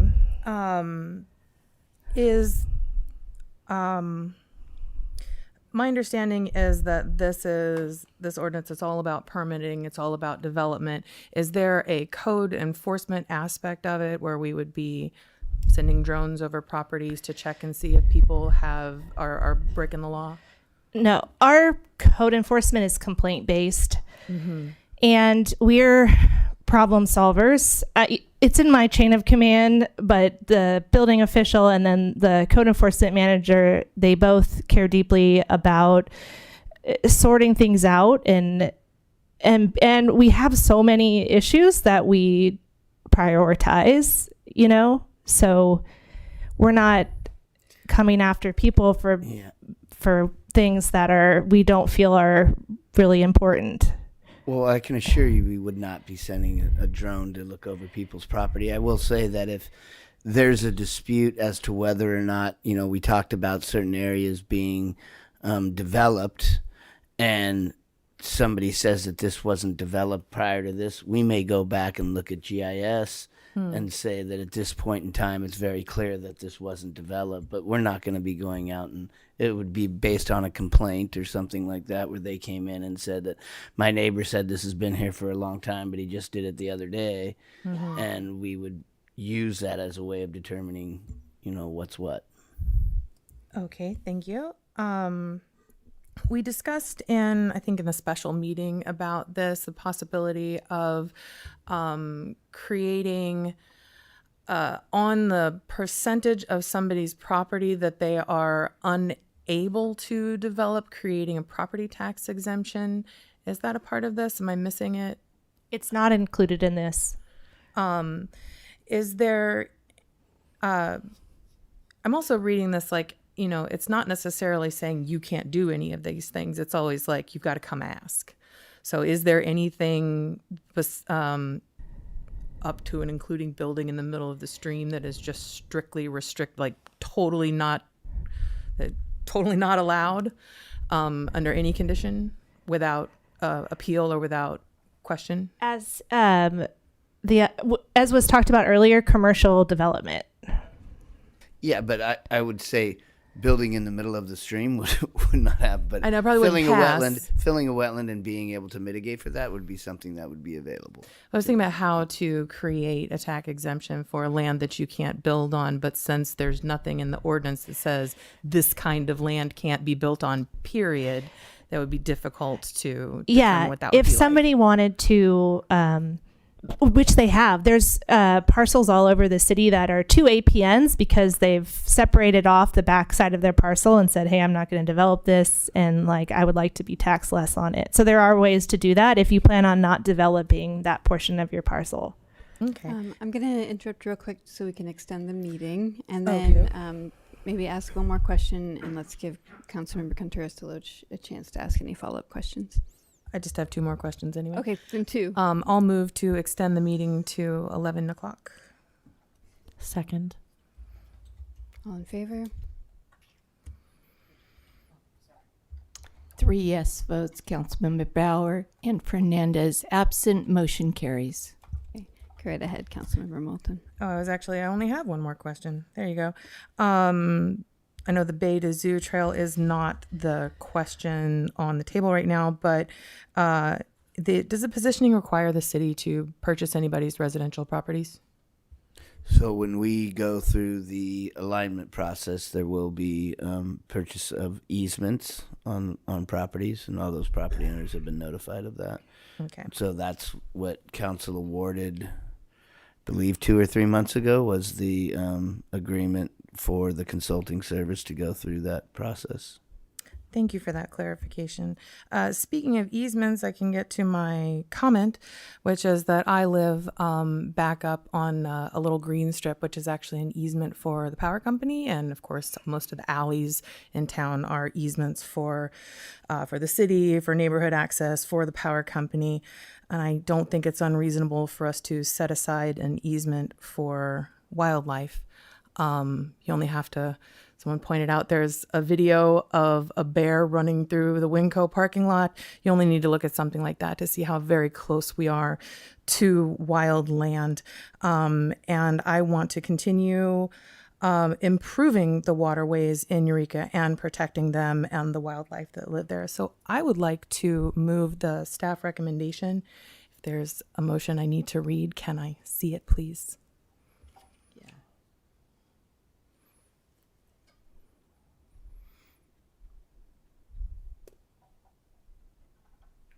Thank you. Thank you. I move that the City Council find the project exempt from CEQA pursuant to CEQA guidelines 15307, 15308, and 15061, and waive full reading, read by title only, and introduce Bill Number 1044 CS, an ordinance of the City of Eureka amending Eureka Municipal Code, Title 15, Chapter 155, the Zoning Code, to add Gulch Greenway Overlay Zone Regulations as 155.224.050 and amending the inland zoning map to apply the Gulch Greenway Overlay Zone to various parcels within the city.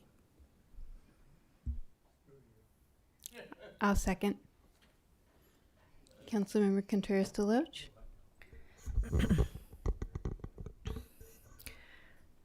First, thank you, Director Kenyon. I think this is actually really well researched and really well written, and I appreciate that. There's a few areas where I, would have preferred clarification, but generally speaking, I think that this is good. I grew up here. I was born and raised here, and I spent the bulk of my time traipsing around inside our gullies and gulches. And when I moved back, I was gone for 10 years, and I came back and raised my oldest children here and traipsing around in the gullies and gulches. And I'm sitting here kind of struggling with this because generally speaking, anything that is going to add layers of protection for the environment and for animals, I tend to favor. However, in all those years of walking through there, I've rarely seen, for the most part, people who buy these types of properties buy them for those reasons and like them and maintain them. And I just haven't seen, when I came back, was gone for a decade, but was visiting all my family here. When I came back, the only trails that really went through some of the wetlands actually were some of the trails that the city did,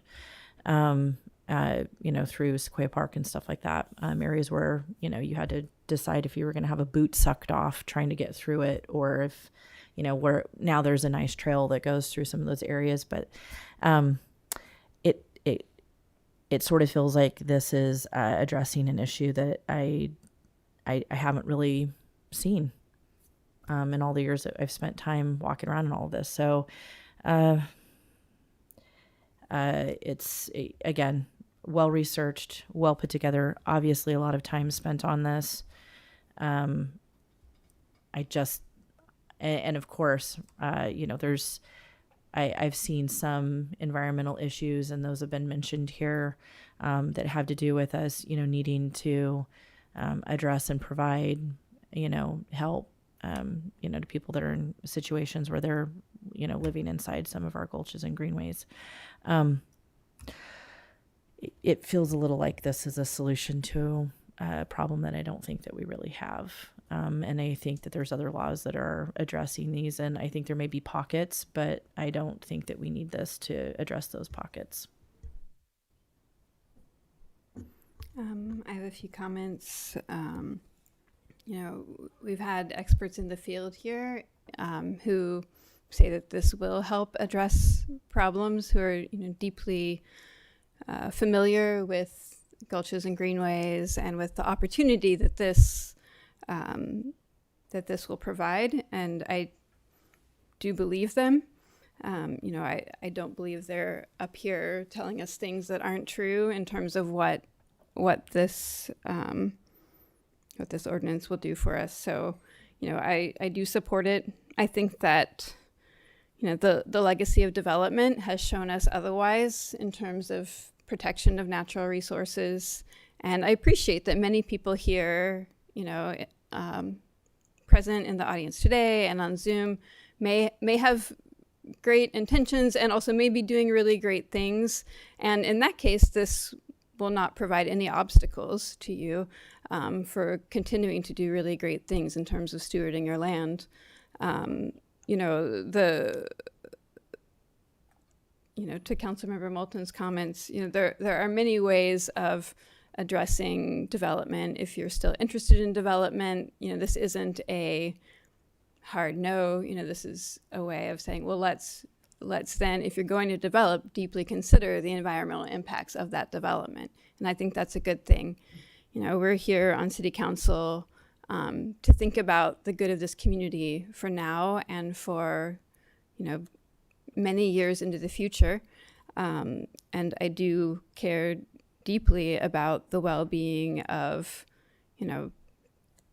folks who are stewarding their land, but also the community, the environment as a whole, and that we are part of a larger and interconnected ecosystem in which we do have a responsibility. And, I am here to exercise that responsibility and to continue to, the reason that this came up at strategic visioning was because other council members also thought it was useful and valuable, because they're respecting, their influence. They are not here tonight to vote, but I also value their input and their desire to bring this forward. This was not a casual decision by council, nor has it ever been during the very long years of process around it. And, I do think I want us to be a city that moves forward on innovation and change in ways that will perhaps be difficult sometimes at first. We'll perhaps add a layer of process, but ultimately will create a greater benefit. Many of the things that folks spoke to, in terms of in-process projects or houses that are in development, or soon to be, or fences that need mending or fences that need tending, I think that we can address them, and for sure, I want to recognize staff and that we are a city that engages with people, and many of you spoke to it tonight, and will work with you to make adjustments in order to as needed, while also tending to the environment. I have seen that over and over again with the city of Eureka and with the staff and with council, and so I do think it is important to move forward with this. And honestly, we're in a really interesting and unusual situation in which all of our votes matter. There's not the capacity to step aside and kind of not be with the discomfort, of it in terms of whether this is going to move forward or not. And so I want to embolden my fellow council members to lead this with the sense of the vision of all of council and with the sense of, what an ecosystem might look like in 10 years, in 20 years, in 100 years, and that we play a part in that today. May I ask a couple of clarifying questions? Director Kenyon, earlier somebody had spoken about concerns over timber harvesting, and I'm just want to make sure I understand. If you have a valid timber harvesting plan, would this change that? Right now, timber harvests require a conditional use permit. Not this ordinance that you're voting on, but the second ordinance amends our tree removal regulations to no longer require a conditional use permit for a CAL FIRE approved timber harvest. Now they would be allowed, if that ordinance was brought forward and adopted, they would be allowed with a zoning clearance. And the justification is that the CAL FIRE THP process involves noticing of neighbors and environmental analysis by experts. So in that case, our process wouldn't be necessary. And the point of the zoning clearance is whenever anybody removes a tree in Eureka, we hear about it and from neighbors, and that way we can say, yeah, they came in, they showed us their CAL FIRE approved timber harvest plan, and so we issued them a letter saying that they were good to go. And just to be clear, when you're saying zoning clearance, it is that THP, that permit that they have from CAL FIRE, correct? There's not another. They would come to us and they would pay for a zoning clearance, and then we would give them a city letter on city letterhead saying that they were approved and that clearance, but the demonstration of the clearance is the timber. Yes, permit. that would be the basis for the zoning clearance. The zoning clearance would be timeline and cost would be what? It could be done in a day or less, and it's $100-something, like $165. Okay. And we can change that in the future if we feel like that number is inappropriate. We can reduce the zoning clearance cost, and that is only if the thing doesn't already need a building permit. If it already needs a building permit, there's no separate cost. It's just that equals zoning clearance. I don't know if this is a question for you or if it's a question for our experts from Fish and Wildlife. But I am curious, Councilmember Castellano, Mayor Pro Tem Castellano, had brought up, that we do have these experts that have spoken in favor of it. I am wondering if you guys could help me understand why Fish and Wildlife wouldn't be adequate and how this augments or how this resolves that inadequacy.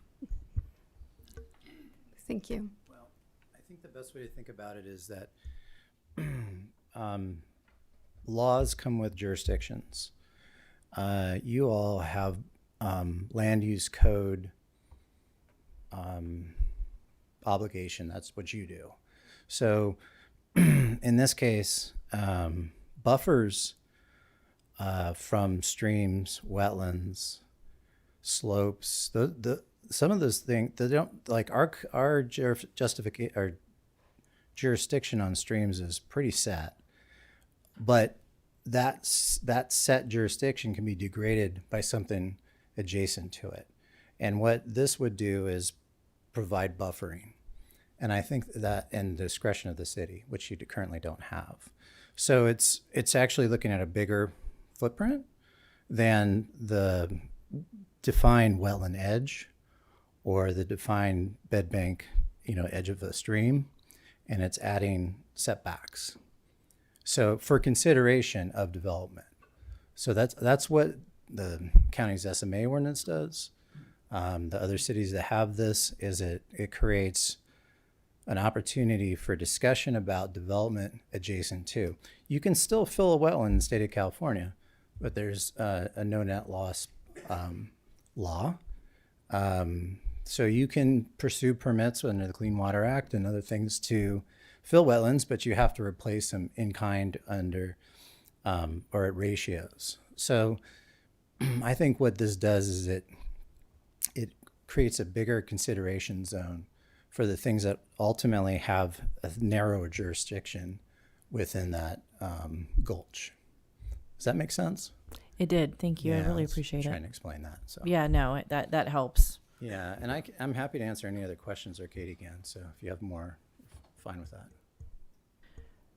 I think that's it. Thank you. Councilmember Moulton. I realized that I meant to make a suggested change. Can I add that now as a friendly amendment to my own motion? Yes. First, I wanted to comment that we have an opportunity now to protect something rather than to fix a problem later, and that just feels extremely rare in government. Often we're more tasked with cleaning up other people's messes rather than preventing the mess in the first place, and I think that's a really good opportunity to take advantage of. But I would like to see, I am concerned about people who are being instructed by their insurance company to remove vegetation. And I don't see anywhere where that sort of thing is covered if it's not an immediate hazard to the public. Would it be possible to add language in the section on exemptions on tree removal to add something that says if your insurance company says you need to do this or you're going to lose your insurance coverage, that is okay?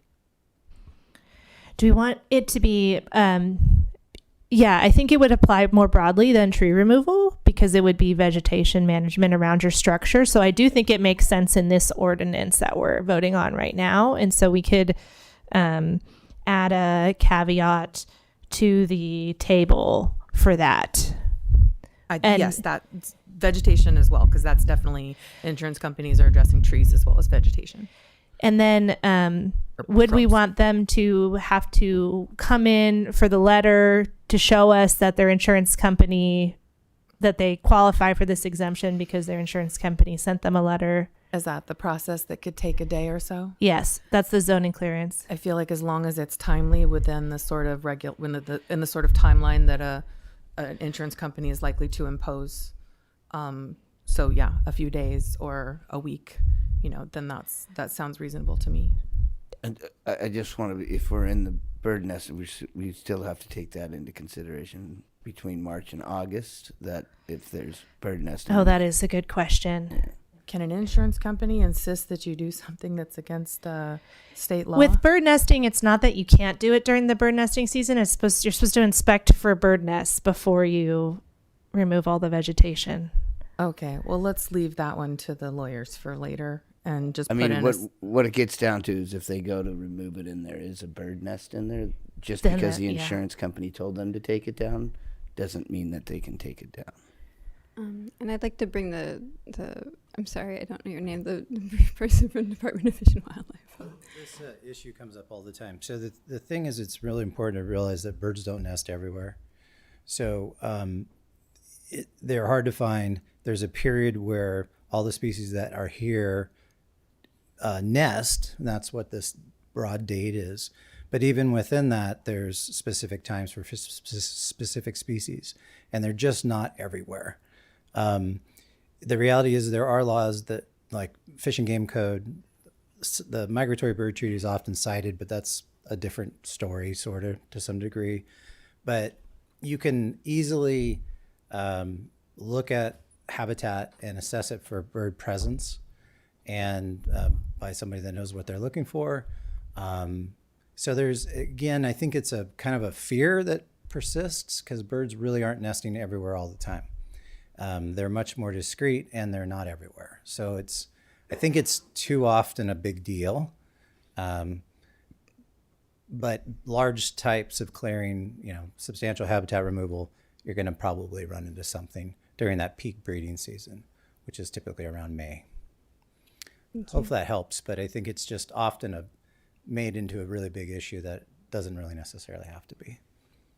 And you can completely avoid it. And the only reason why I brought that up is because if we're going to, if an insurance company comes and gives us a letter, it's not during that time that we can say, just go out and cut it down. Obviously, if it's a single tree, as Mike said, that you're likely, the odds of you finding a nest in that tree at any particular time is not high. But if it's a huge swath of vegetation that's in the middle of May and they got a letter, we would have an issue with saying, here you go cut it down without doing a bird survey to make sure that there aren't any nests in there. So it wouldn't be just that one day. And I have to assume that the insurance company, you would say, hey, there's a state law that says I can't kill birds, so you're going to have to give me some time.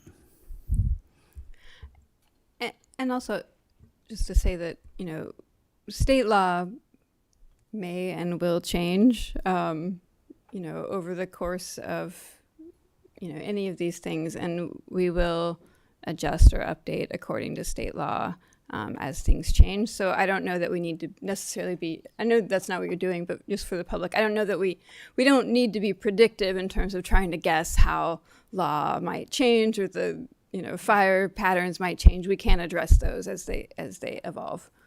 And we do anticipate a zoning code cleanup amendment coming in early 2026. So we can address any issues that arise at that time as well. Okay, is my motion and friendly amendment to my own motion clear?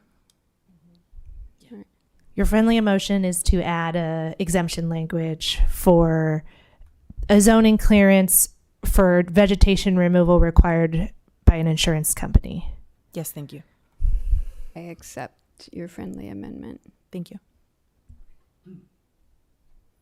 Any other Councilmember Contreras-DeLoach?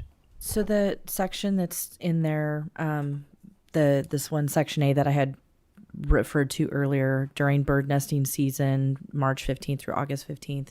So that's mirroring state law language. Okay. And so, so that's no removal of vegetation or trees during that time, or it's no removal if there's signs of nests? No, so we deal with this all the time with vegetation management. You can, if you get, as a matter of fact, Katie came down and looked at a property for us that we were looking to do some vegetation management 2 weeks ago. And so even Fish and Wildlife will provide that service and come and we'll say, hey, we're looking to do some vegetation management here. We approximately plan on doing it this time. They'll come down, do a survey, say there's no nests, and then you get the okay to move forward. Yeah, you need a qualified person to identify if there's nests, and if there isn't, then you're fine. If there is a nest, then you might need to wait until the baby birds have hatched to remove that vegetation and a buffer around it. And that's existing now. I mean, I don't want to put, like Michael said, there's not happening all the time, but we had a peregrine falcon nest on our trail on the north end. It delayed our process significantly because we had to wait for that to go through its course. There's an issue at another project on Indianola that's had a similar thing. It doesn't happen all the time. I just want you to be aware that that's just because you still have to follow those provisions is all I'm getting at. Yeah, no, I appreciate it. I want to make sure that we're not making things unduly cumbersome on the individuals that own these properties. And thank you, Councilmember Moulton, for adding that provision to address that concern that I had brought up earlier. I think the only other another concern that I would have would be I think we need to have some way for people to appeal what type of fencing that they need to put. There may be I think important or valid reasons why people would need a different type of fencing, and I think that would be my other. And again, obviously not the dramatic example you gave of some giant fence in the middle of a stream, but I could see there. I obviously gave an example that just kind of went off the top of my head because I'm always thinking about ways to make sure that my son is safe because he doesn't understand how to keep himself safe. And I would assume, I feel like there needs to be some kind of like, hey, we need to have a discussion about how I manage my property. Well, I think there was a little bit of confusion by members of the public. When we were talking about split rail fence, that was only in those instances where we had a habitat corridor that needed to be dealt with. If you're looking at fencing, as Director Kenyon had said, your play area, and it's not at this habitat corridor, you don't have to have open fencing. You can put in a dog-eared 6-foot fence around that property there. I'm not totally clear, and I apologize on what the on the difference, and the obviously a Right. lawn or that makes sense to me. But what I'm not clear on is when somebody kind of goes a little bit down into like a forested area. I'm not clear when it kind of triggers that. I No, think you can't fence that. Yeah, we could add a additional sentence to this caveat about wildlife friendly fences, and the clarification is if it's between your development and the gulch, then wildlife friendly just means like not something that will impale or trap wildlife. So if it's completely solid, that's wildlife friendly. But if it's somewhere that is horizontal, like if it's blocking the corridor and movement through the corridor, instead of being along your development line between your development and the corridor, instead it's across the corridor, then it needs to be open to be wildlife friendly because the wildlife need to move through the corridor. I understand. So maybe that's like an additional sentence of clarification of what that means in each case. Thanks. Do you need a change to the motion, or can you do that? To bring it back. I mean, we can Not just a change, add but rather a clarification. Friendly amendment regarded to clarifying fencing. So if the motion has adequate description of the change that you want to make and is thereupon adopted, the staff can make those changes and bring them to you in full final form at the adoption hearing. But you need to describe what it is you're asking. Doesn't have to be in legalese, but at least in layperson language that it can be translated into the formal ordinance. Does that make sense? Which I think the first amendment that Councilmember Moulton proposed was sufficiently described that it could be put into language and brought back to you. So that's a yes. We need an amendment in order to For add what that clarification. Councilmember Contreras-DeLoach said, there would be an amendment that says a more clear definition of corridor fencing in corridors or something. So right now, I think we're looking at 2 amendments to what was presented tonight, Yes. right? One being a change and the other one being adding language to clarify the intent. Yeah, that's a form of change. Yeah. Okay. So they're both going to result in changes being brought back to you. Okay. And I guess from a staff point of view, I'd ask Director Kenyon, does she have an adequate understanding to her own mind as to what Good question. what is being proposed? Because I think the Moulton amendment, we'll call it that, seemed to be sufficiently described. The DeLoach Contreras amendment or Contreras-DeLoach amendment may not be sufficiently described yet. And so you might have to ask again what it is you want changed for clarification purposes. Yeah, I think, repeating what I had said earlier, and you said maybe we could add like a sentence of clarification. I don't know if you have a suggestion of what that sentence of clarification would look like.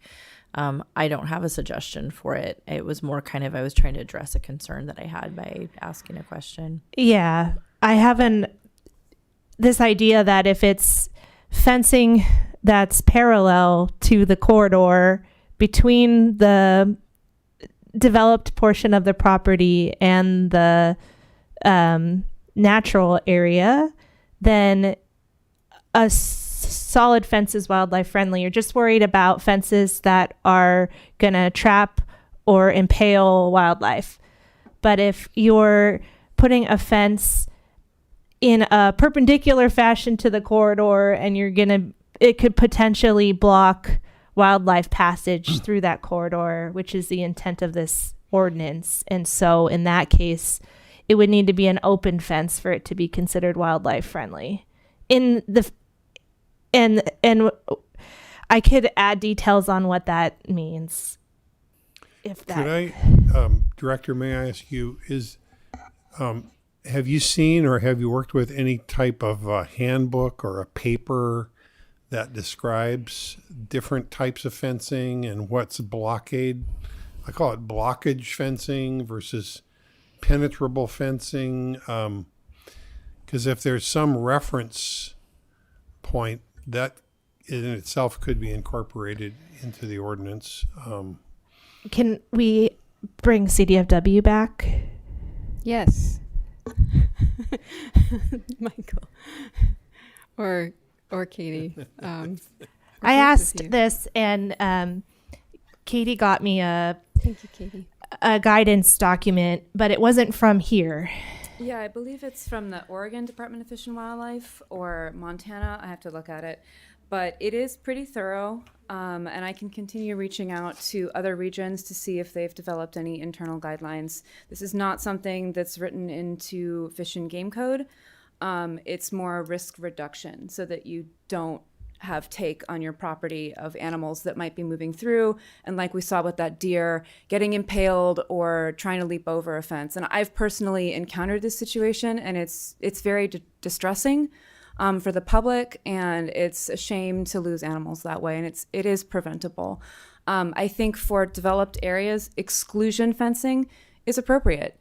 You know, if you have a playground or a yard area, a garden where children play and dogs are, and you want to keep that contained and keep other people out, I don't see an issue with that. The problem becomes when, like Kristen's saying, fencing intersects with a stream or a forested area where we know that wildlife move, and there you're increasing the risk that you may end up trapping them or blocking their passage.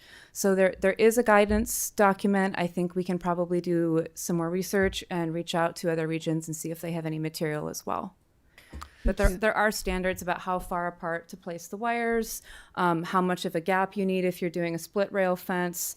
There are several examples of what a permeable barrier, or not permeable, but like a way to demarcate your property without having such a exclusion fence, like a hedgerow or placing boulders along the edge of whatever you're trying to define, or a split rail fence. So those are examples. of visual boundaries that aren't going to be an issue for wildlife.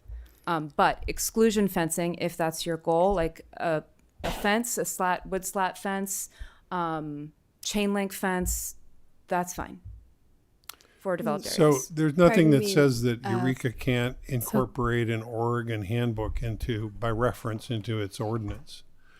And maybe we need to look at that. I think the problem is that just using words to try to describe what is an acceptable permeable fence or transit friendly fence for animals purposes is just difficult to do that in strict words. And so we need something that enables us to be more precise and more clear about what we're saying. Pardon the interruption, but I need to make a motion to extend the meeting. We're still talking, sorry. I think. Second. I didn't say a time, but let's go with 11:30 and we'll do this again in a half hour. Second. So, Please vote. Councilmember Contreras-DeLoach, does that, do you think there's sufficient guidance now for what you want to see? Sorry, City Attorney Black, let's just finish this vote on extending the meeting. 3 yes votes, Councilmember Bauer and Fernandez absent. Motion carries. Thank you. Getting a little punchy.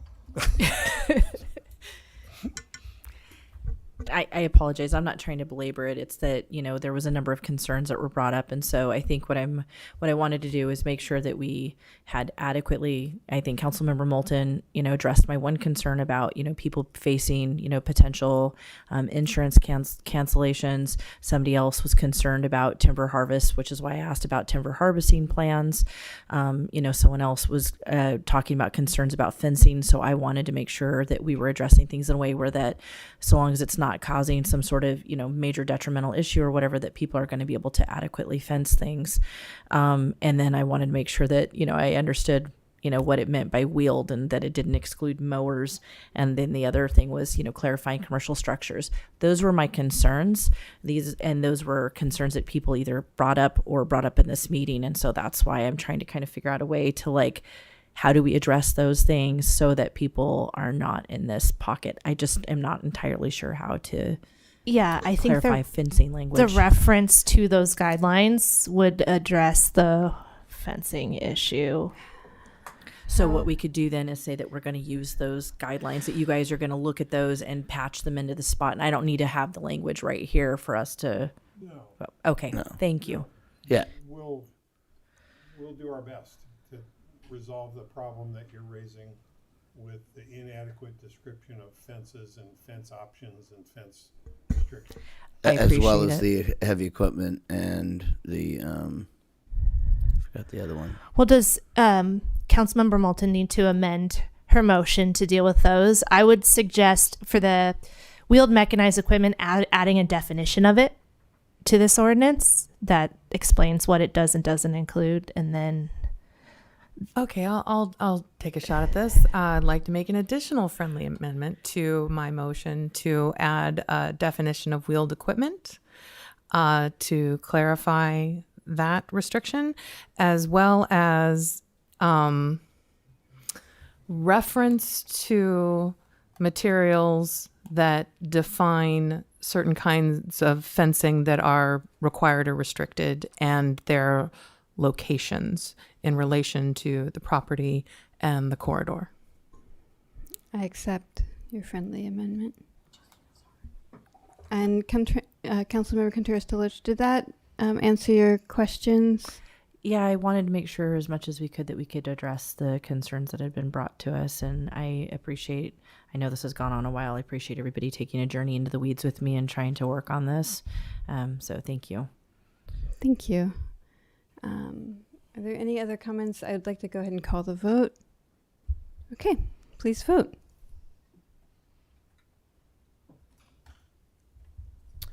Three yes votes, Councilmember Fernandez and Councilmember Bauer absent. Motion carries. Okay.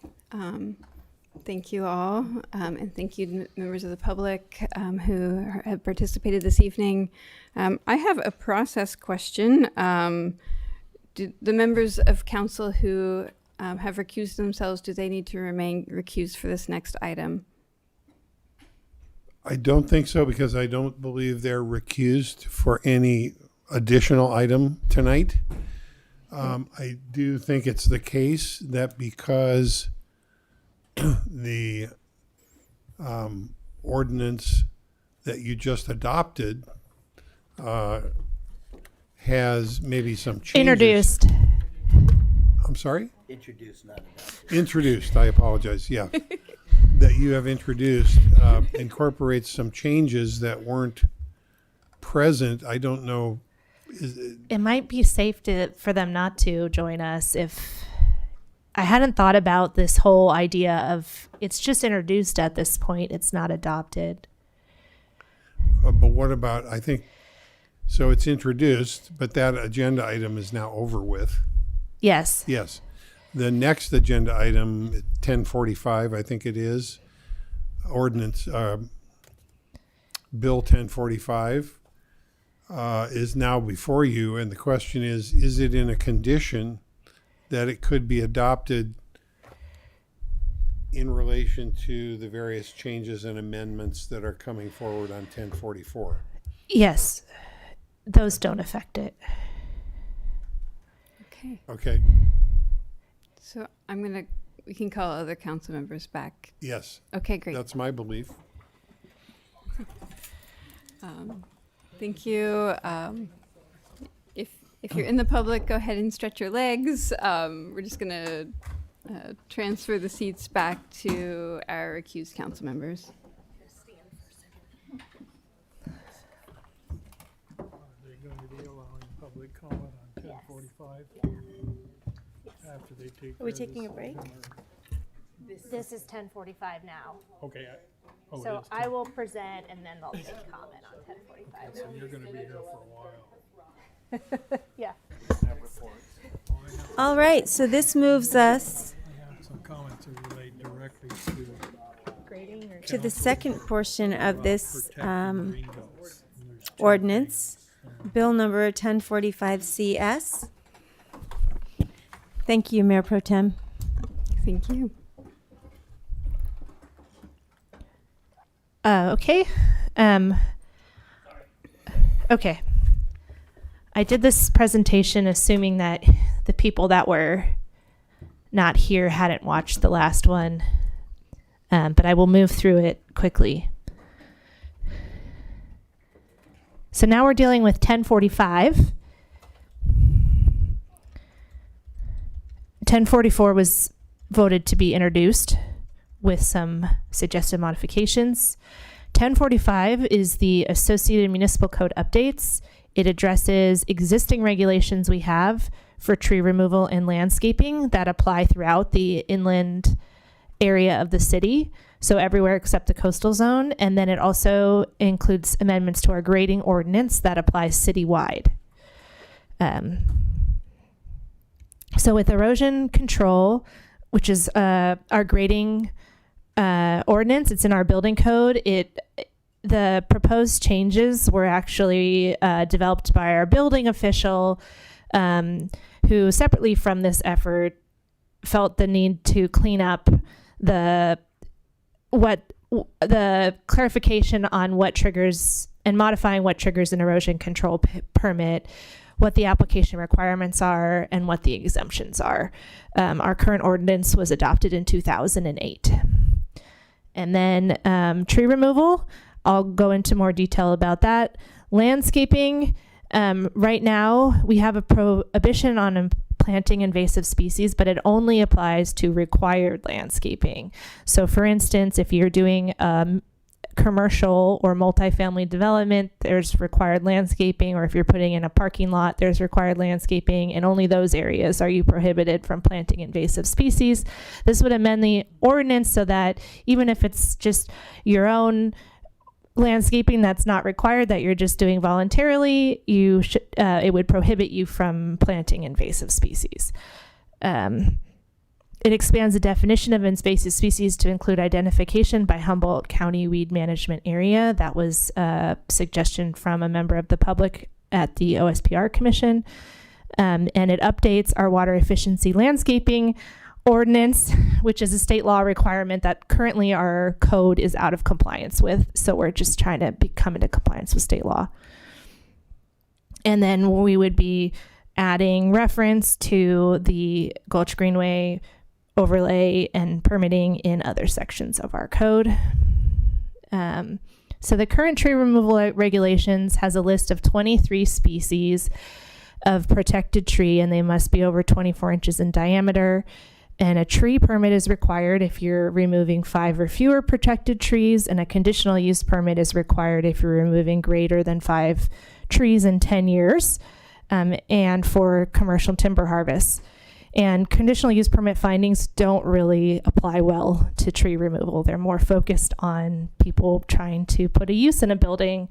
And there's exceptions. You currently, with zoning clearance, you can remove any number of trees within 15 feet of a footprint of a proposed structure or within the boundary of an associated access road with a zoning clearance and approved building permit. And you can remove any number of trees if an arborist or registered professional forester says they are hazardous or hinder sunlight to solar energy systems with a zoning clearance. Under the proposed tree removal regulations, protected trees would be any tree native to coastal Northern California. When working with California Department of Fish and Wildlife staff and they reviewed our list, they were curious about it and they thought it was there was issues with it, and they recommended that it just be simpler. And then outside of GGMA, nothing changes. They still must be over 24 inches in diameter to be a protected tree. Inside the Gulch Greenway management area, there's a 12-inch diameter threshold. Permitting outside of the Gulch Greenway management area would be the same as before, except that there'd be no conditional use permit trigger and a new exemption for CAL FIRE approved timber harvest plans. Tree permits would be required for greater than 5 trees in 10 years instead of a conditional use permit. And a zoning clearance would be required for everything else. Inside the GGMA, you would need a discretionary Gulch Greenway management permit for most tree removal, except you would only need a zoning clearance for hazardous trees, existing solar access easements, and CAL FIRE approved timber harvesting plans. So Planning Commission, they met on May 21st. They voted 3-1 with 1 recusal on both this and the Gulch Greenway Overlay Zone Ordinance, and they had 7 suggested modifications, 2 of which apply to the tree removal regulations. 21 members of the public spoke. The tree removal regulation recommendations they made, one was to add that exemption for CAL FIRE approved timber harvest plans, which staff added. And the second was they recommended changing protected trees from 12 inches in diameter to 24 inches throughout the city. And staff did not incorporate that recommendation because 12 inches matches the county streamside management ordinance. And it was quite a negotiation with CDFW to get to 12. They recommended any tree, and then it was 4 or 6. And so we felt like this was a fair compromise between parties on this issue. So can I continue to remove hazardous trees from my property? The answer is that removal of hazardous protected trees currently requires a zoning clearance and under the proposed tree removal ordinance update. No change. Will I need permission from the city to limb protected trees? No permission is needed for limbing of trees unless you are reducing the crown by more than 20% or taking any action that kills or destroys the protected tree. Otherwise, there's no city authorization required for limbing of trees, regardless of where you are located in the city. And then just the county streamside management ordinance that does not apply within the city but applies right outside of our boundaries. They have this 12-inch diameter tree exemption for their streamside management ordinance. Again, I just already said that. So CEQA There's exemptions in CEQA for ordinances that are taken by actions taken by regulatory agencies for protection of natural resources and the environment.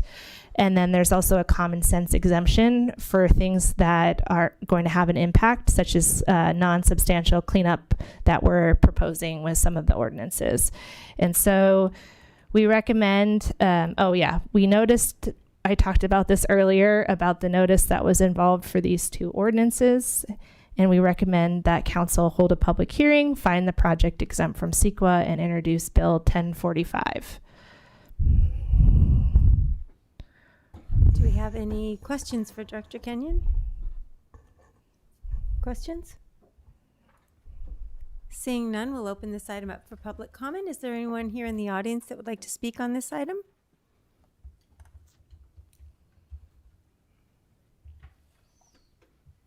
Welcome.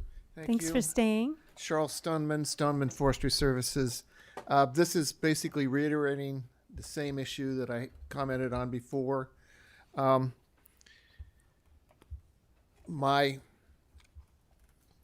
We're just addressing THPs, and I think you need to go further and address exemptions, CAL FIRE exemptions, because CAL FIRE exemptions are considered low impact and basically require the same protection on all the public resources, and it allows CAL FIRE to administer or basically approve those without going through a full CEQA process.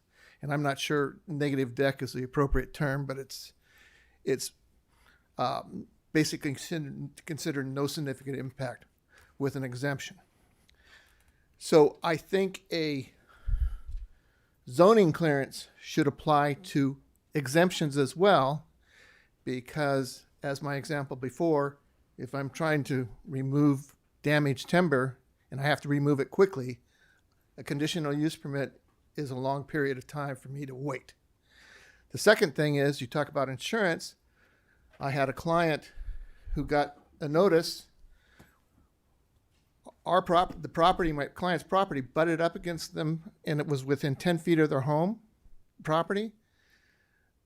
And so we basically had to clear my client's property in order to allow them to clear their insurance issue. And I can see this right now within this 186 acres that we manage within the city, that the house is here and we're being asked to clear this area to eliminate insurance issue with that landowner. And again, that would be an exemption, and it would be nice to have a zoning clearance with that rather than go through a full conditional use permit. So I just wanted to reiterate that. Oh, the last thing is, please harmonize these ordinances that you did tonight with CAL FIRE, because the first one, the Gulch clearance, you talk about horizontal distance. Forest practice rules talk about slope distance. So we have 100 feet slope distance with the forest practice rules. Your ordinance says horizontal, 100 feet. Thank you. Hello, good evening. Hello, once again, Stephen Strawn. Essentially, I think the most important thing that I want to address, I changed my notes from previously, are two sections. Well, one section I understand. It says section 150.202 that all property is included in this. And I understand that because you're really talking about existing codes, correct? Municipal codes. The one that I question, and I frankly hope someone can listen and just we talked about reasoning earlier tonight, okay? Compromise and reasoning and things. Section, most people I don't think picked it up, it's section 150.202, which states that anyone starting a landscape, as I understand it, must include 75% native plants, and then it goes on, Eureka and things, and I have no idea specifically, but I guess that's 155.328. Anyway, there is a section. It says 75% native plants minimum, or at least, I think the way it reads. Please, I've looked at what Freshwater Farms has, all 100 photos, they say. Frankly, I'm a guy that likes rhodies and azaleas. They're not there. And, you know, we do have a rhodie parade. I don't know how many years it'll last. If you say you can only have one rhodie and you've got to have three of something else and they have to be native, can we start at least, I'd like to see 10%. You've been making some amendments, okay? I would like someone to have the capability, if you will, to see what citizens would like to have. Let citizens decide. If they want to put in 30%, go ahead, but a minimum of 10. I'm not real happy with that 10, but it's a start. When you say 75 from the beginning, I believe you're really overreaching what the common people may or may not want. And I don't understand that you have any reason specifically for that purpose. You do have constitutional requirements, and I shouldn't have to remind you that it should be reasonable. What you do should be reasonable. And 75% native plants is not reasonable in most people's minds. They aren't here tonight. You've outlasted them. But 75%, please. 10. Thank you for being here. Mm-hmm. Good evening, Mr. Bonino. Joe Bonino, City of Eureka again. Regarding the tree width, once again, we had this debate 5 years ago. It was before your time. And we settled on 24 inches, which I think is too small. But this is not Reading. This is not Los Angeles. Trees grow like hell here because there's so much water, so much dampness. So a tree gets to be 12 inches very, very quickly. And so what you're going to wind up doing is having people cut down perfectly nice trees just because they're going to they're getting towards 12 inches and they're going to have to cut them down and plant something smaller. So you're actually going to be working against the tree cover and the tree helping the environment. So like I said, 5 years ago, we had this debate. We settled on 24 inches at breast height. And the Planning Commission just a couple of weeks ago affirmed that decision and again agreed at 24 inches. Okay, so this is Eureka. Like I said, this isn't Reading or some other hot area where trees grow slowly. They grow very quickly here. And like I said, the Planning Commission has now twice affirmed 24 inches at breast height as what needs a permit. Okay, thank you very much. Thank you. Good evening. Good evening. My name is Sue Parfit, and coming in the near months, I will be acquiring the home that I grew up in. My dad passed away, and I remember an instance when I was a child. As you know, redwood trees have very shallow roots, and the ground was moving. It was a storm, and the ground was moving around a tree, and we had to very quickly move out and get someone to take that tree out very quickly. It was right next to the house. Now, if that happens today, we have to come get a permit. And if it were to happen during the nesting season, what would we do? So you guys are opening yourselves up to a lawsuit if you are going to make homeowners jump through hoops to have a dangerous tree taken out that needs to be taken out that day or the next day type of thing. So I want you to think about that, and make some changes for that, because that's unreasonable to expect people to come down and take, I don't know how many days to get a permit to take out a tree that's dangerous and is at risk of wrecking the house. So that's all. Thank you. Thank you.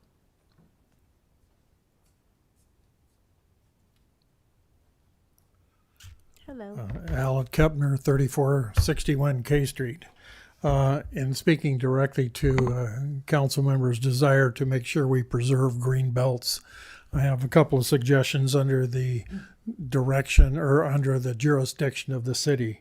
One of them is I live right adjacent to one of the green belts, and we've had a significant problem with homeless people camping, littering, building fires, building shelters, and the accompanying pollution to the stream and damage to the green belt itself. And the city has jurisdiction on monitoring that and keeping that from happening. I don't know if that belongs in some kind of ordinance or not that prohibits that, but certainly green belts were not established for people to camp there or establish residence there.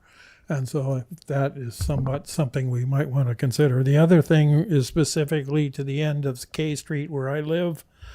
There's significant water diversion, there's erosion, there are curbing issues and sidewalks and permanent drainage issues. They're all affecting the quality of water that's in that stream at the bottom of that gulch, and also causing significant erosion to the right-of-way that is there for the city between K Street and L Street.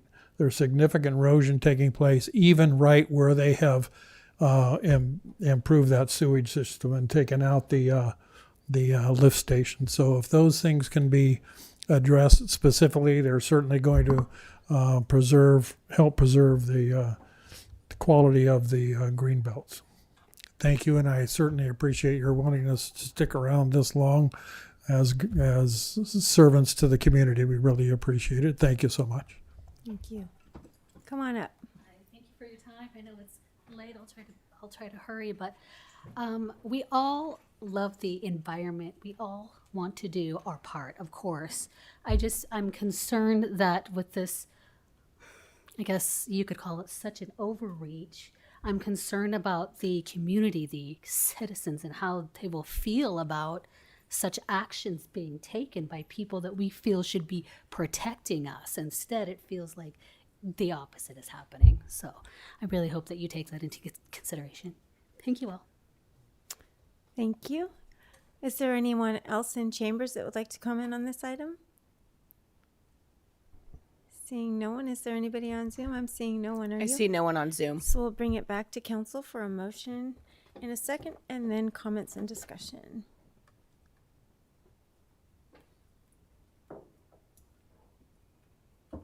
Councilmember Castellano. I'm just wondering if staff could provide a little bit of clarification around planning related to fire and dangerous trees.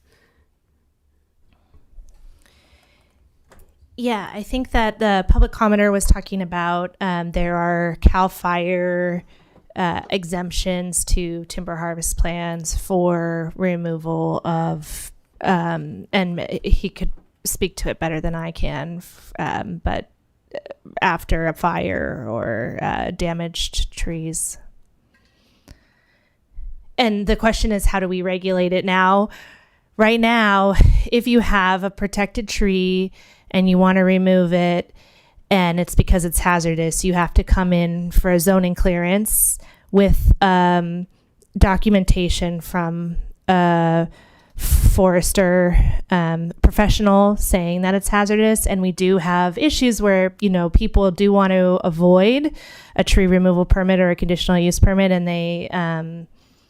they get somebody who's not qualified to say that all their trees are hazardous, and they therefore need to remove them. And so then sometimes we do have to check up on the qualifications to get background on the documentation. So it can take more than a day, depending on the situation.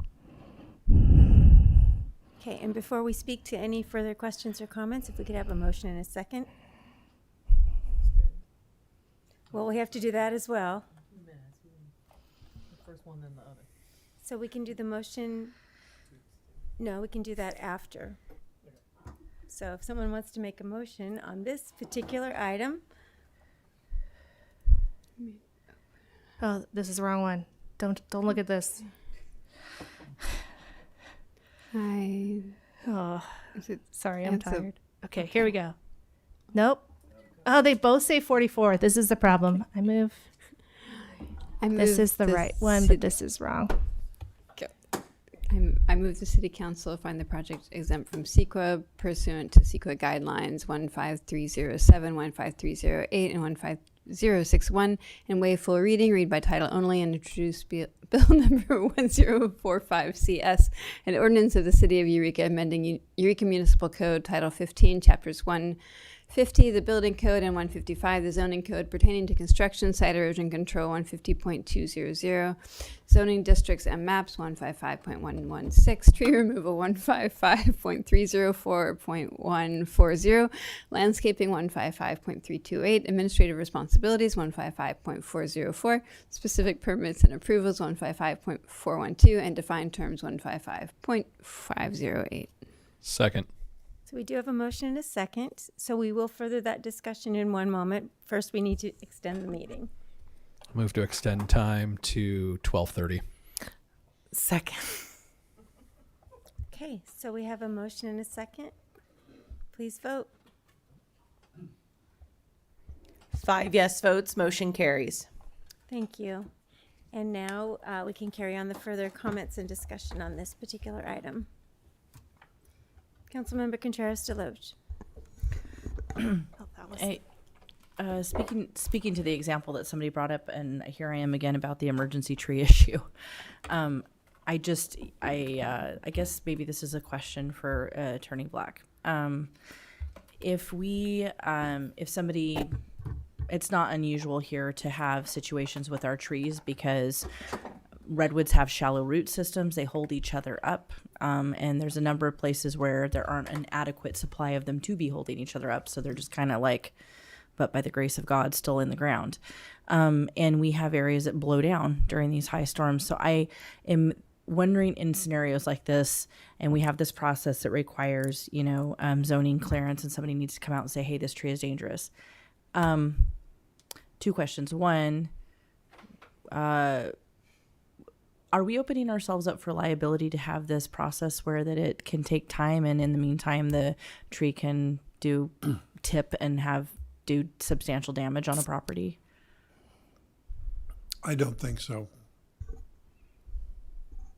I think that we need to establish a reasonable process, and that would include an expedited process in which a tree that is demonstrably hazardous or can be shown to be hazardous in the planning department can be taken down relatively quickly. Does it have to happen within 4 hours, 12 hours, 24 hours, 48 hours? I think we need to be reasonable, and we need to respond to the emergencies. And if we establish that process in place and then follow it, I don't believe that the city is going to be liable for implementing its regulatory process. Okay.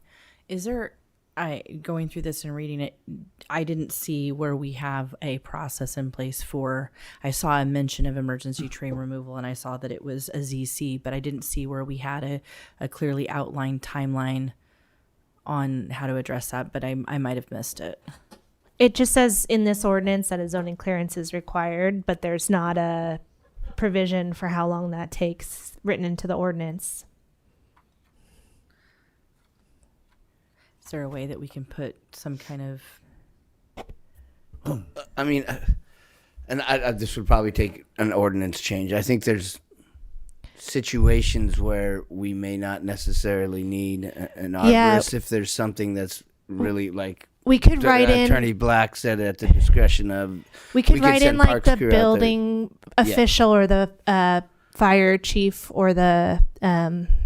or even or designee. You could say the development services director or designee has an ability to determine whether or not, without having an arborist say that, because I mean, I could see we could send our park superintendent out there and you could look at the tree and say that, yeah, this thing is about to do something really bad, and they can make that determination and help the development services director make that determination. That actually makes a lot of sense. Thank you. Because I know our fire department sometimes is literally removing trees or trees that tip over, sometimes because of the hazard that it poses. Thank you. Councilmember Moulton. I'd like to address the issue of people who have a requirement, a timely requirement from their insurance company to remove vegetation or trees in this situation. Shall I make a friendly amendment? I'm getting very good at it. Yeah. Yeah. Yeah, I think it would be appropriate to add it here as well. Okay. I'd like to make a friendly amendment to add an exemption. Would that be an exemption? A zoning clearance provision. A zoning clearance provision for properties who have been instructed or required to remove vegetation or trees by their insurance company. Accept. Anything further, Maria? I mean, Councilmember Fernandez? Yeah, I was curious with what Councilmember Contreras-DeLoach had presented, if that requires a further amendment or if that's going to be clarified. I think, yeah.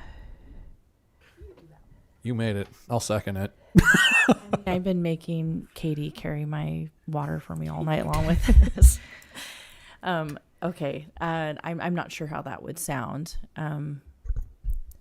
I would say another friendly amendment for the purpose of making sure there's expedited avenue in the case of emergency tree removal. Yes. Yeah, whether it's a And city. let us work on that. What Attorney Black said. That's what I was going to say, but you just got to it first. I accept. And then I was curious going back to I also accept it. I was curious going back to another public comment about the percentage of native plants, how that was determined. I was curious if maybe I'd missed that while watching this, or No, that is from a previous zoning code cleanup amendment. It applies just to required landscaping, and no proposed change is occurring now, but it's something that you could change. It was added by council maybe 1 or 2 years ago, that where you are required to have landscaping, 75% of it by count has to be native. I know I was here 2 years ago, but I do not remember why we had added that. So if you can help clarify that, how did we come to 75%, I guess is what I'm asking. It was before I was dealing with it, so I don't know how maybe somebody on council remembers. Well, it's recommended in a lot of landscaping provisions that they're trying to do it for water, use, all of those things related to stormwater, treatment of stormwater, the ability for it to. And for clarification, there's a difference between required landscape and voluntary land, your free choice lands, like your home garden or things like that. I know, but this will change that. We currently have one for required. It only changes the provision for invasive species planting. That will now apply to both voluntary and required landscaping. But the provision for 75% native continues to only apply to required landscaping. And it's required in your parking lots, and it's required if you're a mixed use or commercial or multifamily residential.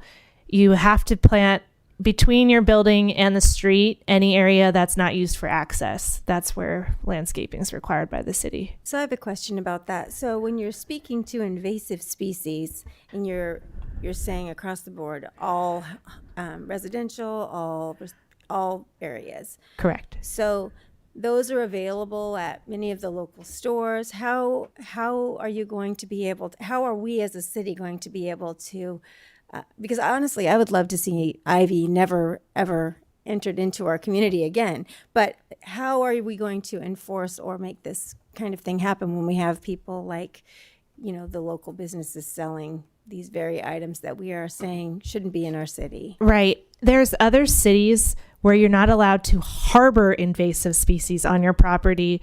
And that's easier to enforce because it doesn't matter if you planted it or not. If that pampas grass is on your property, it's your job to remove it. We didn't write that because we felt like that was aggressive, and we harbor invasive species on our property. And so instead we wrote, you can't plant invasives, and you're right, Mayor, that is difficult to determine if the thing was planted on the property or just flew there. Well, just with the availability at local businesses, I don't know how you would get them to stop selling those species. I think It would that require a That would be law. the that I harbor. think it's yeah. a future agenda. A future agenda item, maybe.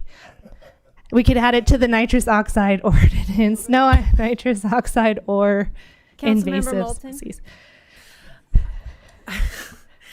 I guess my question is about that, the difference between harboring and planting. I mean, I purchased a house that had a ring of ivy all the way around it, and we've done our best, but it can be really challenging. So I didn't plant it. So how do you tell the difference? And then is this a complaint-based enforcement sort of thing again, where somebody would have to say, hey, my neighbor just planted a row of pampas grass for some reason? Yes, it would be complaint based. So how can you tell if somebody just ended up with invasives on their property? I mean, by their nature, they are invading. I visited a gulch recently where one property, it had clearly planted bamboo as a barrier, and that had escaped and entered the gulch, and it was pretty clear that it had been planted in rows in a purposeful manner on their property and then escaped into the gulch. But yeah, it's So context. And then what is the remedy then? Remove it? yeah. Okay. Interesting. Okay. So anything further? Okay, we have a motion and a second with 2 friendly amendments. Please vote. 5 yes votes, motion carries. Great. And that takes us back to the annual rate review of service rate adjustment for solid waste. One back. Oh, I apologize. Yeah, I crossed that one off. Public hearing and resolution confirming and ordering special assessments for unpaid garbage and recycling collection fees with Environmental Program Manager Prasker.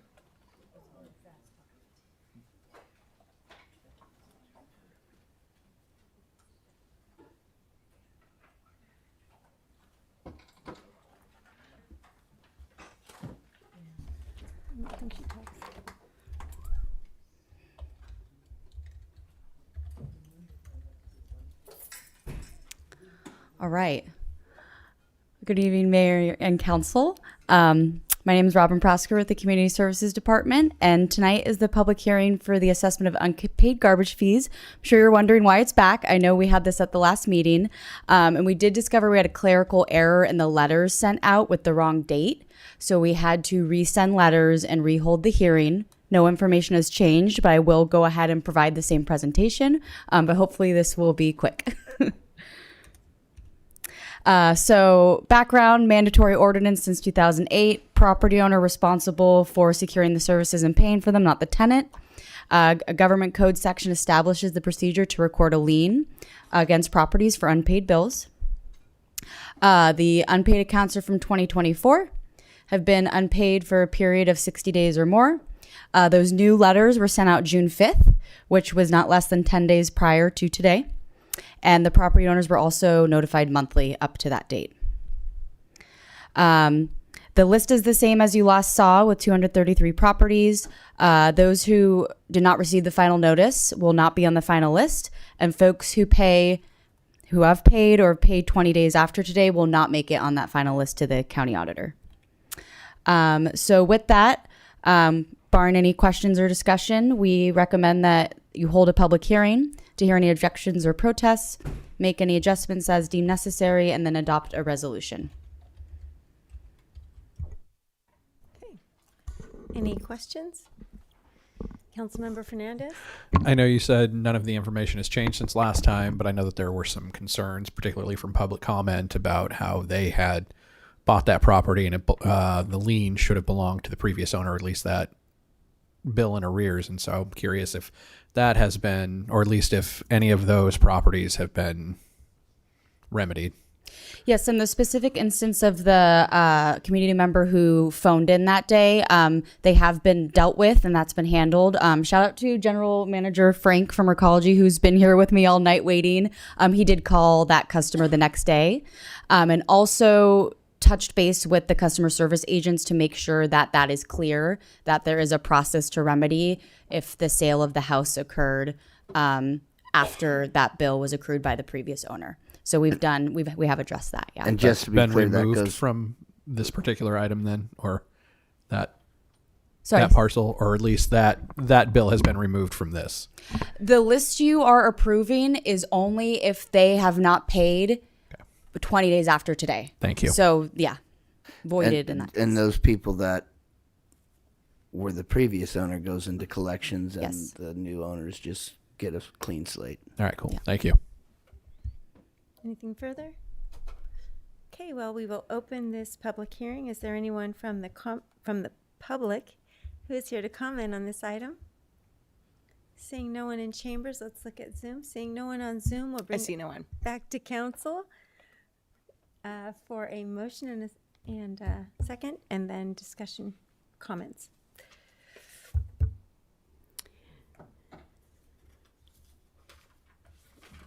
I move Councilmember Moulton? to hold a public hearing and hear any objections or protests and make adjustments as seem just, and adopt resolution of the City Council providing for the collection of fees. Second. Any comments?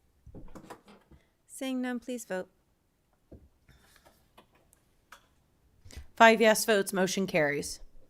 Which moves us to AB 2561, the annual position vacancy rate presentation with Director Folger.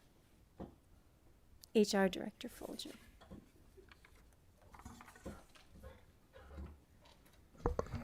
Good evening, Mayor and Council.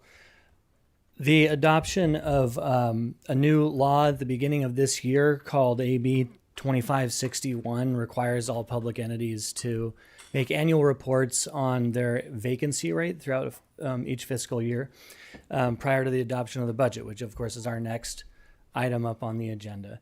So it's a basic check-in on what our vacancy rates look like, retention and recruitment efforts are looking like, challenges that we have, and programs that we've run. And so today I'm going to introduce you all to Sarah Henriksen, who is our HR analyst in our office, and she manages our recruitment program. So we've put together a brief slideshow for you with some statistics on our recruitment and staffing efforts over this past fiscal year. And we'll be around for some questions, but she's got her fingers on the pulse of this all the time. She manages all of the incoming new employees, and so I thought it was appropriate to have her kind of speak to those numbers because she's in those weeds all day long. So I'm just going to hand it over to her. Thank you very much, Sarah. Thank you. Thank you, Council and Mayor, for hearing us out tonight and for sticking around this late. I'm about to throw a lot of numbers at you, but I promise it will be brief, less than 15 minutes here. So first, we are going to start off with, do I control the slides or? Yes. Oh, there we go. Excuse me. All right. So first, we're going to start off with some basic workforce information and reiterate a little bit of what Will said, that the data presented here tonight will encompass the past fiscal year up till May 30th, 2025. where we had a total allocated 272.7 full-time positions. And those allocations make up the 9 departments that are listed here on this slide. We've had a lot of departmental reconfiguration over the last fiscal year. So for clarification, I'm going to highlight some of the divisions that have moved around since the beginning of the fiscal year. So that way we can be clear about which allocations are going to be reported under which department. So economic development is considered a division of the city manager's office, and that division does include the crisis alternative response of Eureka or CARE program. At the beginning of the fiscal year, the community access project for Eureka or CAPE and Uplift programs were moved to the finance department. So those numbers and allocation statistics will be included in that department. For half of this current fiscal year, engineering was a division of the Public Works Department, and even though now they are their own department, for simplicity's sake, I will include engineering allocation statistics for underneath Public Works data. And same with code enforcement. Now they are a division of the Development Services Department, but since we began the fiscal year with that division being part of Public Works, code enforcement allocation statistics will also be reported with the data for Public Works in this presentation.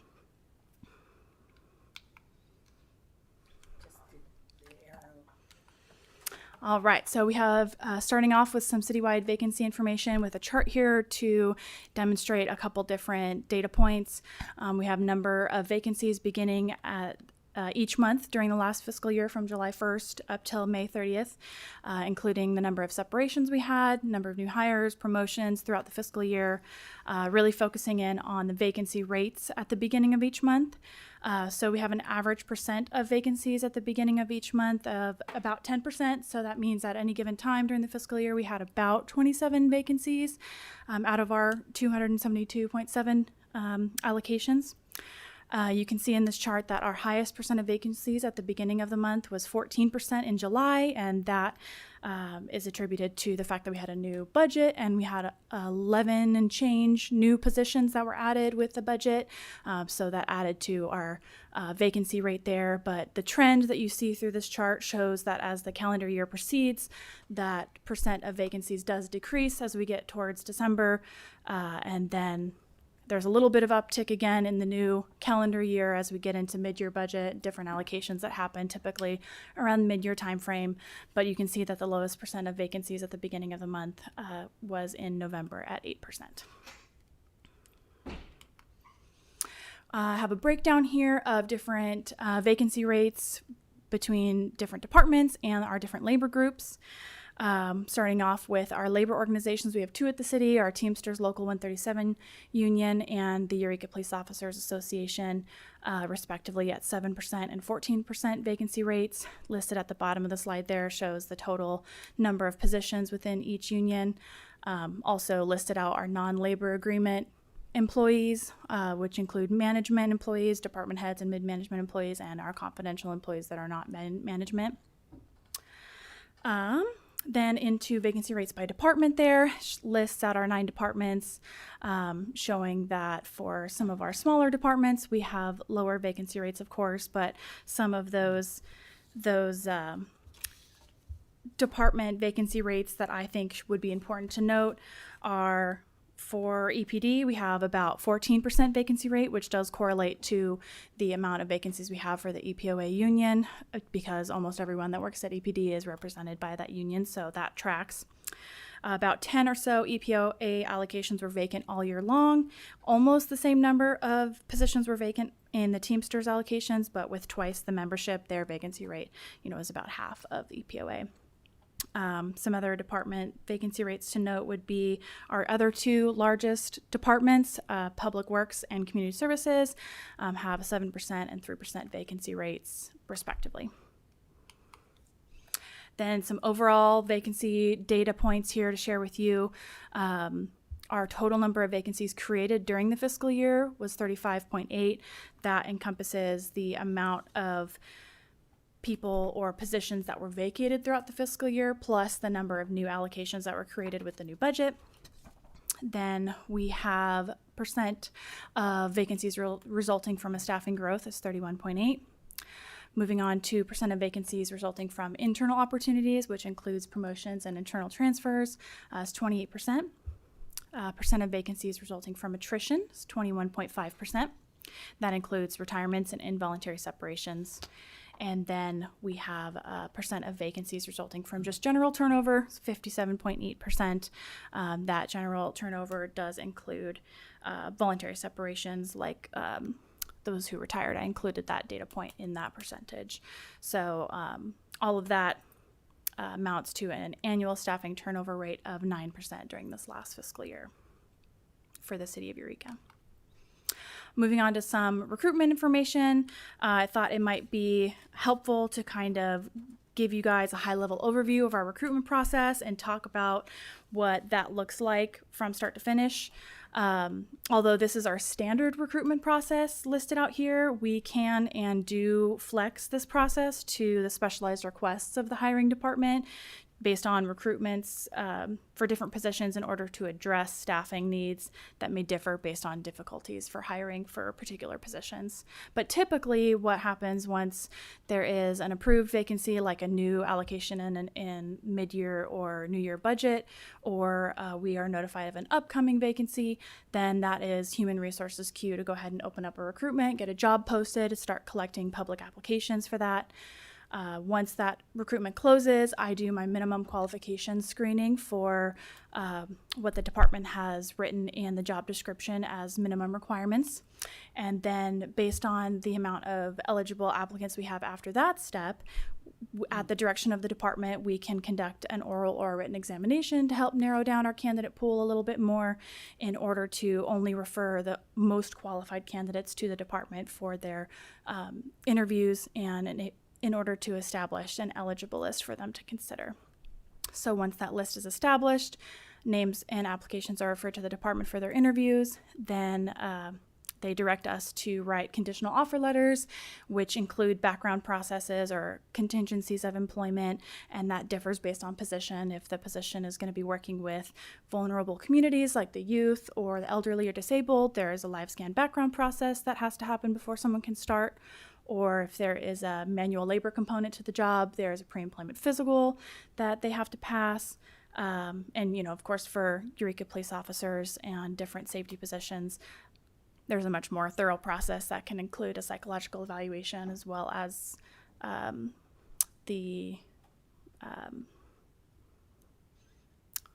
what's it called? Lie detector test, basically. Anyways, yeah, polygraph test, thank you. So once all of those contingencies to their conditional offer of employment have been met, then a start date can be established and new hire paperwork is issued, and then I conduct an orientation with the new hire within their first week starting at the city. Some overall recruitment statistics that I thought would be interesting to point out. We had a total number of full-time equivalent vacancies filled of 51, and that number includes regular part-time hires in addition to full-time hires. And those vacancies can be filled a couple of different ways. Three of those vacancies were filled using an existing eligible list. And what that means is that we had a list for that same position come open within the next year, and we were able to refer back to that list to ask people if they're still interested in the job rather than opening up a brand new recruitment and starting from square one again. Then we had 43 of those vacancies filled with a brand new recruitment, and then 5 of those vacancies filled with promotional only opportunities, and that means only internal full-time and regular part-time employees were eligible to apply for that recruitment. We do have an average time to recruit of 32 days, so that is the number of calendar days from the time we post the job to the time that an eligible list is created, and we're able to share that to the department for their process.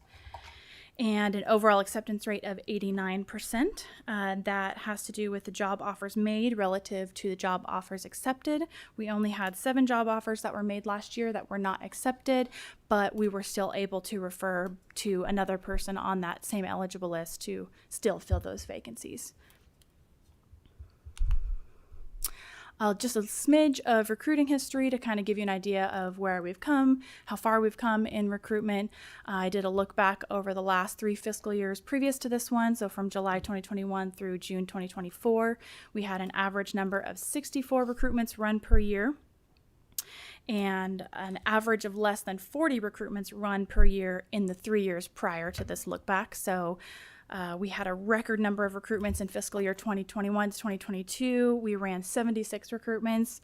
In comparison to this year, we've run 50, so that was a pretty busy year for our office, but that just shows how recruitment is increasing. We've had a 30% increase in applications received over the last 3 fiscal years, with an average of 43% of applicants that were considered eligible, which means that they passed the initial application screening and any examination the department wanted us to conduct, and they were invited for interview. So in the last 3 fiscal years previous to this one, we had an average staffing turnover rate of 8%. Just a fun little plug about all this recruitment we're doing. We do participate in a lot of job fairs, and I wanted to list out all the different kinds of job fairs we participate in. And it's not just Human Resources Department that goes and attends these events. We are often accompanied by staff from Community Services Department that have to hire for all the programming that they do. They come to a lot of job fairs with us. And same with EPD. They always have a wonderful presence at our job fairs and really get the community and students excited and hopefully be involved in the police department in the future.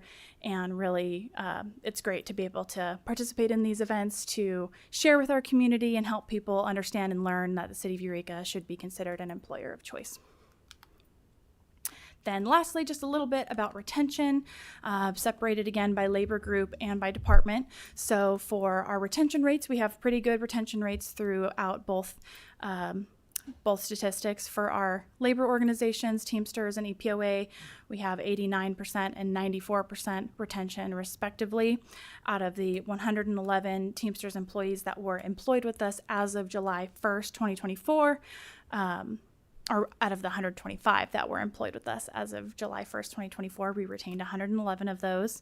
And for EPOA, we only lost 3 of those employees that were employed with us as of July 1st, 2024. The only percentage that might look a little negative here for the labor groups is confidential employees. We only have 4 confidential employees that are not management, and we did have 1 retirement this last fiscal year, so that's why that retention rate of 75% is what it is. By department, there's a couple departments here that show 100% retention rate. That just means that it's typically the smaller departments, but all of the employees that were in that department as of July 1st, 2024 still are employed as of May 30th, 2025. With resulting in an overall citywide retention rate of 92%, which is really, really great. Above a 90% retention rate is considered a great retention. And that concludes my presentation for AB 2561, Annual Vacancy, Retention, and Recruitment Rates. Any questions? Okay, are there any questions? Councilmember Fernandez. Did I hear that we still use polygraph tests? Yes. In what capacity? For police officers. Oh, okay. Yeah. We Something may else start for another using them day. for council members too. And then moving to our reorganization, do we know how that may have impacted vacancies or any changes in the departments? Are you referring to the Public Works reorganization? Yeah. That's occurring this next fiscal year? I did not consider that data. This data only includes up to May 30th, 2025. Okay. I believe there are a couple new allocations in that reorg. So that will increase our vacancy rate until we can fill those. Were you talking about the ones that are being proposed, or the ones where care went to finance and Care into finance, or any of them really? So just like how, if there usually is a consolidation, maybe positions are consolidated as well. So is it that someone couldn't find another role, those type of things, or were they moved into another department? That's what I'm asking about in that capacity. So in the instance of care, they were moved over into that department just for kind of logistical reasons and also for organizational reasons. We were getting a lot of grants. As council is aware, the vast majority of the funding that administers that division is coming from grants, and putting them in finance was helpful so that they could help with some of the reporting and auditing that we go through as a part of those grant processes. And so there was no real staffing changes because of that organizational change, but there were staffing changes because of the success that they had gotten in grants. They had received more grants, and so we received more funding for outreach workers that were implemented after the fact, but it wasn't related to the change in organization. And then the last piece I had is that you had touched on the fact that we have a 92% on average retention rate. And so I'm curious how that might compare to other municipalities or even the county. And I can speak to that a little bit. That retention rate, it's a really hard moving target to hit because people don't report on those, not until this year. So that 92% retention rate is reflective of this past fiscal year, just the recruitments that we've run so far this fiscal year. And that by comparison for us is quite good. It's trending up. What I can tell you, and it's anecdotal, is that it is definitely a high number in general, and it's definitely a high number within our local labor market among other public entities with their for recruitment statistics. I appreciate that. Thank you. Further questions? Okay, well, thank you. We will open this item up, or this public hearing up we will open this public hearing for public comment. Is there anyone here in chambers that would like to comment on this item? Seeing no one over on Zoom. No one on Zoom. Seeing no one, we'll bring it back to council. We'll close the public hearing and bring it back to council for a motion. Any comments? Oh, it's just receiving a report. Great. Thank you. Thank you. Great job. Moving on to E6, the fiscal year 2025-26 budget adoption with Director Millar.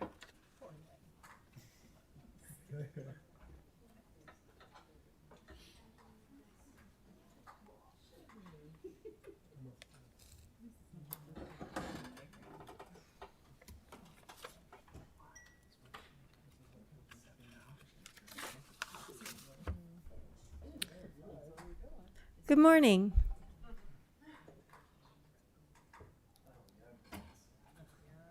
Indeed we are.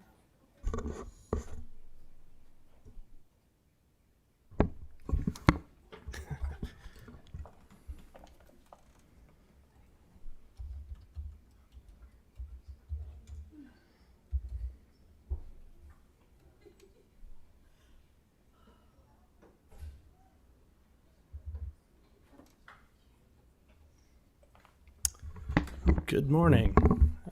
This item is the fiscal year 2025-26 budget adoption.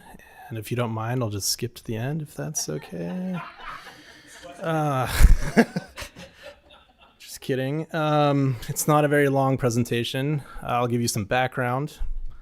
Changes since the budget study session, an updated 5-year forecast, and then adoption. So background, in the months of March and April, this was when departments met with the finance department to develop their budgets. And then we introduced the budget, I think around midnight that night, on May 20th.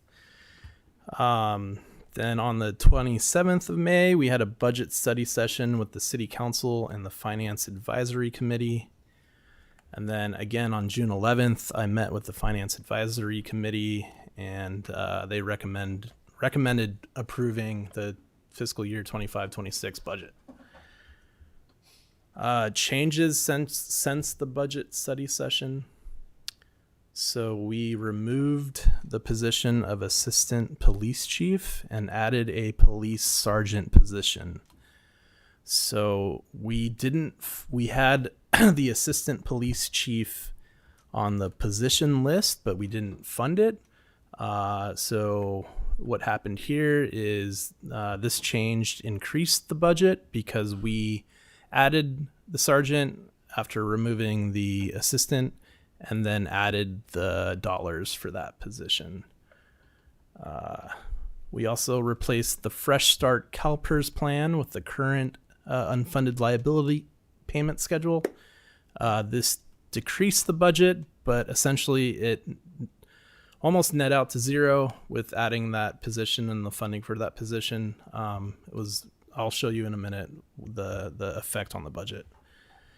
And then on that position list, I forgot to adjust a zoo activities coordinator or reduce zoo activities coordinator by 1 FTE and I forgot to add the community services supervisor in place of that position. The money was in the budget. It was just not reflected on that list. So there was no impact to the bottom line. So here's an updated 5-year forecast. Back in early May, I had a presentation on a financial forecast. I've updated that model with the current budget. And I also have updated my estimate for 6/30/2025. As part of the bond process, we've been engaging with S&P, and they wanted a projection for this fiscal year. So I looked at the numbers, and it looked like our deficit is gone. And in fact, we should expect a surplus of roughly $800,000. So that will start us off in a good position next fiscal year. We still have a deficit of about $761,000. That red number is the deficit prior to those changes that were made between now and the study session. So you can see it's about a $15,000 difference. It wasn't much impact. But to go back to the fund balance, we're going to start off with about 12.2 million, and if the deficit materializes, we'll end the year at about 11.5 million. But the good news is that keeps us above our policy level of about 25% of expenditures. So that's good news. The bad news is, given the current forecast, we are showing a structural deficit. So between now and the end of fiscal year 25-26, we'll be looking into strategies to hopefully change that outlook. That said, the current outlook also shows that we will remain within the policy level at the end of fiscal year 26-27. So that's good news, but of course things can change between today and next budget adoption. So that is all I have for tonight, and here is my recommendation. Do we have any questions? Councilmember Castellano. At our last meeting, I brought up changing the community services. It's like the parks, public spaces maintenance position from part-time to full-time. That's not included in the budget we have before us, but we could still include it tonight if council was amenable to that.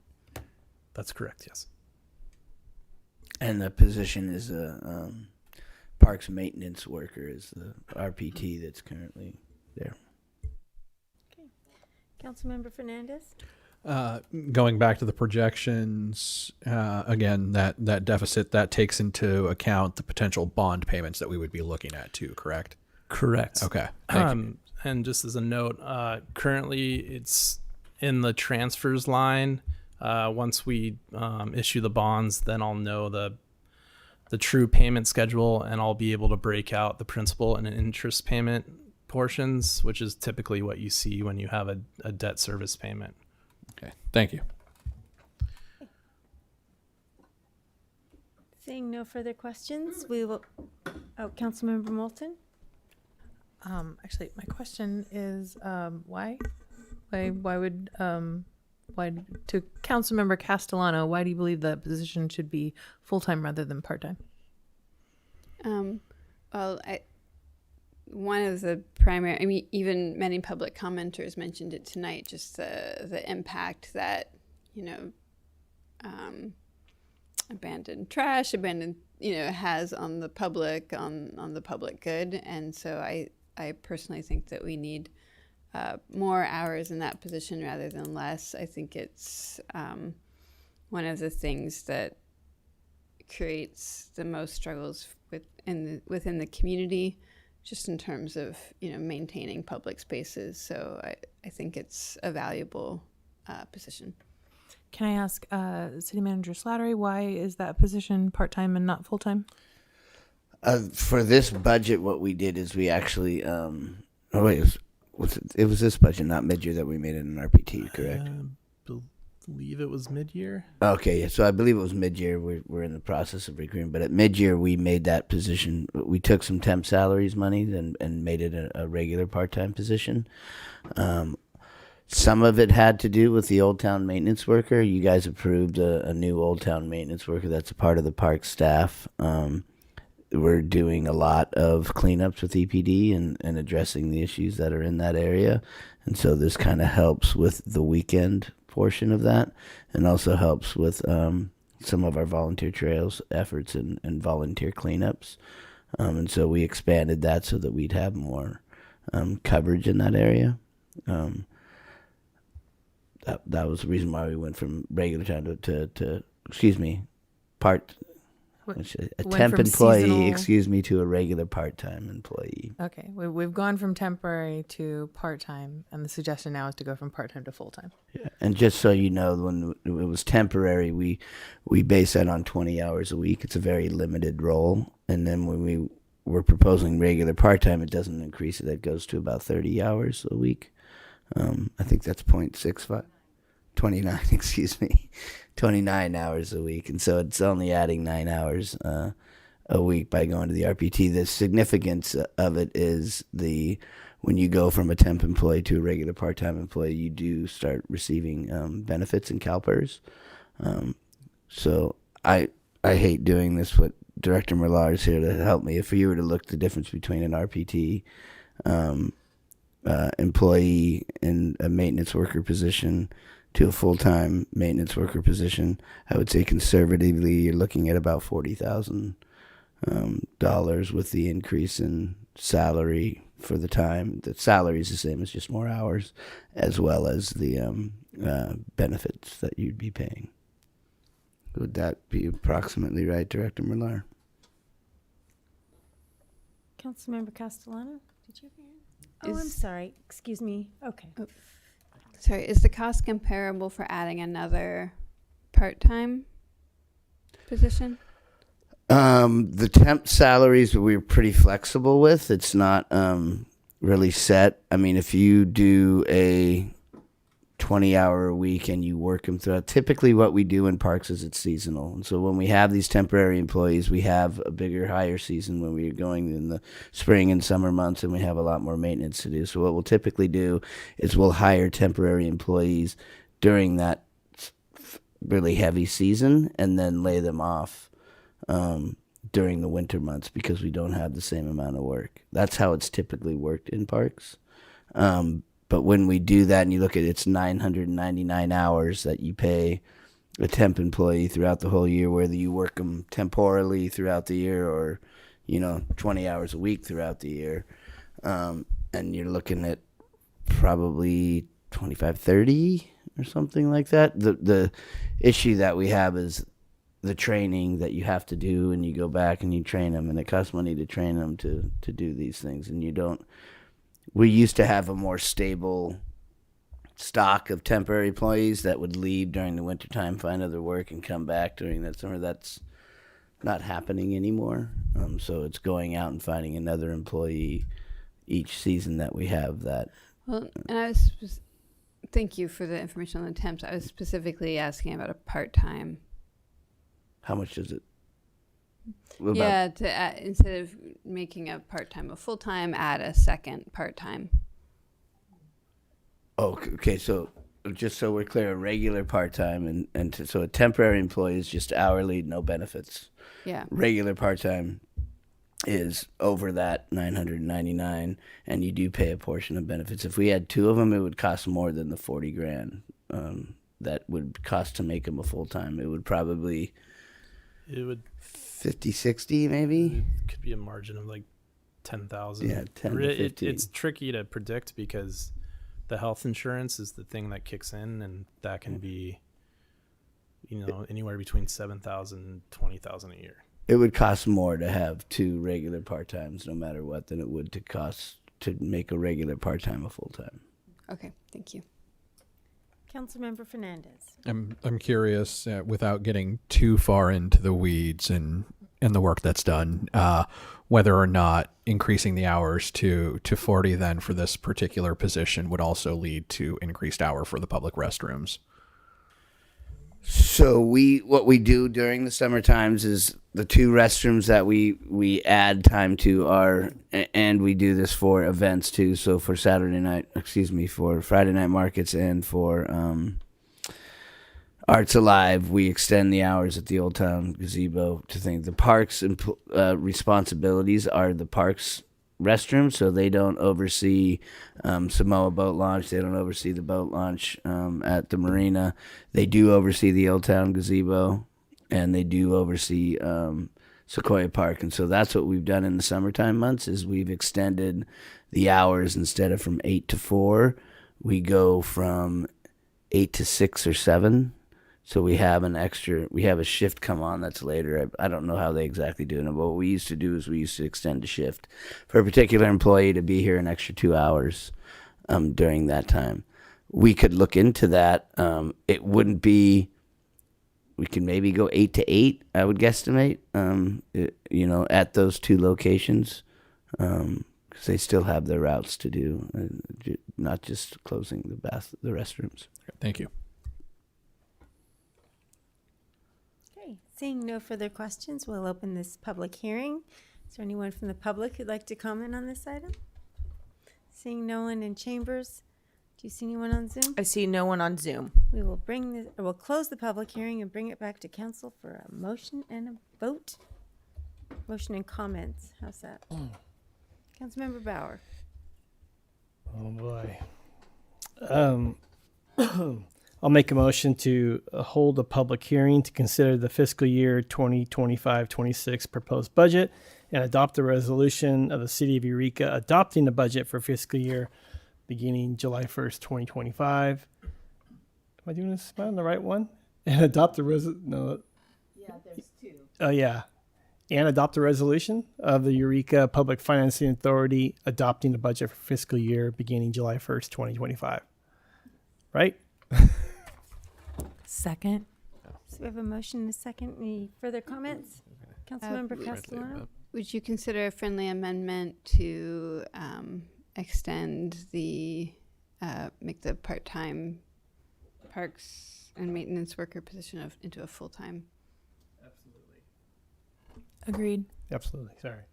Okay. So with that, if there's no further comment, please vote. 5 yes votes, motion carries. Thank you. And that moves us to the consent calendar. Notice to the public. Excuse me.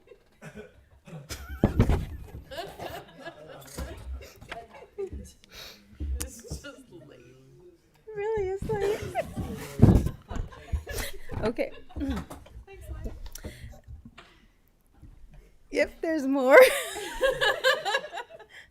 Okay. Notice to the public. All matters listed under this category are considered to be routine by the City Council and will be enacted by one motion.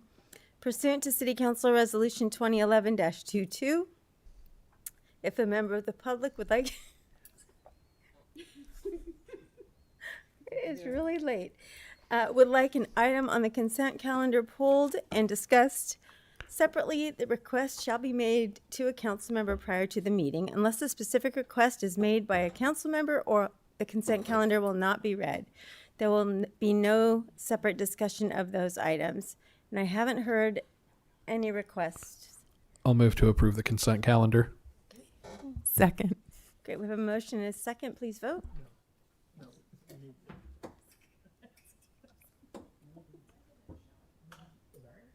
Five yes votes. Councilmember Contreras-DeLoach is yours. 5 yes votes, motion carried. Thank you. And that brings us That brings us to legislative action correspondence. Do we have any? Okay, seeing none, we will move on to ordinances, resolutions, which we have none. Future agenda items. Councilmember Castellano. I've been speaking with some folks who are interested in renter support and just renter protections and things like that. And recently, I was able to see a presentation from the city of Arcata around their. They have a rental registration program, and so I did reach out to Nitra at the city of Arcata to see if he would be willing to share that presentation with city council if we were interested. And he said yes, so I guess I'm interested in the city of Arcata presenting their rental registration program to us. Okay, great. Unanimous? And I apologize, Councilmember Castellano. Is it Netra? Yes. Oh, okay. Yes, Thank sorry, you. I think I said it, mispronounced it. Netra, yep. Anything further in future agenda items? Seeing none, we have moved Avelo to a different meeting and will not be having city manager reports. So with that, at this late hour of 12:24 a.m. on June 18th, we are adjourned.